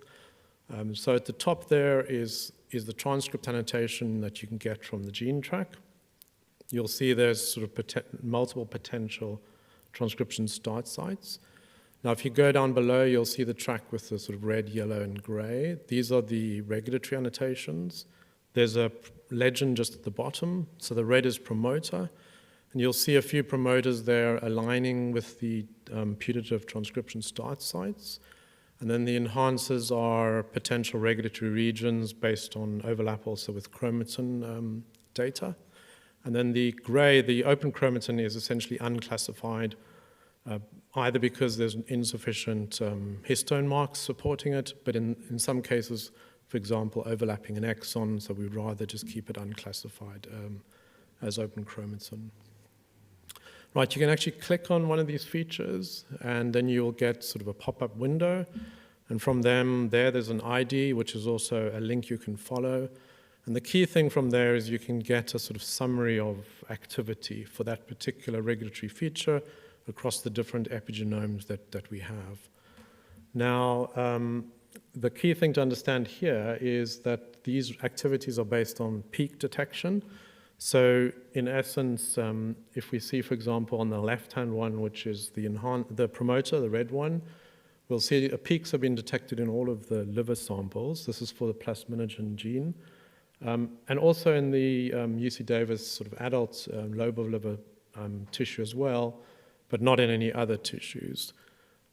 If you look then across towards the enhancer, you will see many sort of detected again in liver, but we also have some indication of peaks being detected in kidney, the mesonephros, which is the early kidney, small intestine. Now it's worth noting that sometimes you might get a false positive. Perhaps that's the case here with the small intestine, perhaps not. In fact, I think in general, it's actually be false negatives, which will be more of an issue. And that's important to understand, is that if you, for example, had an experiment that didn't work very well, or there was a lot of noise in it, then the threshold for significance is not going to be reached. And so you're going to end up with greatly reduced peaks in certain tissues. These will come through then as no peaks detected, and you'll get some indication potentially of non-activity, so to speak. But just to bear in mind, this is more of not reaching statistical significance rather than being evidence of no activity. So, and also bear in mind that some loci are very clearly distinct categories of active and inactive, but others have a more sort of continuum of measurements, and in this case, it's pretty difficult to separate into two classes. So I think just a quick interlude to help with the interpretation, just so you know what the annotation is giving you and what it's not giving you. And I think the ultimate goal is that it can guide you to the primary data that might be of interest for further interpretation. And so that's where you go back to this configure, this page. You can now, for example, choose these liver epigenomes of interest, the kidney, etc. This is on the tab there on the left, which is the cell and tissue. You can then go across to experiments and choose ATAC-seq and ChIP-seq and so on. You can then configure it. For example, the top three, I'm only choosing a few so it can fit on the page. But you can, for example, pick the GENE-SWitCH specific top three, and then the Kerr-Natal UC Davis histone marks for the bottom. You can look at the signal and peaks. And so it would be nice to have a pointer, but you'll just have to follow my description here. But you'll see that we have the sort of longish red promoter. If you go down below there, you'll see there's two tracks where we have a clear peak, where the signal is really standing out. These are in the two liver samples, male and female, And you'll see how very reproducible they are, which is, I think, suggestive of good quality data. So it can give you some confidence in that specific data set. You'll have that there's no no peak called for the top one, which is kidney, but if it's not too small, there's actually a small little signal there. So this is something to, for example, suggest that perhaps a subpopulation of kidney cells might have activity, or perhaps the threshold is just, the background is a bit higher, just there could be some kidney activity. So it's just something to bear in mind. And if you look across at the enhancer, the yellow one on the right, there you're getting activity coming clearly through in both liver and kidney. And then going down to the bottom where you see this is coming from the UC Davis data. Firstly, very nicely, the ATAC-seq from a totally separate experiment lines up very nicely with the ATAC-seq from GENE-SWitCH, which I think gives a lot of confidence that these are indeed likely to be regulatory elements. You also see the classic marks for H3K27 acetylation for activity is coming through, the marks for enhancer, the marks for promoter. So I think you can have a fair degree of confidence in this particular locus. Not every locus is going to look this clean, but at least it can give you an idea of how you might go about interpreting this data. Looking then at a sort of hopefully homologous situation in chicken, you'll see that the promoter region is a little bit longer and less distinct. This could be because of data, but it could also be as in Kern et al., where they talk about the sort of lower number of enhancers per gene in chicken. Perhaps the regulatory features, the regulatory sequences are actually more closer to the promoter in this case. There is an enhancer, an open chromatin that's sort of lying in the overlapping gene. This one is something also to consider because I think the activity is coming out as being potentially in liver. That gene that's overlapping, sometimes also a thing for annotation, is you get transcripts which overrun, and so you can lead to an extended transcript which might not always actually be representative of what you're getting. So the overlapping gene might not typically overlap. So anyway, that's hopefully just at least a quick flavor of the type of regulatory annotation we have, how you might approach it, the importance of looking at the primary data, and just using it as a guide for further understanding. There's more help and documentation available, so on the RAPID site for gene build, on the main site for regulation, but please feel free to contact us if you have any questions or want to understand something in more detail. So we're part of a larger group. This is bigger than Ensemble. It does all sorts of genome analysis work, but just to acknowledge the wider team that we're part of, and also, of course, to thank the funders, without which this work wouldn't have been possible. So thank you. So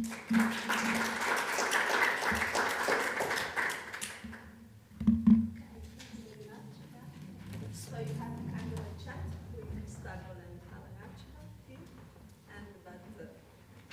so there were some recommendations that I think you tackled quite well in your talk, so maybe we can get back to this. So next one to talk is Mario Carlos.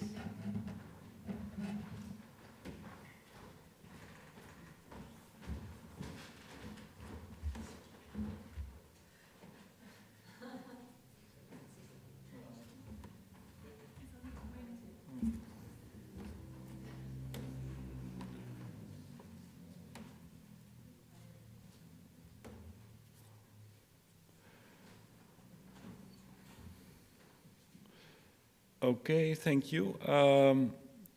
So what I will do is I will give a quick summary of what we have done in work package 4 of GENE-SWitCH. So this is the work that we've undertaken with the entire work package 4 team. So just to recap, our aim here was to extend genomic prediction models to try and make use of functional annotations to boost predictions. And we achieved this in 3 different ways. First of all, we worked on developing the models. Then we also additionally generated new data in the project, both for FineMap QTL in chicken and eQTL in pigs. And then we went on to validate the models that we had developed in large-scale commercial data. So just to put that all together, traditional genomic prediction models, they just use genotypes and phenotypes. We topped this up with functional annotation maps coming from work package 1 and 2, and for the chicken with FineMap QTL, and for the pigs with eQTL. And then we put this in large-scale validation to see what we could get additional using these approaches. Briefly on the Bayesian models and the machine learning models that we've worked with in work package 4.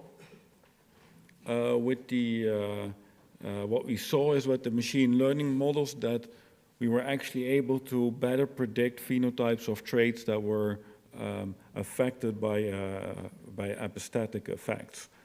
Whereas for the polygenic traits, so this is probably most of the traits that we're interested in animal breeding, the traditional linear G-blood models were able to outperform the machine learning models.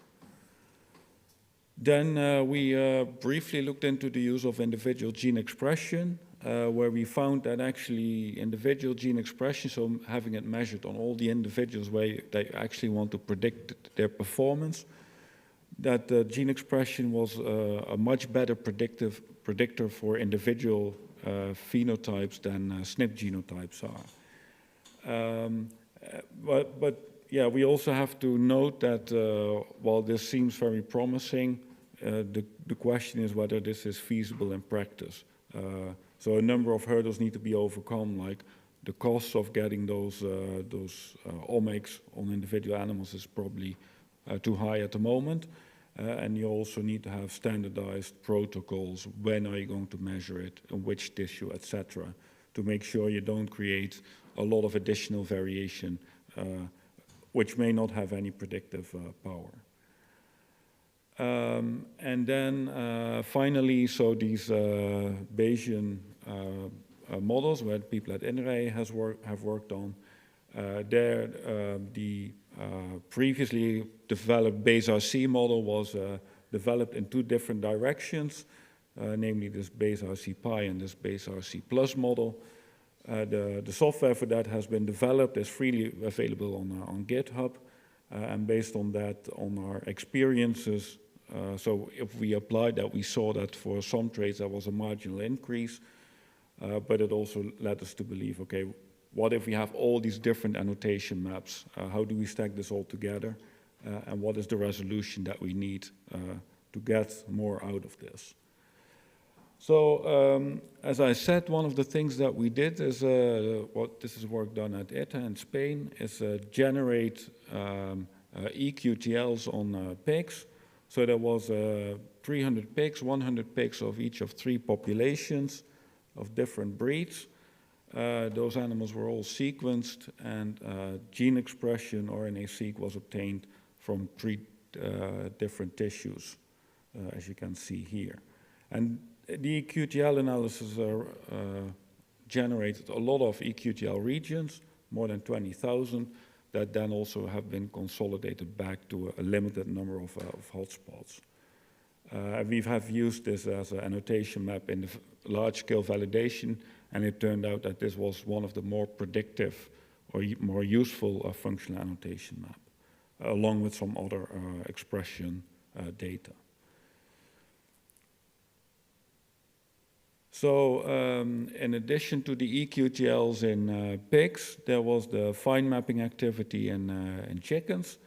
And the basis of this work was this very long-term experiment where there was bidirectional selection for body weight at 8 weeks of age, as you can see in the graph here. And then at some stage, the low line and the high line, they were mated with each other for several generations to get in this advanced intercross line.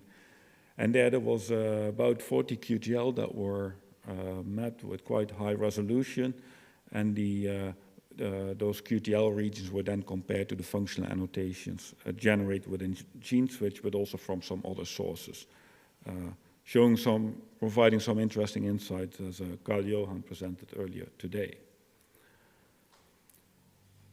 Then the final task in work package 4 was to do this validation in commercial population. So this is sort of the proof of the pudding.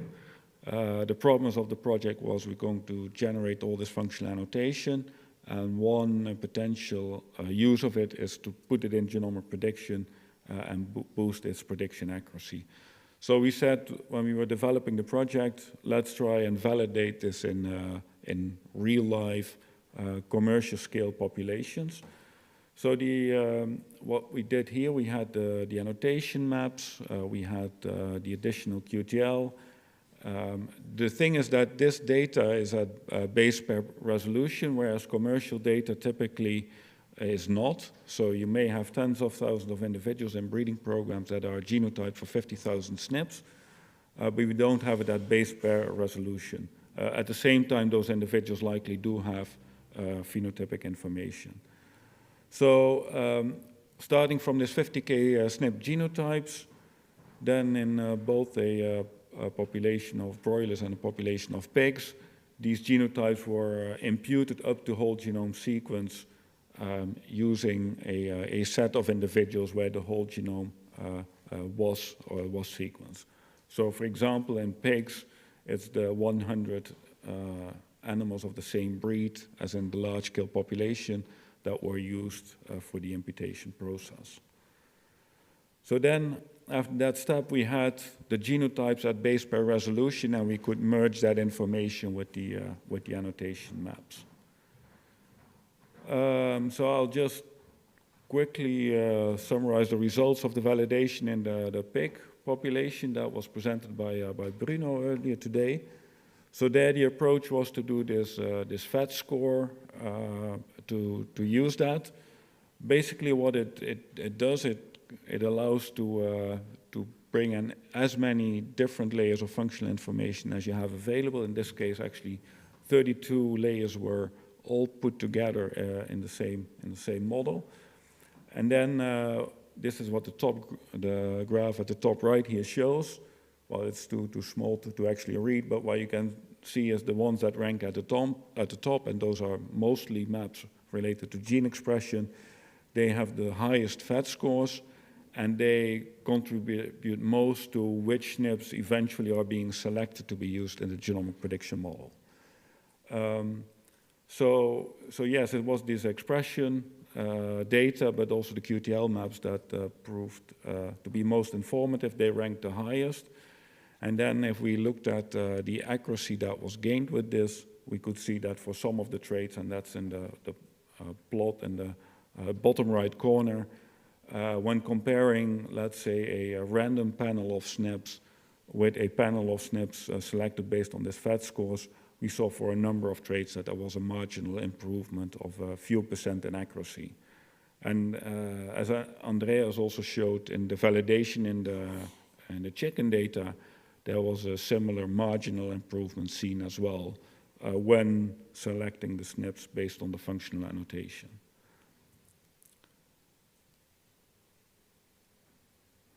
So in terms of output, other than, of course, all the knowledge and the insights that we have generated, to date, 5 papers were published on the development of the base RCO software, on the eQTL analysis, and also on the comparison of the GBLUP with the machine learning and with the use of the individual expression profiles in this mice data.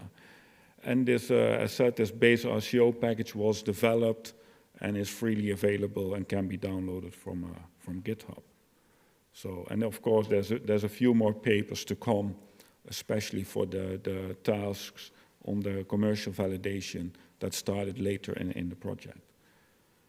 So to wrap up, the main take-home messages of Work Package 4 is that, well, we had a very important focus on model development, and that has generated this base RCO software that's freely available. It also generated the insight that machine learning models, as we actually had expected beforehand, may be better able to explain phenotypes that are known to have epistatic underlying architecture, whereas polygenic traits can be better predicted with straightforward G-blood models. Then the individual level gene expression actually explained a considerable amount of variation in the phenotypes, which seems pretty encouraging. It was sort of dependent on what is the moment in time when you get the expression data and when you predict the phenotype. So for the QTL mapping, we did this, there was eQTLs for pigs and fine-map QTL in chickens. And that then subsequently could be used in this large-scale validation of genomic prediction. And there we saw that in both the pig and the poultry application, that there was a marginal increase of using functional annotation in genomic prediction. So that's just very brief. Yes?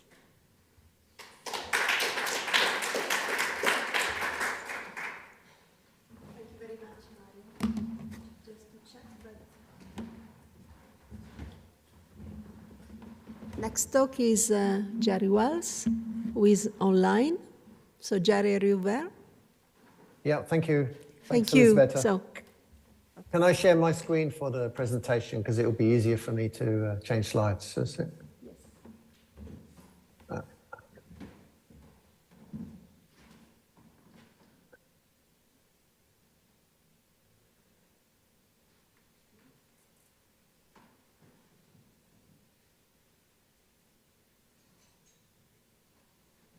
Good afternoon, everyone. I'm going to give you a short summary of the work in Work Package 5.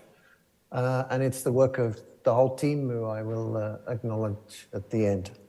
And in this study, we were looking at epigenetic effects of the sow diet on the fetus and on piglets. I'll quickly describe the setup in a moment, but just to remind you something about dietary fiber, which was the difference we had in the cell diets. Dietary fiber, which is non-digestible, passes to the colon, and in the colon it's fermented by the microbiota. And in fermenting non-digestible fiber, they produce mainly the short-chain fatty acids, acetate, propionate, and butyrate. These can reach quite high concentrations in the colon. There are transporters, and they can be transported across the epithelium and then go through the portal vein to the liver.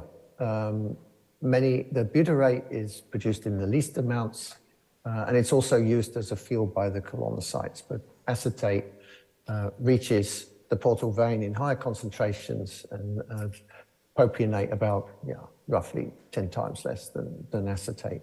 I mean, once it's been through the liver, it can come back into the circulation and through the arteries. And short-chain fatty acids are known key regulators of peripheral and systemic immune responses. They signal to many types of cells through signaling pathways involving the FR, fatty acid receptors, or also known as GPRs, 41, 43, and there's others as well. But there's also growing evidence for their epigenetic effects, which was our interest in Work Package 5. So short-chain fatty acids can enter cells via the monocarboxylic acid transporters or similar transporters. And acetate in particular, because it's highest in abundance, but also converted to acetyl-CoA, activates the AMP kinase, which can acetylate histidine acetyl transferases and activate them. Propionate and butyrate in particular have been reported as HDAC inhibitors.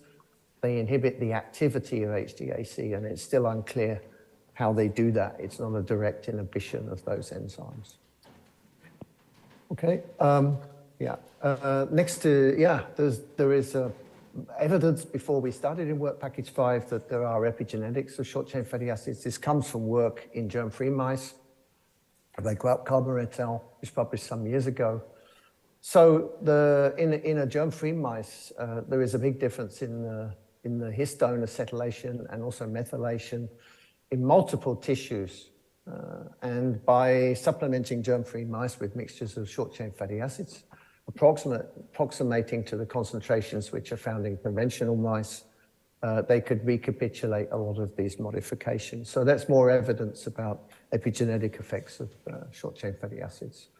So our hypotheses were that we would get epigenetic effects from diets which are high in fibers that are fermented by the microbiota, that we might detect those epigenetic effects in the pig offspring up to at least 10 weeks postpartum, when the piglets after birth are put all on a low fiber diet.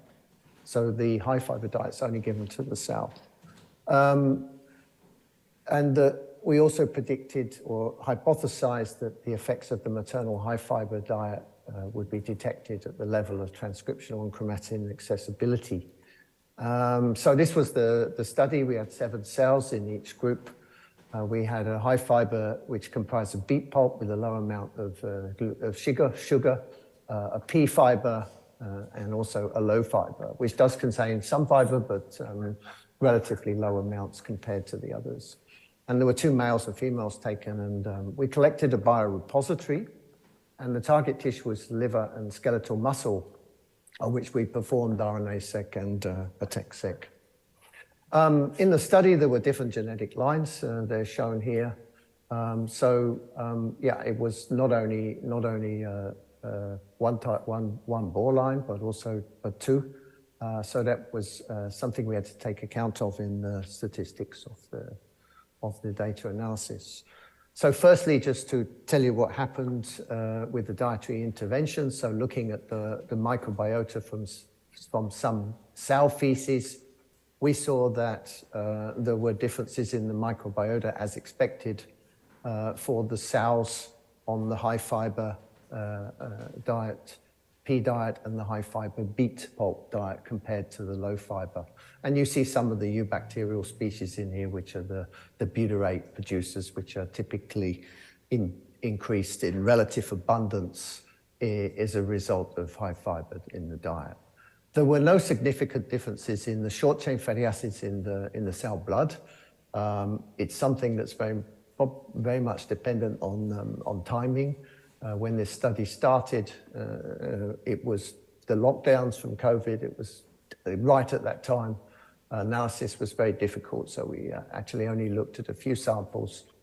Also with feces, it's known to be highly variable, but we didn't see significant differences in short-chain fatty acids in just some samples. However, for the ATAC and RNA-seq data, there was a strong separation by tissue for the target tissues, liver and muscle, for both ATAC-seq and RNA-seq as described this morning. But in the maternal diet groups of piglets, all on the low fiber postpartum, there were no significant differences. The diets did give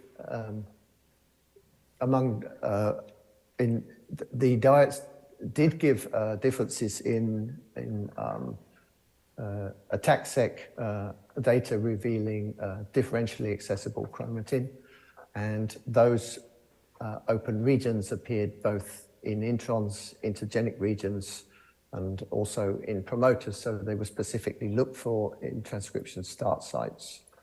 But also they were found in exons. And then, as described this morning, there was an analysis of open chromatin containing differentially transcription factor activity between the cell diets. So there's a few here indicated on the slide of Andrea this morning. I think there are other transcription factors as well. There's no time to go into those, but potentially some of these have connections to some of the predicted effects on physiology that I'll summarize and show now in the last few slides. Okay, so to look at the transcriptional data set, we needed to use gene set enrichment analysis, which is a way of looking to see whether there is an enrichment of expressed genes in different gene ontology groups, indicating different functions, effects on different functions. And that was the main approach that we used. And I want to just summarize some of these findings. So taking, for example, in piglets, the high fiber beet diet versus the low fiber, we see an underexpression. Keep an eye on this heat map here. So the very red is underexpression, not overexpression. These symbols indicate whether it was in the muscle, in the liver, or both.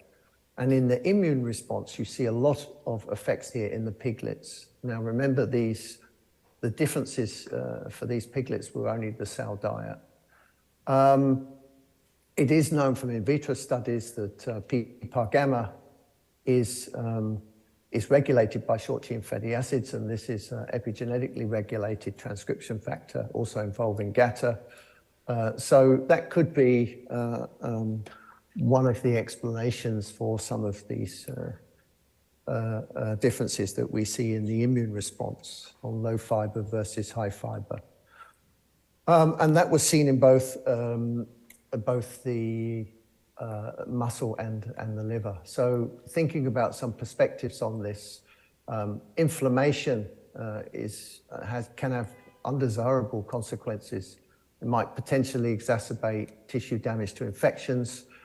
It may also impact on, for example, heightened inflammation as a consequence of stress postpartum.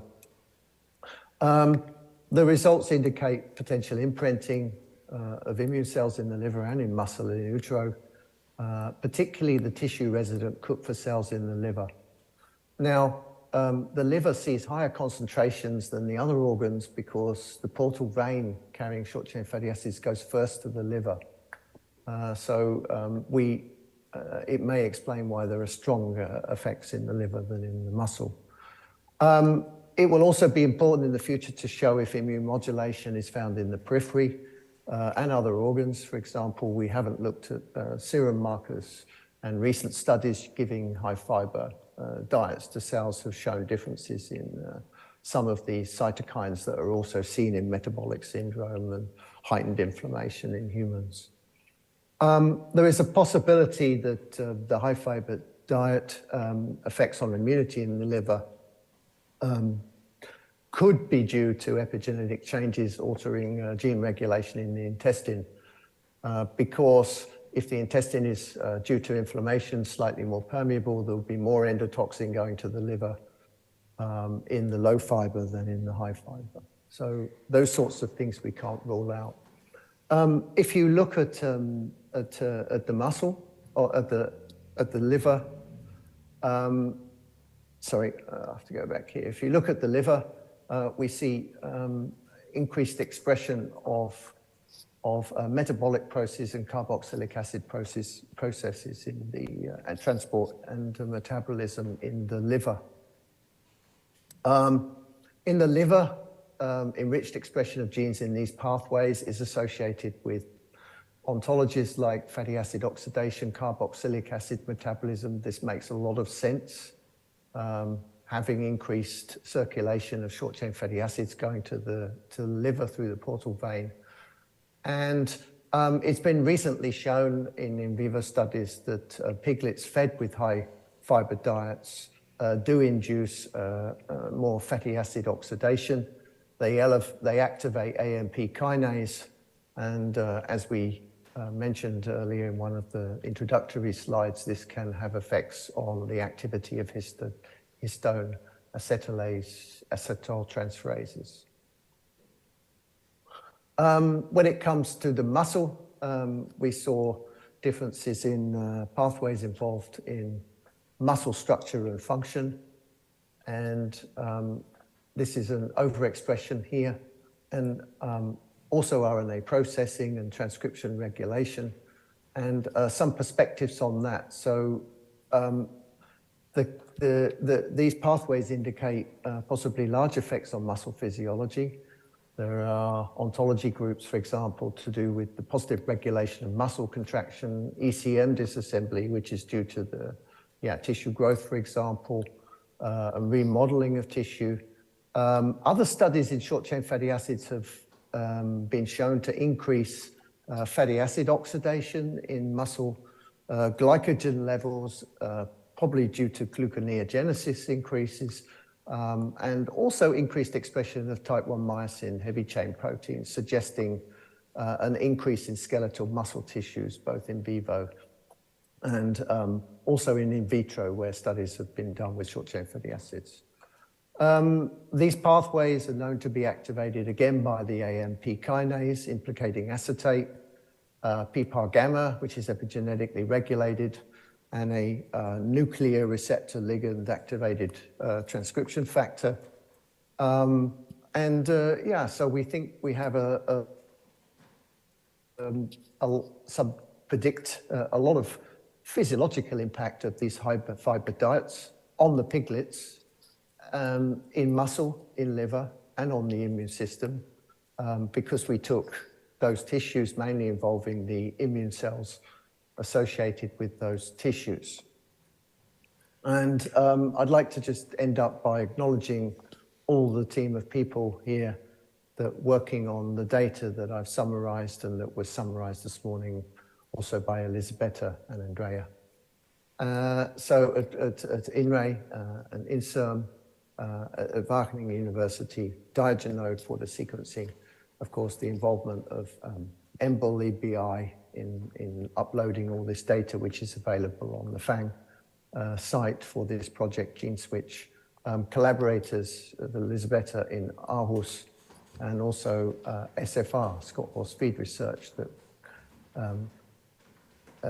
undertook the animal experiment with the sows and the piglets. So thank you very much for listening.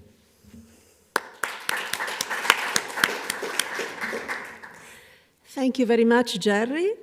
And thanks a lot to all the 4 speakers to really stick on time. So we are only 5 minutes delay. We should get back here at 4:45, but give us 5 minutes more for a cup of coffee. So we see again at 4:50. Okay? See you in a moment.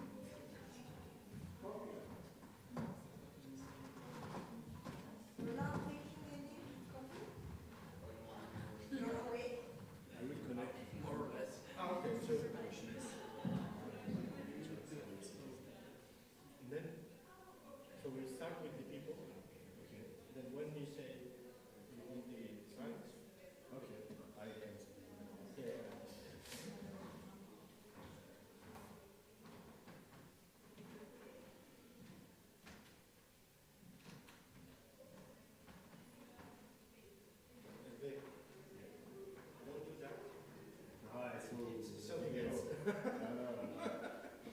depends where you are. With a computer.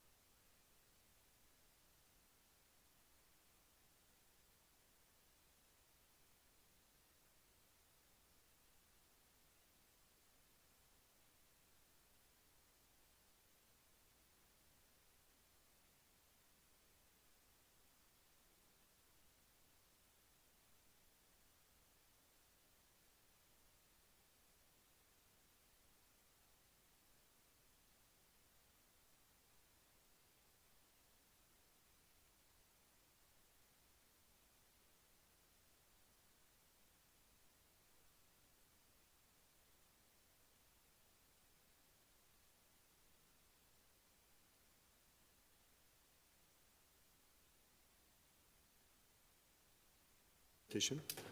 Yeah, because we will follow the presentations. Where is the... Thank you.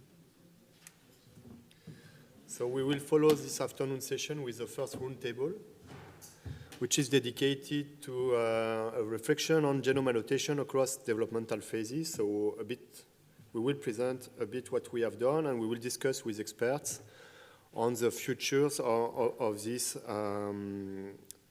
topic and this aspect of the FANG initiative. So today we are 6 persons in the panel. So each one will present himself or herself. So I will invite Megan, if you are here, to present yourself. Hello, can you hear me? Yes. My name is Megan Davey. I'm a developmental biologist. I work primarily on chicken embryonic development, and I work at the Roslin Institute. Ramiro. Hello, good afternoon. I'm Ramiro Alberi. I'm a professor of developmental biology working at the University of Nottingham here in the UK. And my main area of work is developmental aspect of livestock species, with primary emphasis on the pig as a species, but also with some work in cattle and in sheep. Dan? Good afternoon, everyone. My name's Dan McQueen. I'm a professor in fish genomics at the Roslin Institute. I'm the co-coordinator of one of the sister projects to GENE-SWitCH, Aquafang, which just recently ended. So thanks for inviting me onto this panel. Looking forward to the discussions. Thank you, Dan. And Weijun? Yeah, my name is Huijun Zhou. So I'm a professor in the animal science department at University of California, Davis. So I'm the program director for the FAM pilot project, also currently leading the US cattle FAM project. And then my primary research interest in chicken, but also I'm involved in the pig and cattle and ramelfish FAM project. And Gabriel, who is on my left. Hello, everybody. I'm Gabriel Costa. I'm working in the University of Liège, also on the Bovirec Consortium on the functional notation of the bovine genome. And finally, myself. So I'm Hervé Acloc. I'm a genomicist and a cell biologist at INRAE in France, and I'm deputy coordinator of the GENE-SWitCH project. So we will follow with, I will follow with a small introductions, if we can get the slide again. Yeah, the next one. I get it. Okay, so yeah, the idea of working on genome annotations across developmental phases is to include a bit this informative black box we have on the function of genetic variants during this time period that we don't know clearly how they are important to build organism, either for conserved stages that we observe in all the vertebrates, like the one you can see on the slides, which is named the phylotypic stage, where all the vertebrates present the same structures, in anatomical same structures. But after, this structure will evolve, and you will clearly see differences between species, like you can see on the picture between chicken and pigs, but it can be true for all the species. And after, we can see differences within a same species between individuals. And these differences can be explained during the later phases of development after birth, but these differences can also occur due to the actions of genetic variants or other effects like the environment during prenatal birth, so during fetal or embryonic developments for the birds. And so the idea to work on this is to better understand this black box and perhaps to use it at the beginning to improve the animal selections and breeding. But it may also be of interest for many different communities working either on developmental biology, evo-devo field, and biomedical research, and so on. So that's the reason why we are here together to discuss about it and how to do it. So just briefly to summarize some main results from the three first H2020 projects working on functional annotations, because the three projects developed a part on the developmental aspects. So this is just a map made by Gianni De Vos from Wageningen University in the GENE-SWitCH projects, where you can see that the methylation of genomic regions is moving during development in animals. So here in pig, you can see two tissues, and you can see that this dynamic is a bit different from one tissue to another one.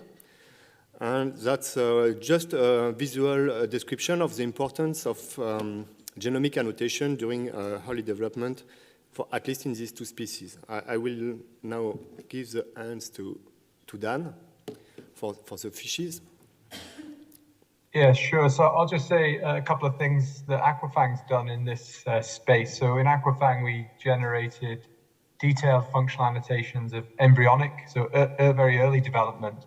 And we worked on 6 commercially important fishes, as shown on the left there, that last shared an ancestor about 300 million years ago. So this is a really interesting comparative perspective of vertebrate development. And we produced RNA chip and attack-seq data across multiple stages of embryogenesis, a very large amount of data across these species. So our data is capturing genome activity during key developmental transitions or switches, including when the zygotic genome switched on for the first time, gastrulation, segmentation, when the tissues are being formed and the body plan of the adults been patterned. An example on the right is just some transcriptomic data there shown for 2 species where you can see very similar clusters of transcriptomic expression across different parts of embryonic development. And the next slide, please.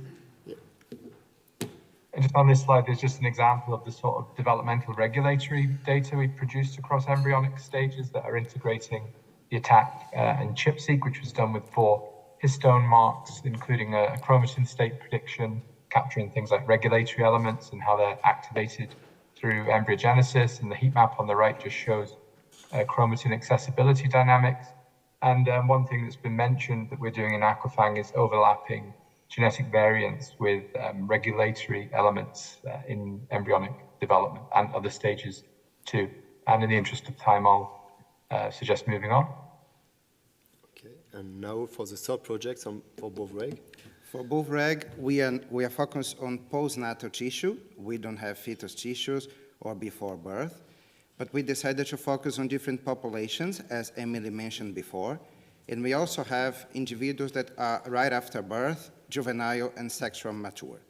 And applying all the different assays that we did for the functional notation, we could indeed see that we have differences on gene expression, transcripts and isoforms, microRNAs that could only be detected on the neonate animals and not on the juvenile and adult animals.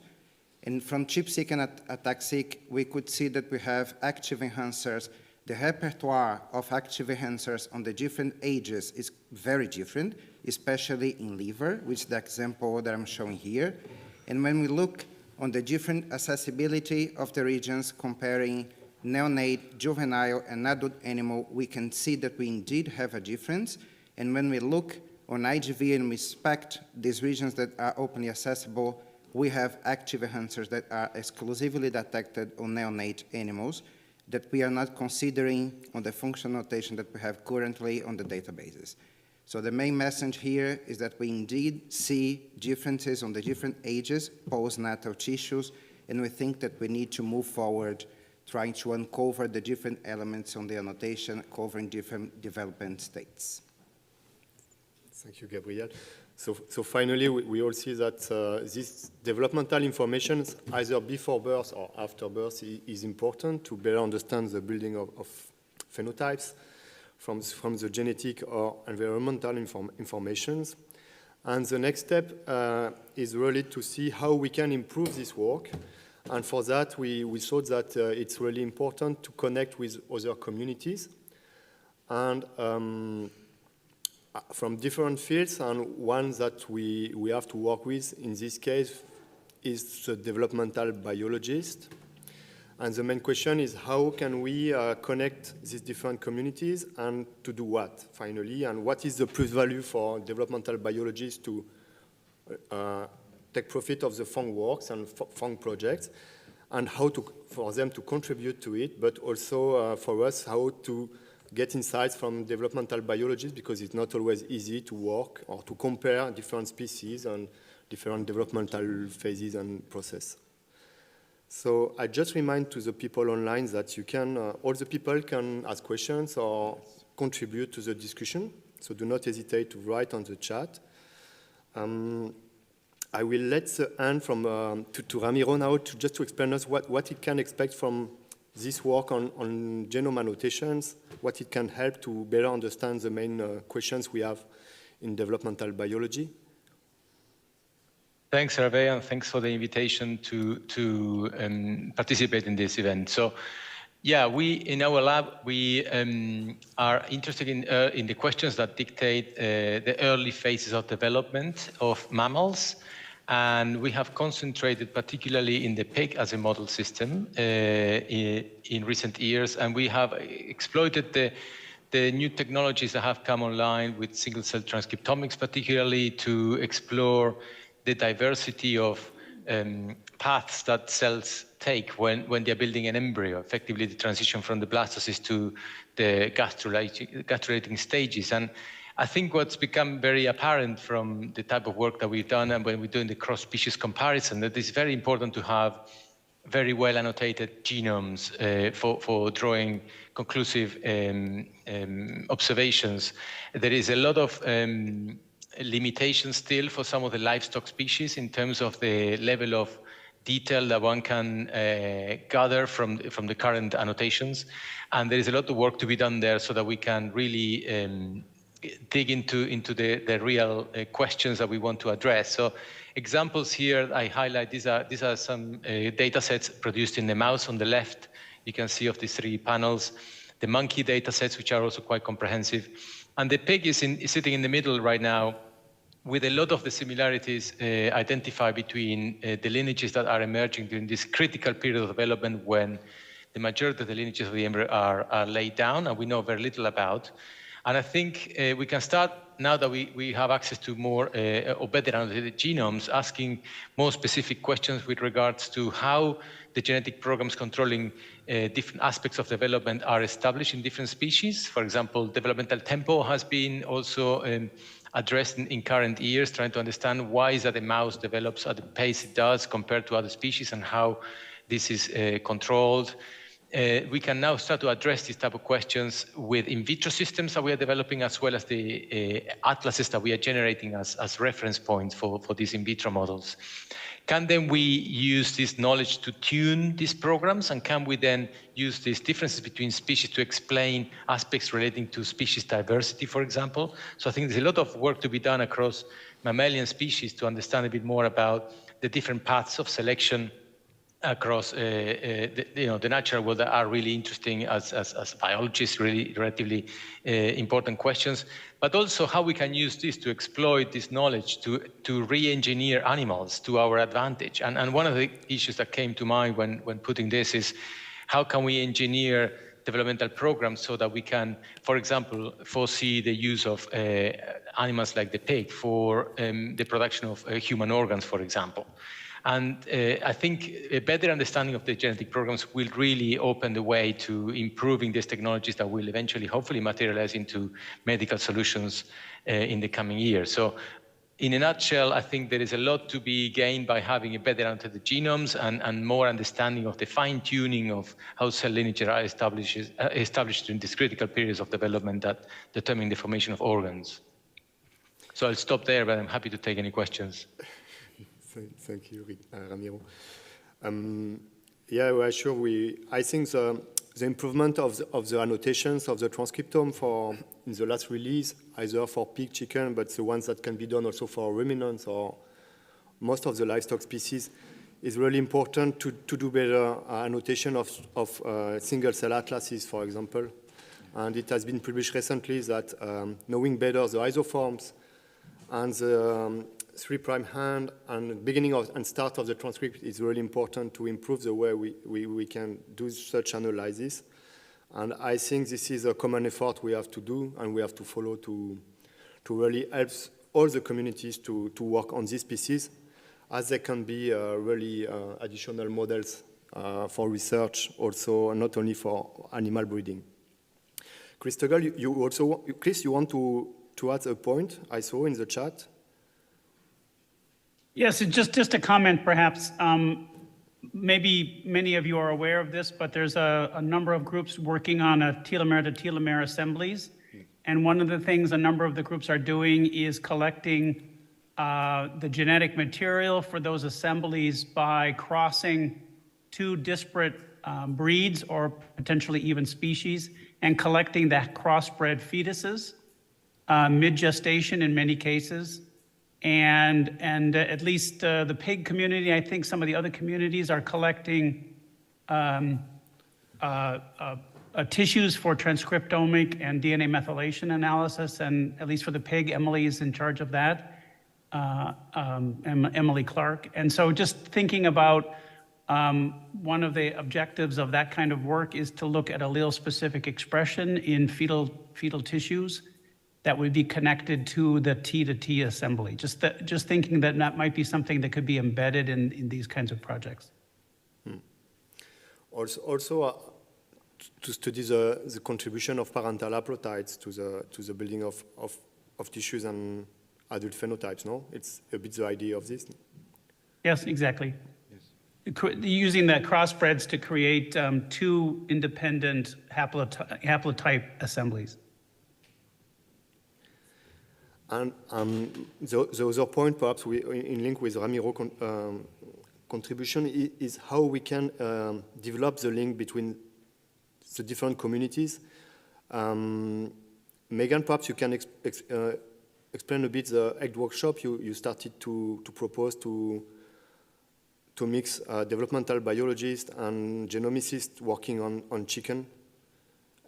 Of course. So I think that GENE-SWitCH and other programs which have been looking really at the gene annotation of the embryo are enormously powerful, not only for kind of model developmental biology organisms, but to really understand how traits arise, through domestic selection. But anyway, so I think one of the best places that we can really come together and talk is, of course, not only at a workshop, but also to really see each other working practically and in action. So to this end, we've developed a practical embryology workshop for anybody who's interested in working on the chicken as a model organism. We'll be trying to hold these every 2 years in Edinburgh at the Roslin Institute, where amongst other things, we will have talks from the people doing functional genome annotation as well as the developmental biologists. So you can really, I hope, begin to understand each other's languages somewhat and see where we have crossovers and places that we can really contribute to each other's science. I'd also like to note that I think as well, one of the future things that we can really do with gene annotation, at least in birds, is to really hopefully begin to understand not only species differences, but also breed differences in the future. And I very much hope that we move forward in the same way that Aquafang has compared different species, but of very similar phenotypes, to actually get down to even sort of more detail and to compare different, not only different bird species, but also different breeds of chicken, for example. At the Roslin Institute, we also have developed transgenic chickens. So I think that these will be a very useful and powerful tool to kind of feed forward into future genome annotation, because we can annotate specific cells in the embryo even before we do the genomic annotation. So the cross information can go both ways. But I would like to, birds also are useful in agriculture because they hybridize, especially ducks. And so I think that that's also a useful area that we'd like to see develop in the future.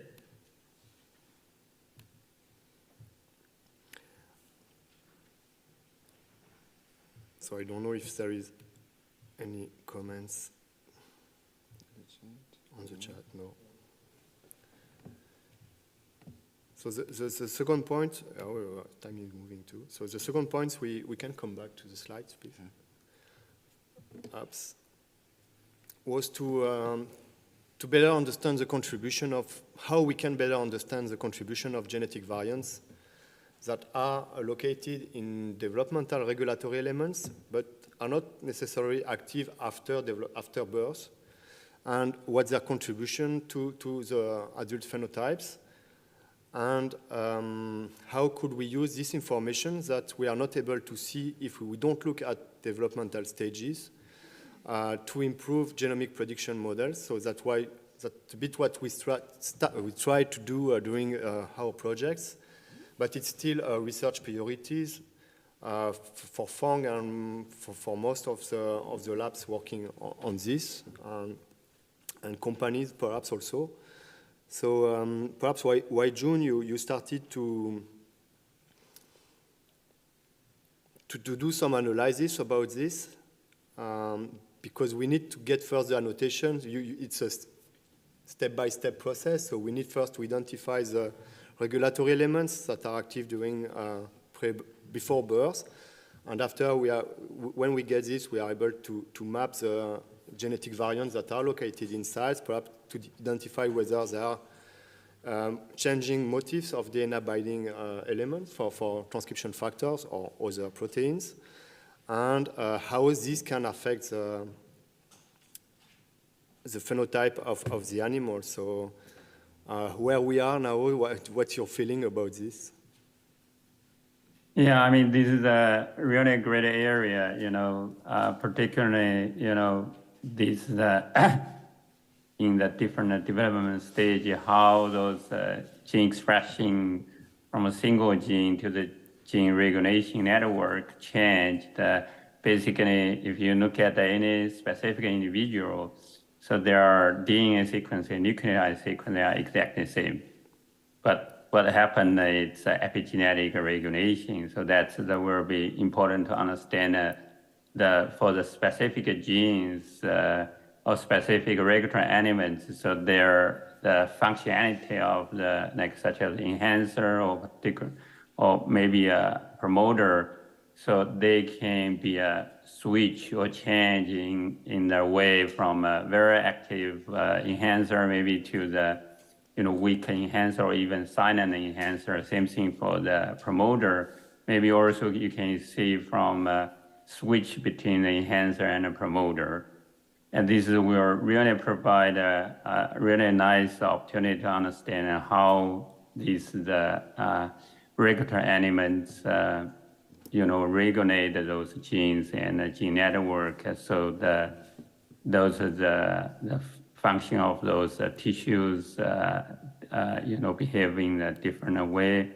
And also can look at the cross between the different species, because evolution could have a significant role how conservative of those gene regulation across different species and different development stages. This will provide lots of novel insights how gene regulation affect the development of those tissue and organs. And also in much of the more of a specific, probably at a single cell level, to understanding the development biology. I want to stop here, yeah.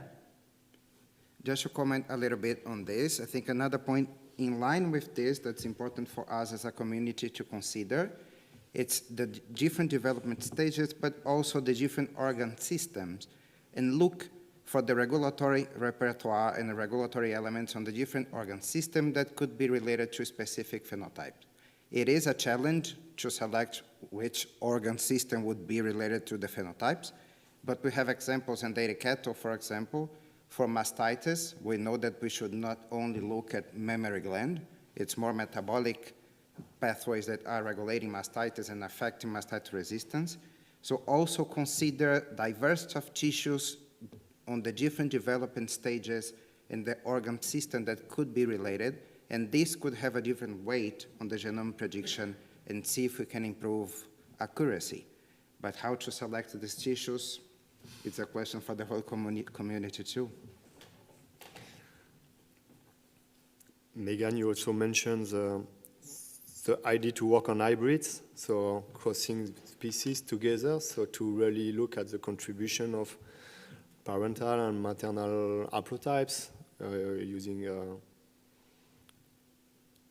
Yes, we were particularly interested in this idea because they have different developmental tempos. So Muscovy ducks develop slightly slower than Peking ducks do. So, for these type of phenotypes and new phenotypes which are emerging to study that we, didn't think about studying before, I think these hybrids would be quite useful.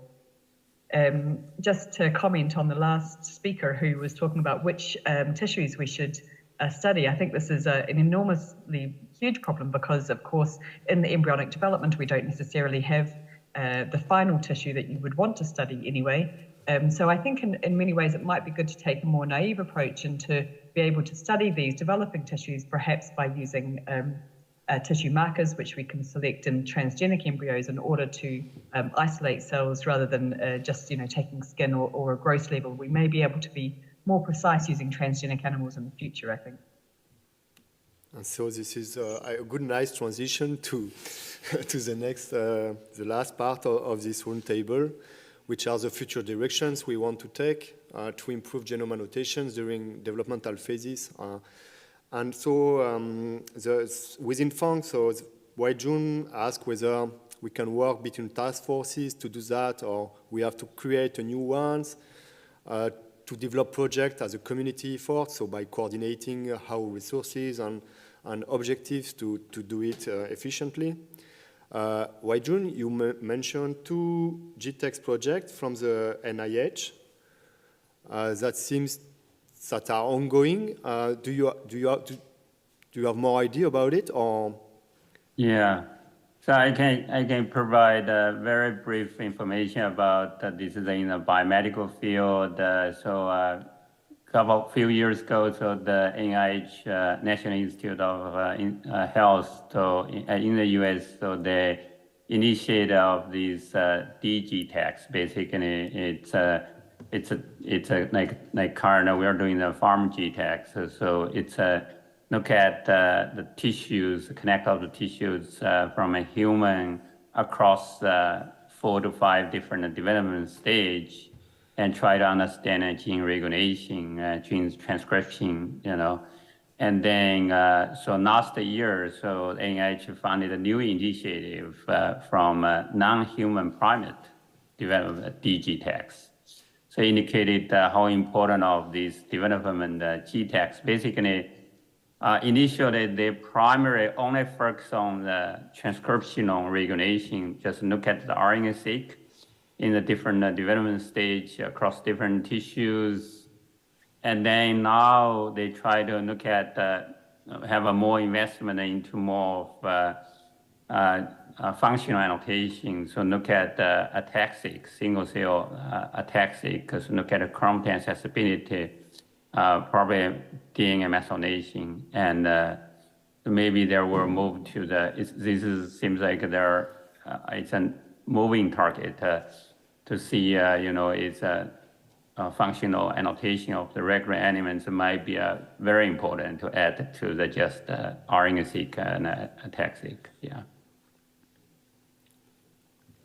And so it's not so easy to study all the tissues and to look at all the time of developmental time. We saw that depending on the species, it's a short time or it's a wide time. So from the cow, it's like 9 months, I think, of pregnancy, and for the bird, 20, or the mouse, it's 21 days. So to finally reach the same, not exactly the same maturity of organ development, but close to.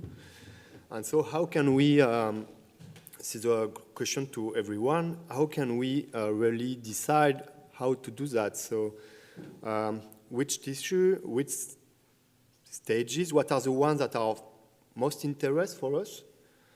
And how to be consistent between groups if we want to do a community effort, so to study the same stages all together. I think Alan have a question. Alan. No. Yes. Yep, coming. Yep. So I think one of the challenges for future directions of genome annotation in our species of interest, well, apart from anything else, the number of species that have already been mentioned has grown quickly. We're talking about hybrids between species.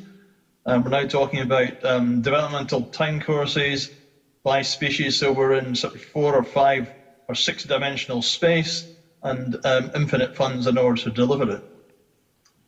I suspect the brutal reality is that the current NIFA FANG projects and the Horizon 2020 FANG projects maybe the last ones where we will have significant scale generation of assay by sequence data that can be used generically for functional annotation. So I suspect going forward, in some respects, we maybe need to go back to the original model for FANG, which was somehow we have to coordinate the efforts of many different people who are doing an experiment, say, on some developmental transition, who are generating data that could be used for annotation, and somehow capture that data so that it can be used for annotation. And you were talking earlier about building links between developmental biology communities and genomicists. But I think the critical thing is how do we capture the data that could be used for genome analysis from these experimental groups, as it were. And yeah, huge challenge. Yeah. So we will, perhaps? No. One is missing. So. I mean, if you like, the genomicists are used, I mean, data sharing and putting the data in the public domain is kind of hardwired into the genomics community. How do we get that mindset into experimental communities, as it were? And how do we develop a system whereby they can flag that they have a data set that could be used? If I could add to what Alan just commenting on, that's a huge area in all of biology and all of data analysis, I would say. It's incredibly important for agriculture as well in the US, because there's been a directive that all agriculturally funded research, as well as all research at the federal level, will have to be open as of at the latest, probably the end of 24, maybe 2025.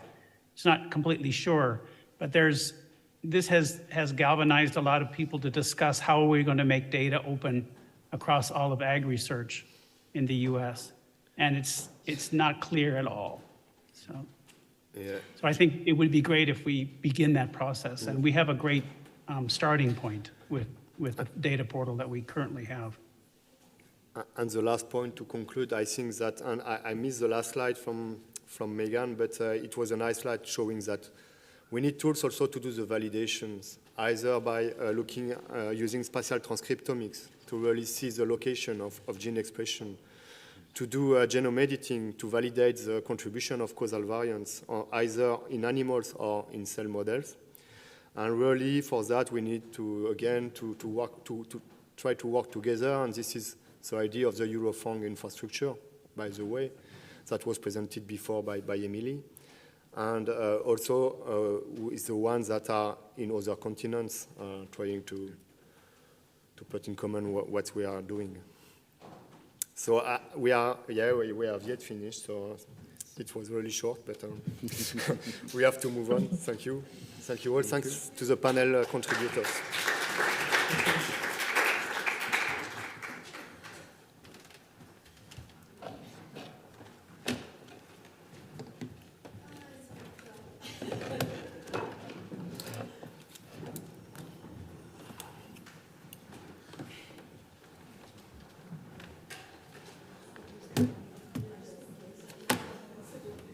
Ok.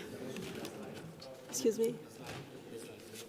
Non subito, metti prima le persone e poi mettiamo le persone.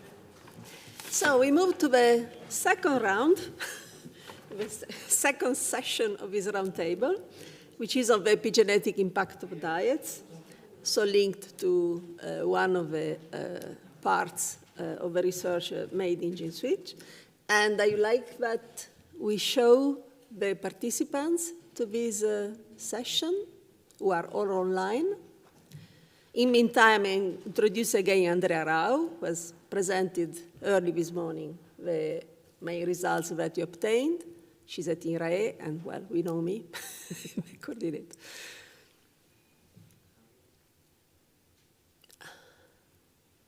So can we see people online?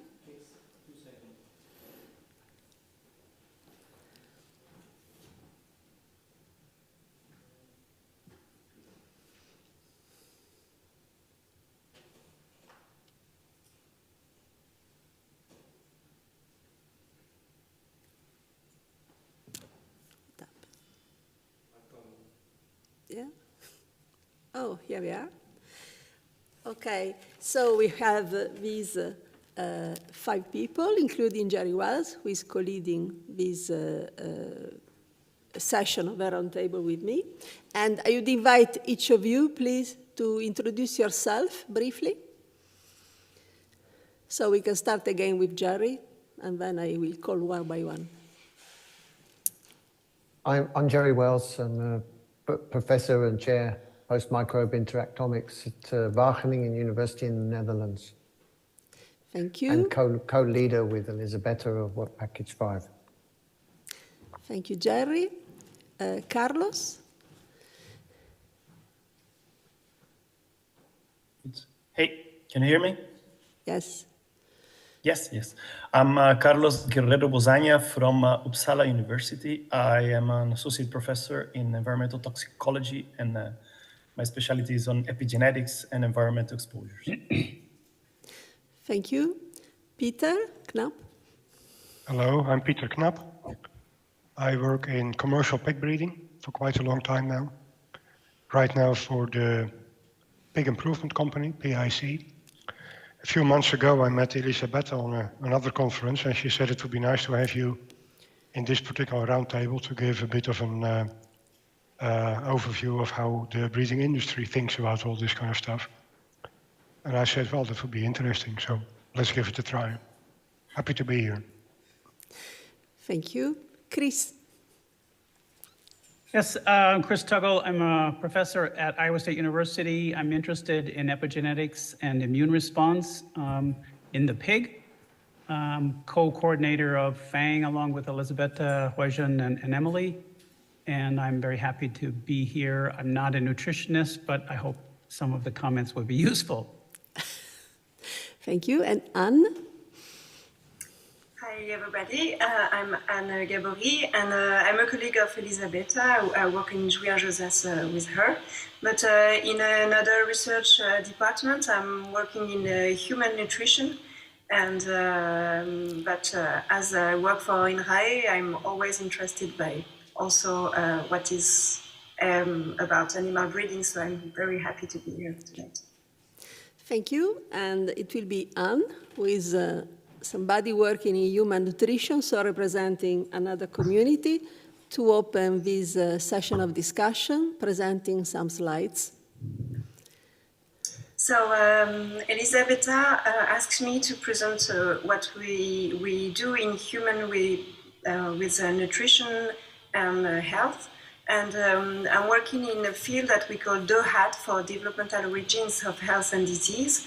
And it's a concept that states that the phenotype of an individual during his life is not only due to his lifestyle, such as, for example, here, nutrition with high-fat diet, activity with a lot of sedentarity or stress or etc., which induce the metabolic syndrome here in this specific example.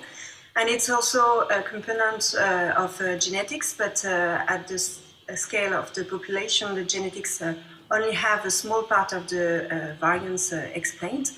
And if you can move the slide, the concept of DOHAT, I cannot move the slide myself. Can you just go on with the slides, please? Yes. Oh, okay. So the DOHAT concept postulates that the environment during development, such as toxic exposure, maternal stress, or maternal diet, can condition the individual to develop this phenotype in adulthood. And it has been reported very early in the 1960s with animal models of maternal undernutrition. And then it has been popularized as the Barker theory. Can move the slide, please. With a study based on low birth weight babies, which have a high incidence of cardiovascular diseases in adulthood, and also undernutrition, such as the Dutch Hunter-Winter studies, for example. Next, please. To do that, we use animal models, and we study mostly rodents and rabbits and non-human primates. Next slide. So here on these slides, I propose to you many links between the environment and the epigenetics, such as the traditional membrane receptor signaling cascade or nuclear receptor cascade, where the last members of the cascade are a component of the epigenetic machinery. And also the cellular continuum is very important with the mechanotransduction of the signal from the extracellular matrix to the chromatin. And if you change any component of this continuum, you can modify the transduction of the signal. So, for example, here, if you modify the plasma membrane by enrichment in the omega-3 in the food, you can modify the way the genes are regulated by this mechanotransduction of the signal from the plasma membrane to the chromatin. And what is interesting me more is, next slide, please.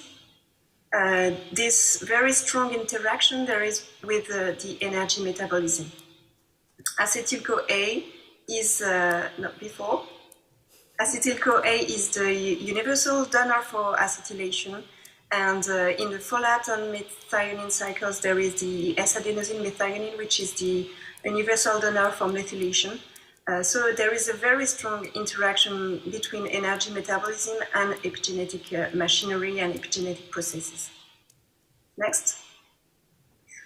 So there is major, as you know, reprogramming during development of the genomes, and there is a different critical time windows for plasticity. Because this epigenetic reprogramming can act on the balance, the way the epigenome is erased and reapposed for the next generation. You can really remodel with the diet this specific time window. Next, please. And if there is something in the environment of the father, the mother, during these critical windows, you can really have an effect on the health and disease balance in adulthood. Can you move next, please? And next. So as the epigenetic marks can be the support of the memory, because they are copied from one generation of cells to the other generation of cells, they can be kept from the early environment to adulthood and keep the memory of the early environment. And finally, the last slide, I want to just emphasize that this is true, of course, for humans, but also for animals. And this environment during development, preconception, gestation, and postnatal life is really, really important for shaping the phenotype in adulthood. And move last, please. And what is true for human is also true for all the animal, and it's important in agronomy with the optimization of the genetic potential, the effect on meat or milk, egg quality, and of course also on health and welfare of the animals. And finally, it's very important to take care in the agronomic industry of the food quality, heat stress, breeding management, and they all can have an effect that can be here positive for having optimizing the effect in agronomy and in animals. So for food quality, we think about lipids particularly. This is what I study in human, but also what is the subject of here you had in GENE-SWitCH. The fibers, they can modify the microbiotas, and these microbiotas have a lot of metabolites that can act on the epigenome, shaping the epigenome during development of the embryo, whatever the embryo, if it's an animal or a human embryo. And thank you. Okay, thank you a lot, Anne, for this introduction. So we take again this topic on development, following up from the session before as well. And we will try also during this discussion to keep always the parallel between animals and humans, also thanks to your presence here. So we have organized 3 items of discussion to move on. The first one is to be handled by Jerry Wells, who is online. And so I would give the floor to Jerry for the first item of discussion that we plan. Yeah, thank you. Thank you very much for the nice talk, and Gabori. I wanted to ask you really about the reversibility or irreversibility of epigenetic effects, because you know we do see these clear signatures. We see differences in chromatin accessibility. We see gene set enrichment, differences in pathways, and they make sense in terms of what we know about the metabolites generated by the high fibers. But do you think we are seeing a weaker signal 10 weeks after the piglets are born because it's reversible, they were all on a low fiber, or is it not known? Is that something we don't know? I think it's something we don't know. In an animal model, for example, where they saw that a low protein diet have an effect on the phenotype in adulthood, that they saw that there is reduction of methylation in adulthood. And they tried to give some folic acid either during gestation with the mother having a low protein diet, or to the offspring during puberty. And what they saw is that there are more effects to give folic acid during puberty than low protein diet itself. So I think the trouble is there. It's depending on the time window you affect the individuals during development or during puberty, for example, you can have different effects. So the reversibility is not so evident. I'm pretty sure you can, but this needs some experiments to be done to be sure that what you do is not inducing more effect than the initial hit. Yeah, I was also thinking within a tissue, I mean, you have adult stem cells, so maybe, that's the point. Yeah, maybe they, in the regeneration of tissue, which could be slower or faster depending on the organ, you may lose an epigenetic effect. It just depends. Yeah, I'm pretty sure there is something to do with the stem cells of the tissues, but this is not formally proven. In the research papers are not completely clear on that point, because stem cells in adult tissue is not so easy to keep, to collect. And but I'm sure there is something to do with the stem cells. Okay, thank you. I'd like to move on and ask Chris Duggle a question now concerning the implications of our study for the physiology of the target organisms we looked at. Also, those effects we saw on the immune system, where the high fiber diet reduced the immune response pathways, so all of those collective pathways in that ontology group. What do you, I mean, we can think of consequences for that, you know, inflammation could, over-inflammation could damage tissue, this sort of thing. But what do you think could be pursued further from the results we have in Work Package 5? Well, and as far as I have seen it over the last 2 days, there's been a lot of progress in collecting the information, the epigenetic information, but these are primarily at a bulk tissue level. So one thing that a number of groups are working on, and there's been a few papers out on the tissues of interest here, as well as some gene atlases in multiple species, that single cell analysis could help bring you closer to the effect of the epigenetic regulation at the cellular level. And I think that's something that could be very useful. I did notice that you're doing some deconvolution with existing data, and I think that will be very helpful. I could add a little bit in terms of specifically on the immune side that we are publishing, well, we're collecting and we're analyzing, we hope to publish next year, analysis of all circulating immune cells in the pig, and there's other work, similar work in other species. So that could help you interpret the data more precisely. These are from healthy animals under a normal diet. These are adults, so we wouldn't have earlier animals. But just another comment that if I could ask a question of these studies, specifically the one in the pig that I heard about, it was very intriguing that one high fiber diet seemed to give a large transcriptional difference or effect, whereas the other one did not. And I was wondering if you had thought about other components that are in the beetroot diet versus the pea diet. Thinking about some of your GSEA results, I was just wondering if you had thought about, for example, the vitamin A differences between the different diets, because vitamin A has a pretty strong effect on the immune system.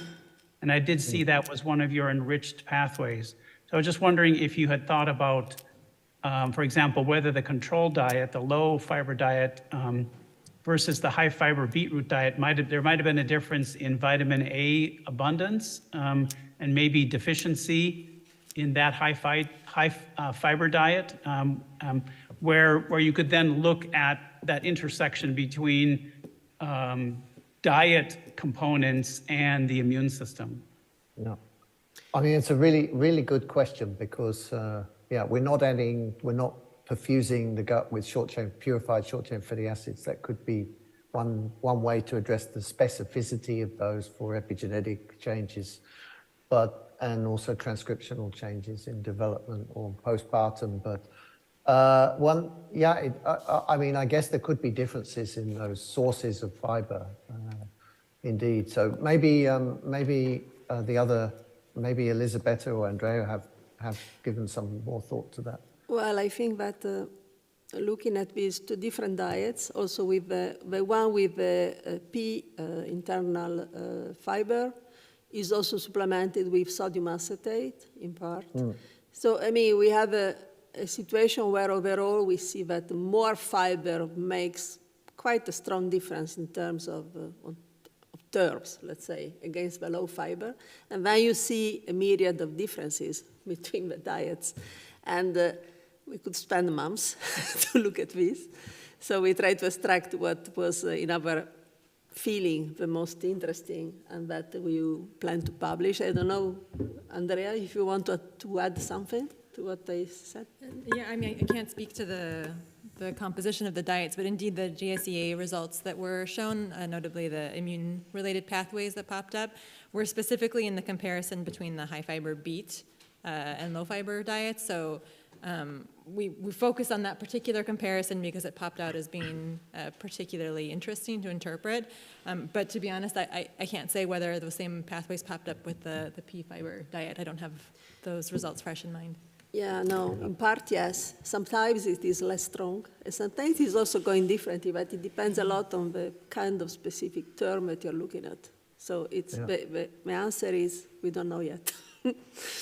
I just was thinking about that because just quickly, looked at the differences, and pea has a lot more vitamin A. So I was just thinking, which leads to retinoic acid, right, in the tissues, and maybe beetroot was significantly less, and that's why you see the differences between. You only see the differences between control and that particular high fiber diet. But I was thinking of things like measuring the vitamin A in the blood.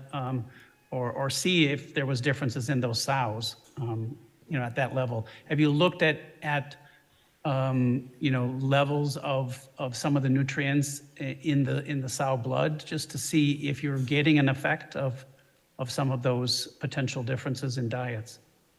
Yeah, we haven't, and we also I see Linda Lonan has put something in the chat, so she's one of the team members, and says that we don't have vitamin levels measured for those diets, but it's something we could look into, and thanks you for the suggestion. Sure. Yeah.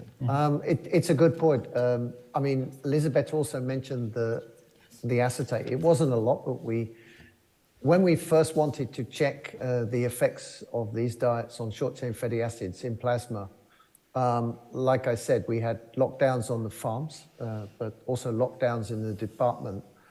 And that meant we couldn't do a time course after feeding the diets, because we would have fed the sow from an ear cannula, which we had ethical approval for, take hourly over 9 or 10 hours to see how the diets affect metabolites in the plasma with LCM, SMS, but we couldn't do that. So we had to go on because of time constraints and the uncertainties around COVID. So we picked these 2 diets, but ideally it wasn't the way we would have liked to start the experiment, put it like that. And thank you for your suggestions. Okay. Yeah, I mean, I think the connection with, go ahead, Anne. No, sorry, because we have other 2 items, otherwise we really go out of time. Yeah. So thanks for this first one. And then we go to a second item, where that I was thinking for this, that really when we designed this project, we thought to make something which was different than the study of genomic selection and maybe complementing somehow the approach that you can have to these problems. And that's why I wanted Peter here to participate, who is representing the practical, pragmatic side and fundamental quantitative genetics that is the vision of a company. And to know, I mean, to ask what is the view of the private sector for these complex, complicated, also expensive studies that still have a lot of resonance. For example, in the human field, there are companies that invest quite a lot in this kind of approaches. In animals, what is the vision? What is the potential interest? Because, of course, there is all the part of animal nutrition where you study diets and you try and blah, blah. But then how does this match to genomic selection and what we should do? I mean, versus towards the future, sort of. Yeah. Well, the main take-home message for me from these 2 days has absolutely nothing to do with epigenetics.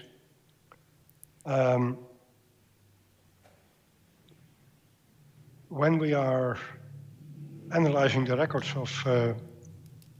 of traits in young pigs, in young piglets, things like growth rates or mortality or fetal maturity. Fetal maturity is becoming a hot item in pig breeding. Then I realize now that it would be a good idea to make sure that we know what the sow has been eating, specifically in terms of fiber content right now, and adjust for that.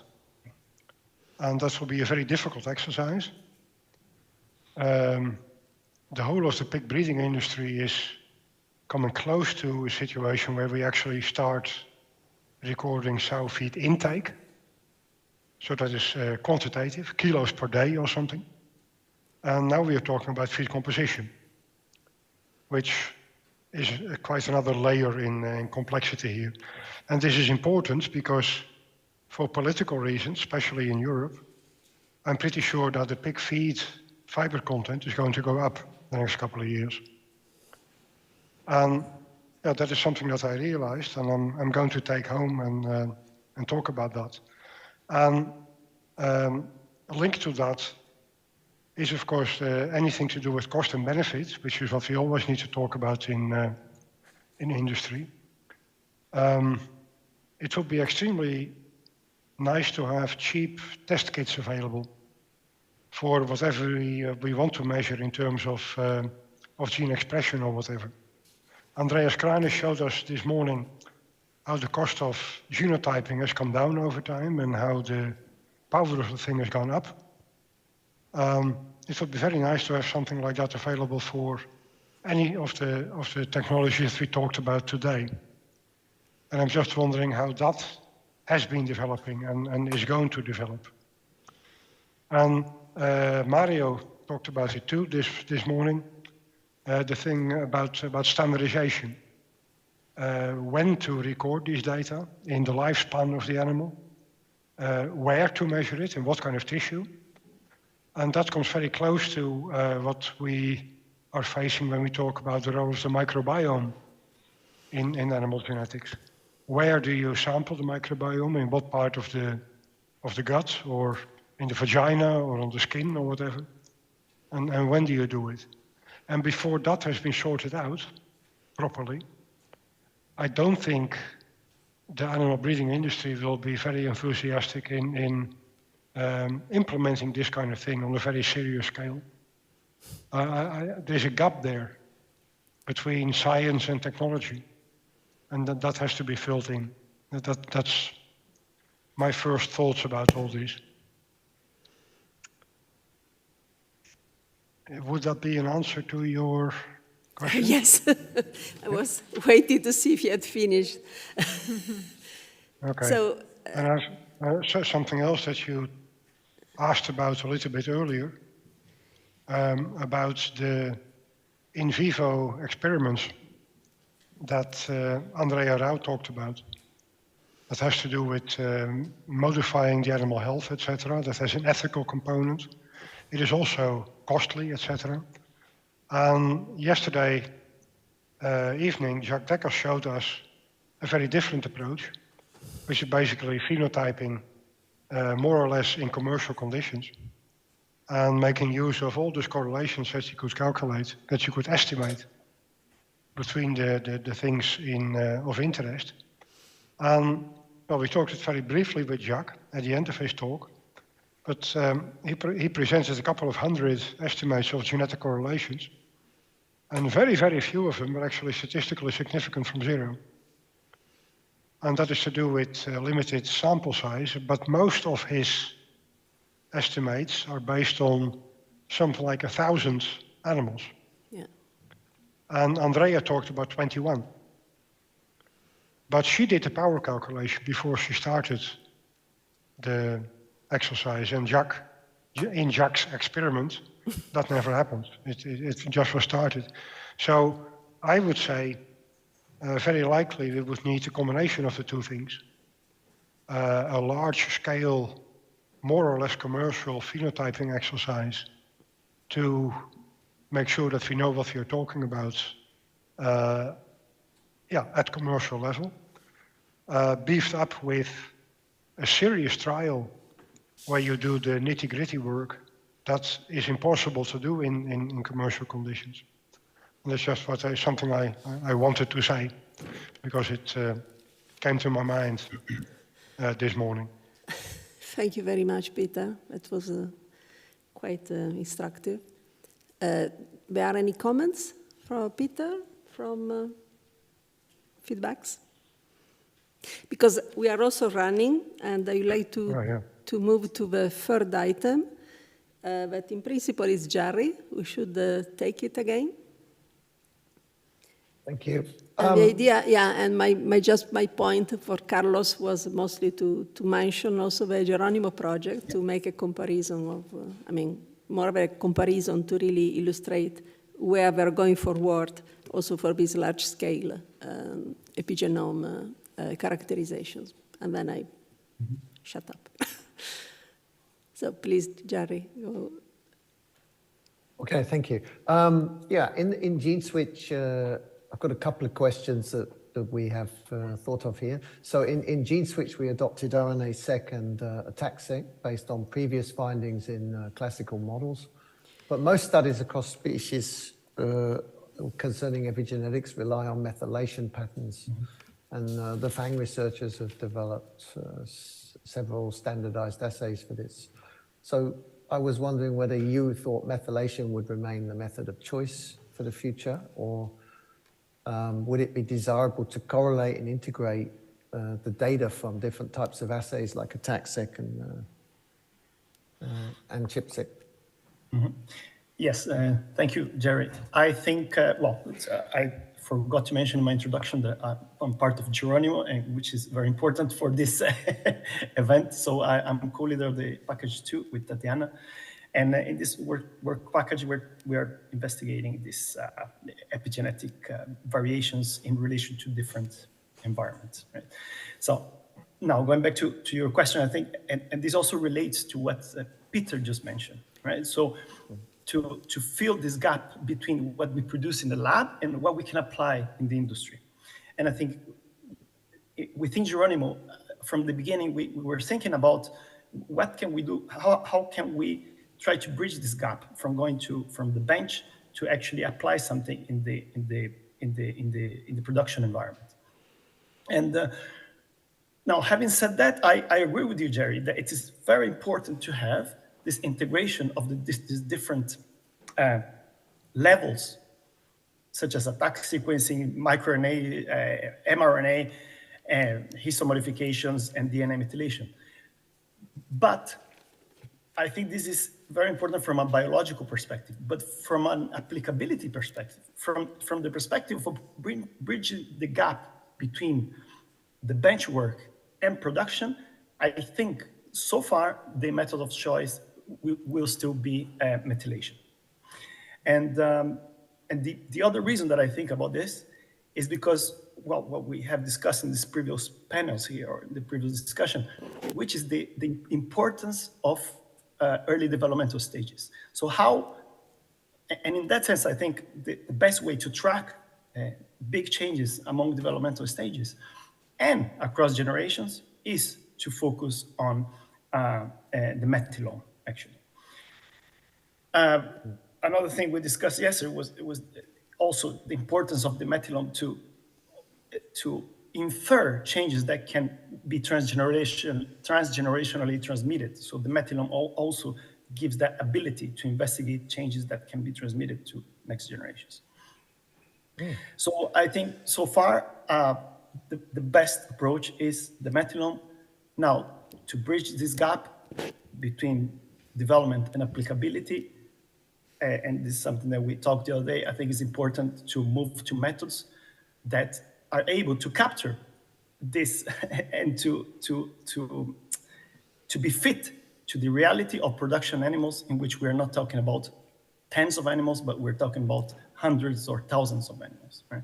So within Geronimo, because of this idea, so we are applying a method that we developed in our lab, that we're trying to investigate the methylome in reduced genome, in reduced parts of the genome, to try to bridge this gap. Yeah, thank you. I fully agree what Carlos said about analyzing the methylation is, I think, the only way you can do something large scale in the industry, and that's really a very, very important point. Okay. And I'm just not aware of this, so this may be a bit of a naive question, but are people also using induced pluripotent stem cells and protocols for differentiating them into different tissues as a way to look at regulation during development? Yes, they are, but in Geronimo, this is not the approach we have taken, but we do take the developmental approach in the sense that we stress, in chickens at least, we stress early in the development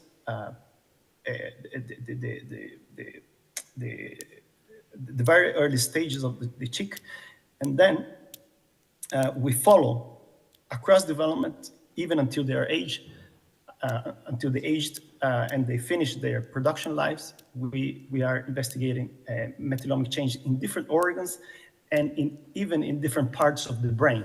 So we are, even though we're not using pluripotent stem cells, but we are really tracking epigenetic changes, methylation changes during the life in different organs to see susceptibilities both in terms of developmental time, but also in terms of what organs are more susceptible to specific stressors. So this is in chickens, but we also have experiments in pigs in Geronimo that are related to heat stress in pigs. Great. Yeah, well, Elisabetta, I think we're running low on time, aren't we? Or do we have any time left for questions, or should we move on? I think we are running out of time. 3 minutes late, and we should give space to the next session.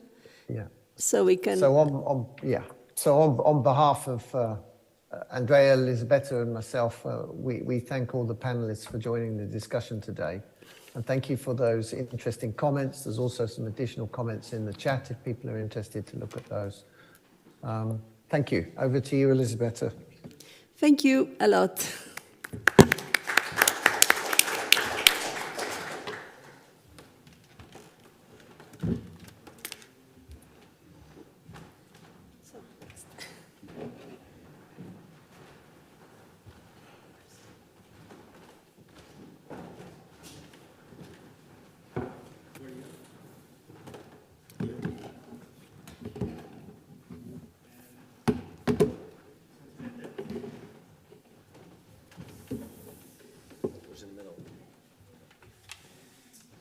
In the silence.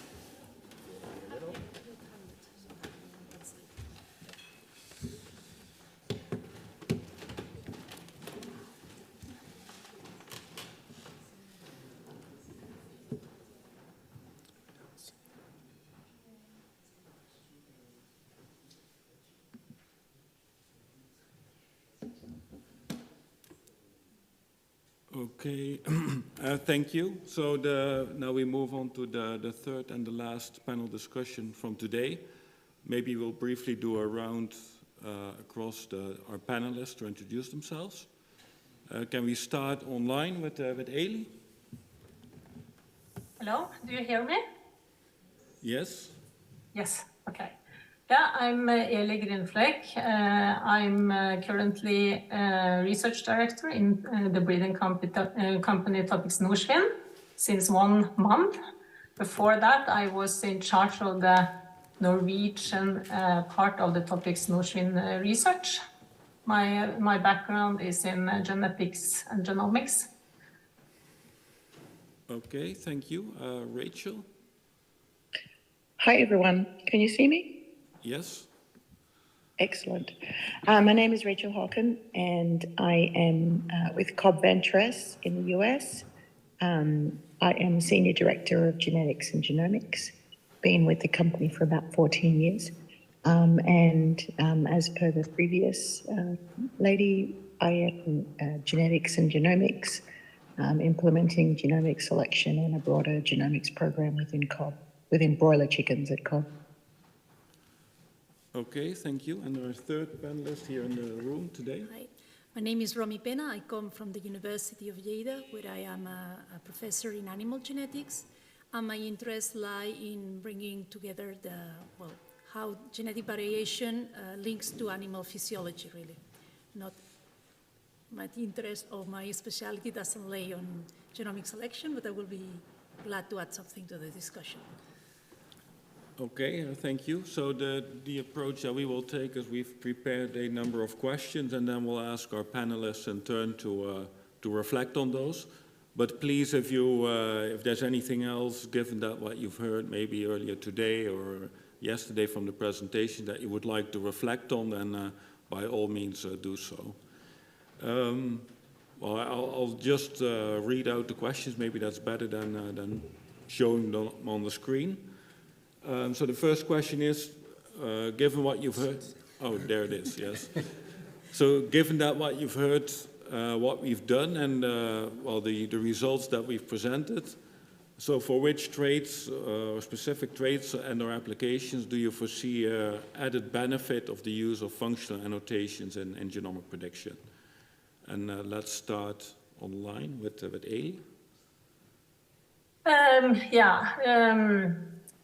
I can say that already we benefit from the project, I would say, by identification of deleterious alleles in all our lines. So that is already a benefit, that with the functional annotation, more information, we can more directly find the functional mutation, and we can use it for in the breeding program, or we can use it in mating advice. And it's actually sometimes difficult to discover these little alleles because we have the crossbred production and we have the mixed semen and so on. If you're for the application, so now you are also asking how we can use what you said today. When it comes to improving the genomic prediction, I think that Marco Bink nicely described how we have been trying to improve the accuracy of genomic prediction over time with more density of the SNPs, sequence information, PCAD score, QTL matrices, and so on. And we have been, I would say, disappointed many times. This look somehow more promising for sure. But I also saw that the gene expression is the one who are explaining a bigger part of the genetic variation, which also makes sense to me. And I totally agree with you, Mario, and also what Peter said, that it's really difficult to apply before you have tools. And really the cost is going down. So maybe that is quite a longer shot, I would say. What I would be very interested in is also to see, it makes totally sense to me that more information about more functional genomic information will increase the accuracy over time if you use it in the right way. And that could be for some traits that are difficult to really extract the genetic causes, the genomic causes. Low heritable traits, it could be to increase accuracy for crossbreds. It could be to increase traits that are that they have phenotypes with on animals with a large genetic distance, for example. We have small reference populations, but we can increase in, I would say, difficult situations. But I have faith in the FAT score, and it was very interesting to see the presentations today. Okay, thank you. Rachel, would you like to reflect on this? Absolutely. And thanks for the invitation to be able to be here and give my opinion. So not dissimilar to our last speaker, I would say that the functional annotations, the causal mutation detection work is most beneficial for, at least in what I see in the broiler industry, is embryonic mortality. So it could be very early mortality or late mortality, but also generally in a broiler's life. Late mortality has big impacts, and for a lot of that mortality, we're unable to find some of the causes. Some of them we can, some of them we can't. So identifying, I'd sort of call them deleterious alleles or lethal alleles that are impacting embryonic mortality is probably the biggest of what I've just mentioned.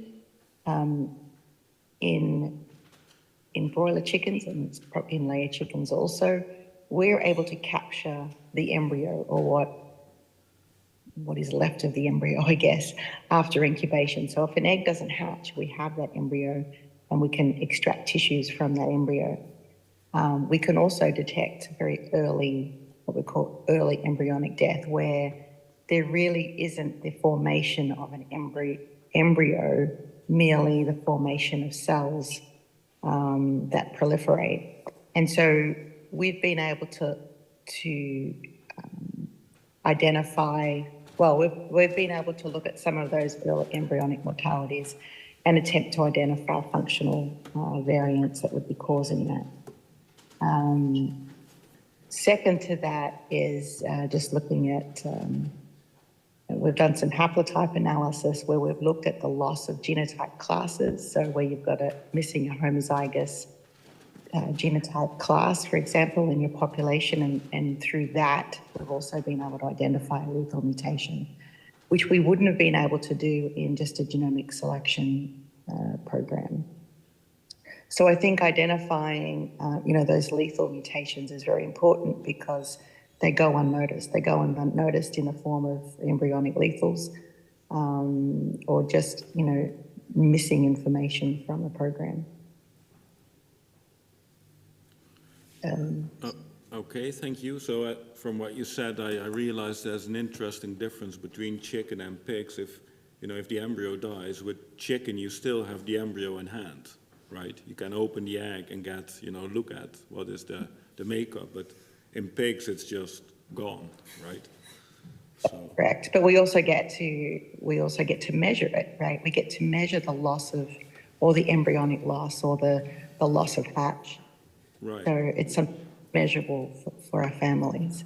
But there are other factors that impact the hatchability of our eggs. Looking at temperature, looking if there's any transfers. There's a lot of environmental effects that can also affect the loss of embryos. So it's not as clean cut as just having that embryo available to you. But yes, you're correct. Yep. Okay. Thank you. So, Romy. Well, I agree with what the panelists have said. I mean, I agree that those traits, because you both were mentioning the same traits that depend more or have a bigger impact from the environment, probably will benefit the most to have more accurate estimations as well. And so far, for what I've seen, the trait that has been used as a first effort have been traits with higher heritability, so we really don't know what's going to happen when we start talking about mortality, or we start talking about other traits more related to immunity, for instance, generally speaking. I think probably that the functional annotation will bring to the genomic prediction, but not so much as genomic prediction has brought to the selection itself. So the increase in accuracy that we gain, you were talking about nearly 50% increase in accuracy by using genomic selection instead of traditional selection. Probably adding the annotations, the functional annotations that we have now, I don't think we will increase so much. We will have probably more moderate increases. It's still an increase. I mean, if my salary increases 10%, I will be happy. Even if it's not 50%, everything is good. But I don't think we can expect to have such a big increase again with this new technology. Okay, thank you. So let's move on. Maybe we go to not the second, but the third question that we prepared. I think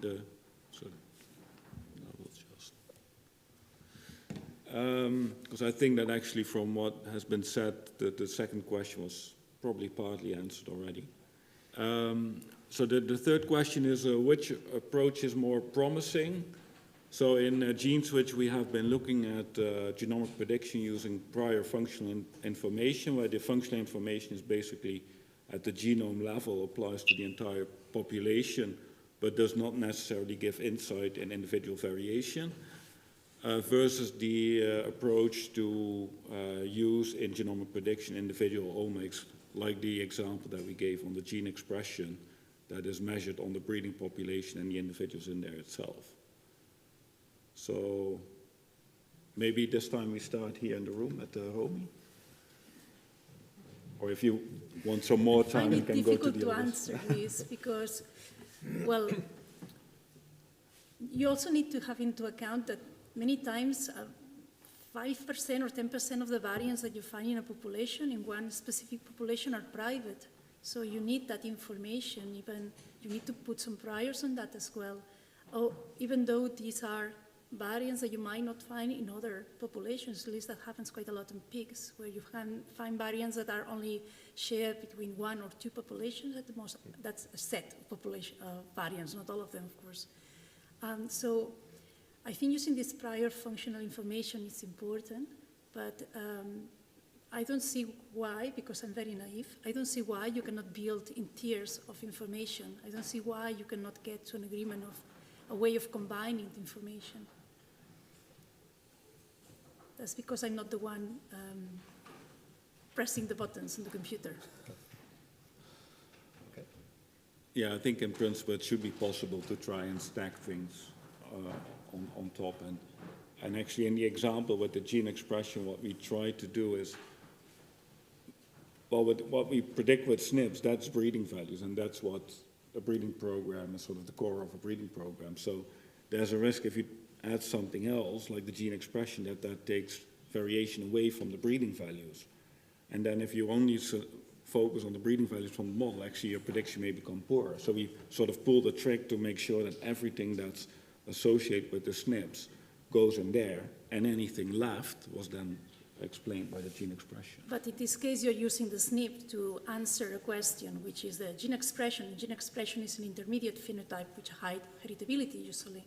So in a way, you're using the gene expression as a proxy or as a phenotype to answer another phenotype, which is your production rate, isn't it? Yeah, I think in some of the models it's sort of intermediate. It's really modeled intermediate between the genotype and the phenotype. Yes, yeah. And that has some advantages, many advantages, with respect to a prior functional information. It's more, well, of course, it's individual. Yes. Yeah.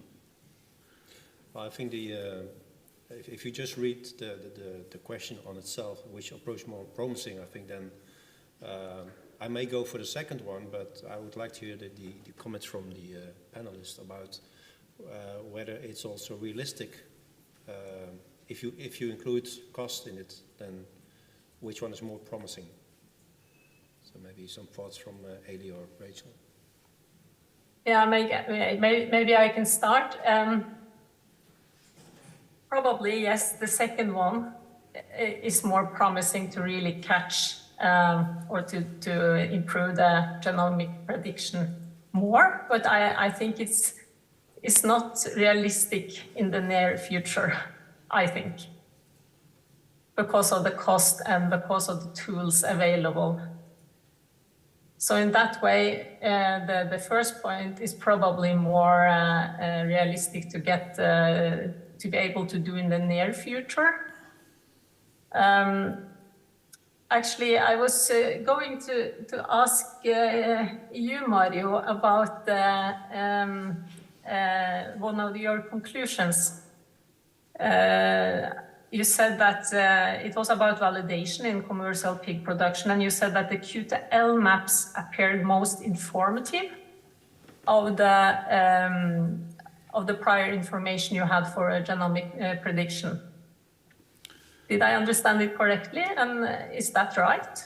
Yeah, so I think it was, amongst others, it was the eQTL maps that were most helpful there. That, Bruno, if you want to add anything, then just do so. Yeah. Yeah. Okay, so then it was still expression. It was still the expression QTLs that you were showing now. Yeah. So in that way, we are left with the expression, the gene expression, and I don't think that is realistic. It could be relevant for a few traits, very, very specific traits. You know exactly when to take the tissue sample and to do the phenotyping, because it's a very highly economic trait. But for a routine run in the breeding program, I think it's far away. That's what I think. Yeah. So maybe it's good to point out that the eQTLs that Bruno used in this FAT score approach, they were derived from those 300 pigs that we sequenced, and the RNA-seq was determined from these individuals. So that was not on the individual level scale in the population where we did the validation in. Okay. Right. Okay. Yeah. So that's interesting. So that with this, then it's, let's say, a functional annotation approach, and then you could do it on just a limited number of individuals in your population, and then use that in your prediction and the rest. So yeah. So was it on the same breed, or was it just? The 300 pigs, they were from 3 breeds, and one set of 100 pigs was from the same breed as the one where the validation was done in, but it wasn't animals from the same cohorts or anything, right? So the 100 landrays from Hendrix that were part of the 300, they were from the breeding program, but they were not the key ancestors or whatsoever. They were just a sample taken from the breeding program. So there was a direct connection, but yeah, that's it. So from that perspective, I think you could think about doing dedicated experiments to find EQTLs and then take that information into this FAT score approach.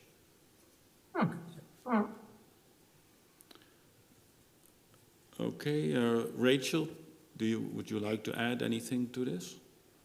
Yeah, look, I don't have much to add. I agree with the last speakers. I think when we're looking at other other omics measured in the population, at the moment I see it just as very expensive and difficult to do on a routine basis. It's nice to do it on experimental populations or small populations, but when you're talking about the large populations that we have for our breeding program, I haven't found, and maybe other people have, but I haven't found an easy way to sample where it doesn't take a lot of people, a lot of extra people, and then we can also get the data back in a time period that allows us to do the selections. So, yeah, when listening to these comments, it struck me that probably if somebody had said 20 years ago, you will be genotyping hundreds of thousands of animals in your breeding program, that people would have asked like, do you really think so? So Exactly. You can't do it until you try, right? Yes. Yeah. Okay, good. Is there anything else that one of you or maybe somebody in the room would like to add or ask or throw out there? Is there anything you missed or? Well, something that hasn't been mentioned is how this information can be fed back into the commercial tools that we have nowadays, because we are, for instance, in PIC, we have been using certain panels of SNP for a long time. Well, it seems like a long time. It's not such a long time, probably. But probably needs to be, it would be good to have them renewed. And I think that information that the FANG community is acquiring will be important to do the next selection of SNPs. Yeah. I think Eli already alluded a bit on that based on CAT scores or other information they have selected or they have found SNPs that are relevant for deleteriousness and they have been put on the SNP array. So I think the companies, they do have this opportunity to renew which SNPs to put on a commercial array. And in that way to utilize information that is coming available from these kind of projects. Yeah, I think that's a very interesting outcome as well of this project. Yeah. Anything else from Eli or Rachel? Alan has Alan? Okay, well, Alan Archibald wants to add something. Yeah. Go ahead. If I understand what I've been listening to during the day and also during this discussion, I think I'm hearing that gene expression data is the most useful additional data, although I'm not entirely sure I understand what you mean by the gene expression data.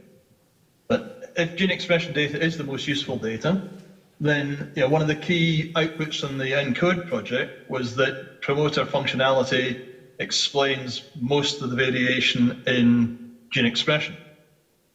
And I assume promoter functionality must be related to promoter sequence variation. And therefore, presumably, building a tower of assumptions here, presumably variation in the SNPs in promoters ought to be the most useful for improving selection decisions. Do the data support that in any way? And just a quick additional comment. Romy's quite right that expression data is basically an intermediate phenotype. So using expression data, you could argue, be going back to phenotype-based selection. Yes. Does anyone want to? I don't feel qualified to answer to this. So. Does anyone have anything? Wait for the microphone.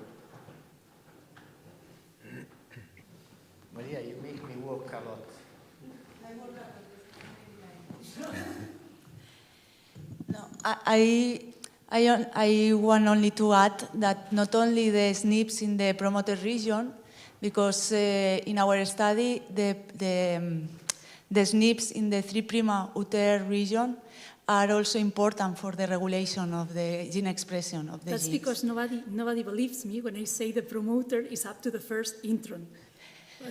The promoter and the first intron, but also the the 5', the last part of the gene. Yes, the flanking, the 5', the first intron, all of that is a promoter. All of that promotes expression. But I don't know, because we have this ancient idea that it has to be the basis in front of the starting site of transcription. And it's a discussion I had with friends for a long time. So thanks for confirming it. That's another, Carlos, you want to comment? Yeah, so just a quick comment that in Geronimo, we're not using, we're partially using SNP panels, but also a lot of our work uses GPS. So the idea is that we aim to identify new SNPs that are not yet discovered, and this is a good point, that this is not biased only to the promoters. There's no reason for us to be biased to the promoters, right? So the idea is that we need to be more open to find SNPs that are markers that might be important from a regulatory perspective, but they are not in promoters. They can be in enhancers and other regulatory regions. So I think we really have to think about methods when we use this. We do these experiments in farm animals, because there is an urgent need to get out of the paradigm that the SNPs are only relevant in promoters. And just an extra little comment, also we need to embrace the complexity of the genome in terms of other aspects, such as copy number variations, for example. So in our experiments, we have determined that, for example, chromosome 16 in chickens has an enormous amount of copy number variations, and how are these related to production traits? I mean, nobody knows, but of course they might be important too. Okay. And I'm glad you said that, Carlos. That's one of the things that I'm interested in. And we've looked at on some of our lines is the structural variants. So not just CNVs, but deletions, insertions, those types of things where, we have, I would say, higher than expected frequencies of deletions that cover separate genes, or CNVs that cover really important genes that we just don't understand. I think those, and I'm going to call them functional variants without any evidence that they're functional, but I have to assume that they're functional. I think the impact of those on prediction, performance prediction, is going to be significant. I've got no data to back that up, except to say that we have a CNV in our population that we do know about. It causes loss of egg production, and also it's a feathering phenotype where we identify what we call slow and fast feathering, which is also the sexable trait that we use to separate males and females at hatch. And so we know that there is a phenotype for that CNV. I suspect there are others in the genome that are going to have effects like that. We just, we don't look at, we don't quantify. SNPs don't tag them properly because SNPs don't function well in those areas. Anyway, that's my piece. Okay, thank you. Any final comment or remark from anyone? Alan? So, genomic selection, now, 20 years old, really, the theory anyway, and has delivered arguably a step change in selective animal breeding. Functional annotation, we were arguing was going to refine that. I don't think we were ever arguing it was going to be another step change. That given what we've found so far, how do we sell the next project to our funding masters, particularly in the EU and the USDA, who are looking for potential impact? That's a very important question. Yes? I mean, I don't have the answer, but I would say when we're searching our genome, so we, at COB, we have a lot of different lines. All of them are very different from each other. All of them which you can tell them genetically apart, that there are a lot of potential, there are a lot of mutations running around our lines that we don't understand. There is a lot with potential function that we don't understand. The annotation part is what we are using as a filter.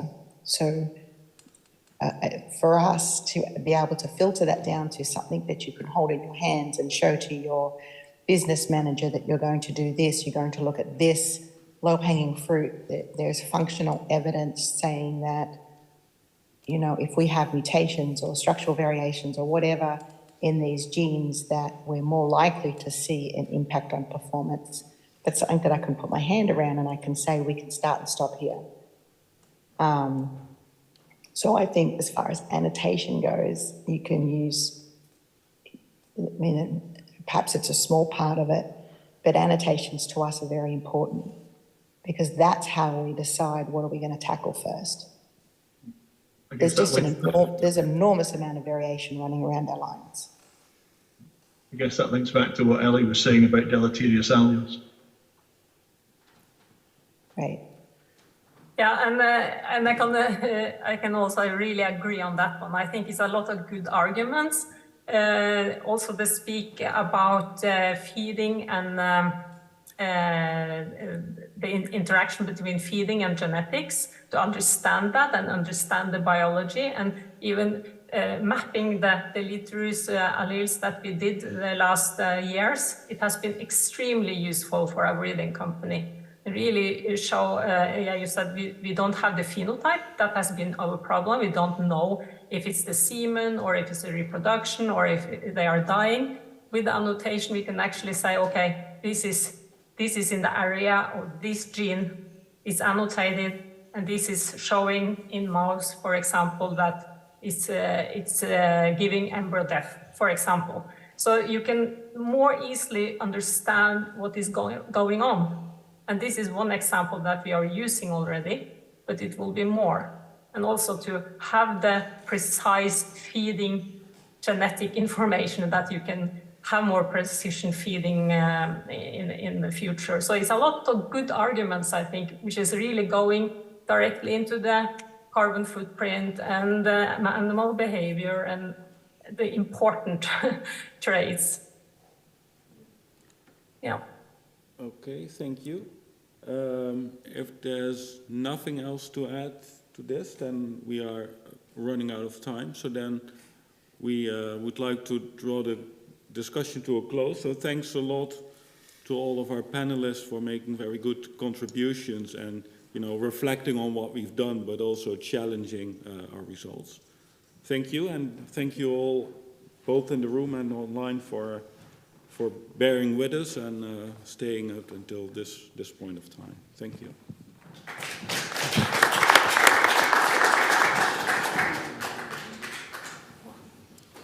You're closing?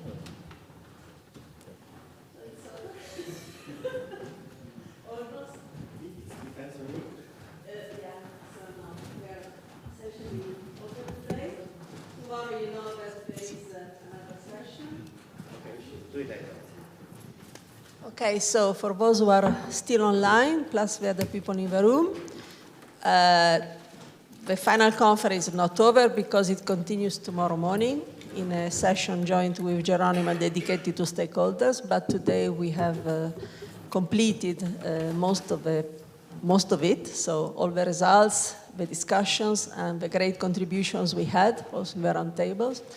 So the idea now is to thank everybody. So we can start from the colleagues in GENE-SWitCH who participated and prepared the presentations and anyway participated and realized all this work in these last 4.5 years. Everybody also in the organization and in this meeting, but also in the several meetings that we had in the past, FAB and DAP. So a lot of thanks to you as well. the management in GENE-SWitCH in France, so Camille and everybody else who helped us. What can we say more? No, we want to thank again the persons that contribute to the panel discussion today and to give new ideas, new views and comments and critics and whatever said. And all the people that attended these 2 days, perhaps tomorrow morning too, and for the questions and your attention too. Yeah, and also in the past, no? Also in the past years. So we can stop. Thanks a lot to everybody, to you. We hope that we satisfied you with this event. And let's have a nice evening, nice beer, nice dinner. Okay? Thank you.